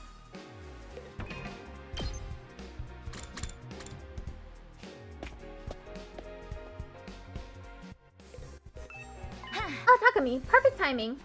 For what? Kyoshka has something she wants to say to you. Don't you, Kyoshka? Nozumi pushed Kyoshka forward. Sir Takumi, for avenging Lady Kodata's death, well, And my rudeness until now, that is to say, Kyoshka trailed off, unable to look me in the eye. An awkward silence stretched out between us.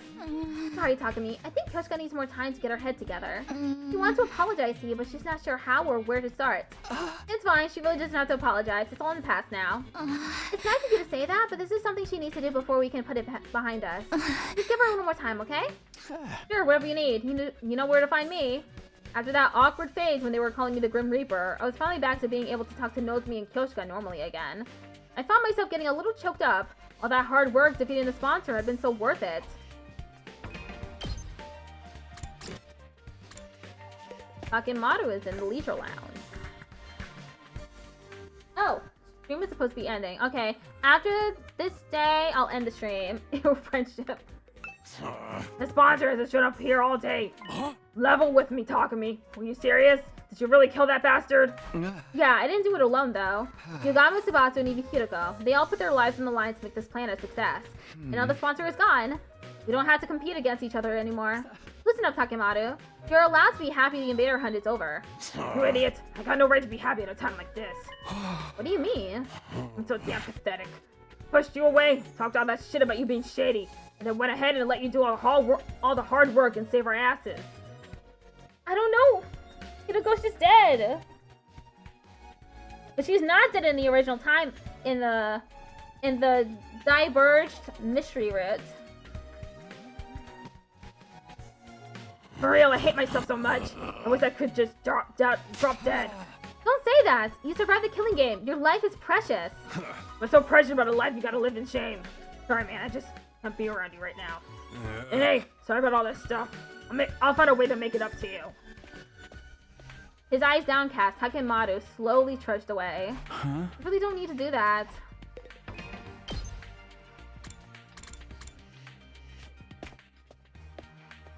Doma.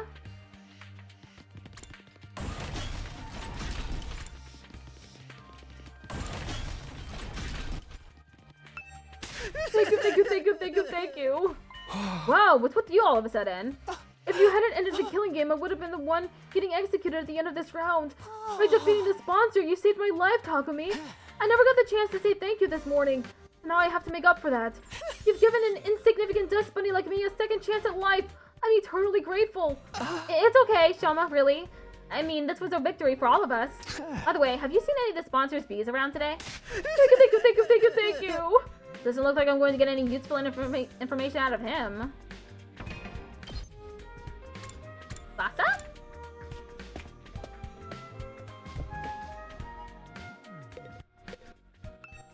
What? The sponsor's bees are still alive?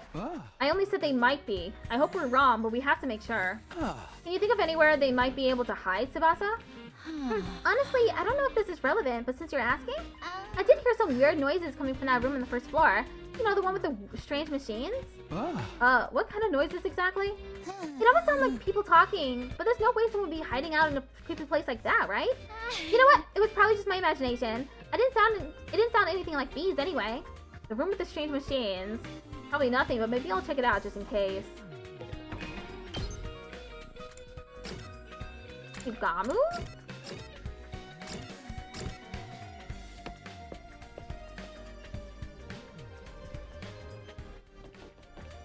You still here, Yugamu? Weren't you going to search the first floor? I thought I'd check on Darumi before I start. She's still out cold, you know, slumbering away like an enchanted princess. I guess she must have taken a lot of damage fighting that commander. Yeah, not just physical damage either.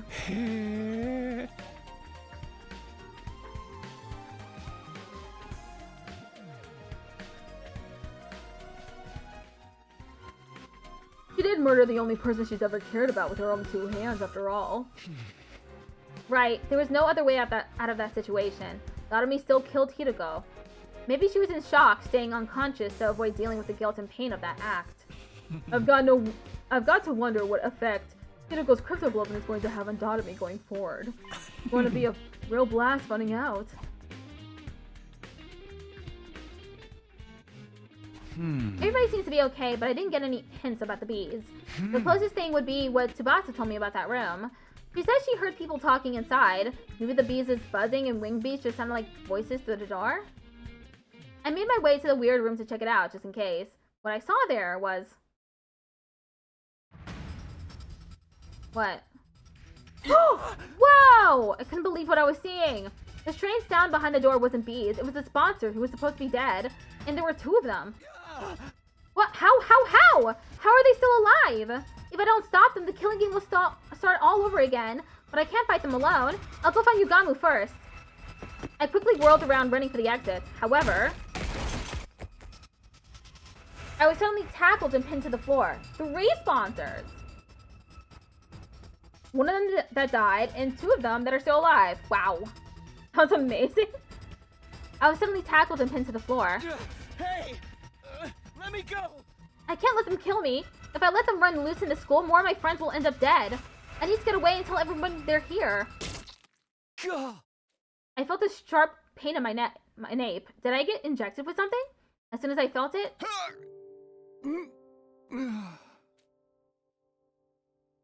My vision turned hazy. My consciousness started to fade. No, I can't pass out now. Everyone will die. We have nothing to do with the invader hunt. I heard someone mutter those words near my ear. Or at least I thought I did.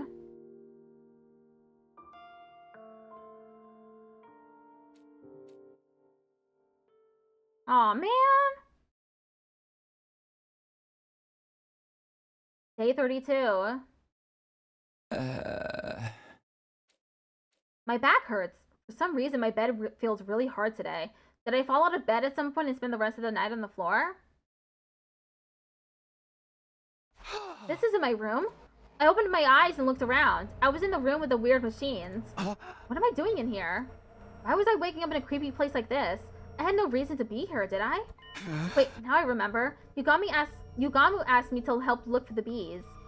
My memory is coming back now. We were looking around the school, making sure the sponsors' insect minions weren't still lurking somewhere. But I couldn't remember anything from after I came into this room. It was all blank. Was somebody else in here? Did they attack me? If anyone or anything had a reason to attack me, it would be the bees. I was one of the people responsible for their master's death after all. Maybe they wanted revenge. But if that was what happened... Yugamu! Tsubasa! The bees could be after them as well. I dashed out of the room in a panic. I ran all over the school looking for my friends. I checked both their rooms, all the classrooms, the library, and then finally...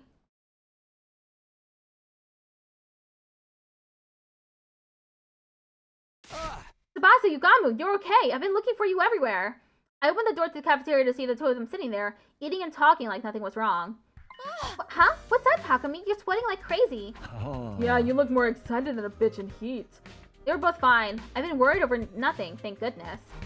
Please don't scare me like that. I think we should be the ones saying that to you. Anyway, now that you're here, you might as well join in the strategy meeting. Yugamu and I were just talking about how to organize our search for the QB liquid. The what? What are you talking about? The QB liquid. Come on, you can't have forgotten already. Forgotten? I've never even heard of this stuff before. For real? But I explained it to you this morning. This morning? But we were fighting the sponsor this morning. That was yesterday. Yesterday? Something wasn't right here. We got the spare suit yesterday, and then this morning we defeated the sponsor.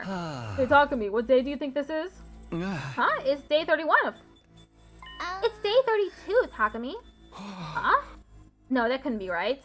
If today was day 32, that would mean I spent an entire day lying unconscious in that weird room. Maybe you've got a concussion. You did hit your head pretty hard. I did? When did that happen? You forgot that too? Yesterday, that's day 31, you tripped and hit your head. I don't remember that at all. Was it while I was looking for the bees? What happened with the bees? Did you find any nests or hives anywhere? Nope, not a single one. I guess I was just being paranoid.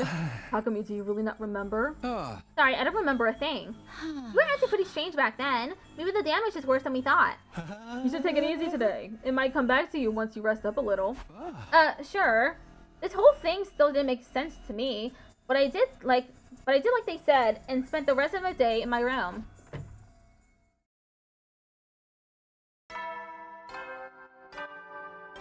Ding dong bing bong. You will then. Time to go to bed. It's now the night of day 32. I'm missing a whole day's worth of memories. I know I'm not going to get them back just by thinking hard, but still, this is unsettling. What if I wake up with even more gaps in my memory tomorrow? When I think about it that way, I'm kind of scared to go to sleep. Why is this weird stuff still happening? We'd overcome one ordeal, only to be faced with another right after. And here I thought beating the sponsor meant our luck was starting to turn. Now, being negative about it won't help me now. I gave my cheeks a light slap and took a deep breath to get myself together. If I let a little something like this get me down, we'll never make it to day 100. I have to stay strong. I need to be prepared to put everything on the line for my friends, just like Hiroko did. Day 33. Dong, ding, bong. Hey, that's the end of that. Menu button.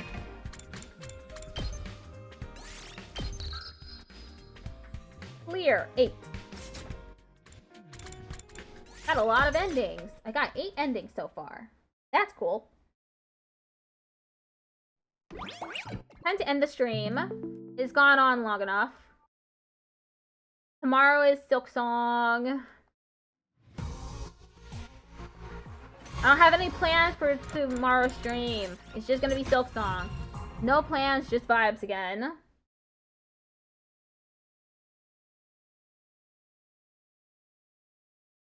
Okay, let's see. We have anyone in Twitch?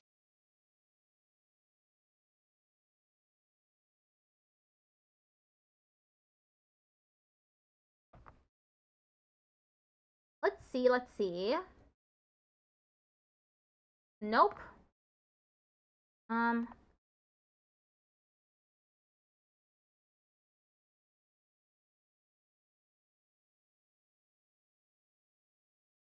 Relics is playing Pokemon Champions, I think it's called.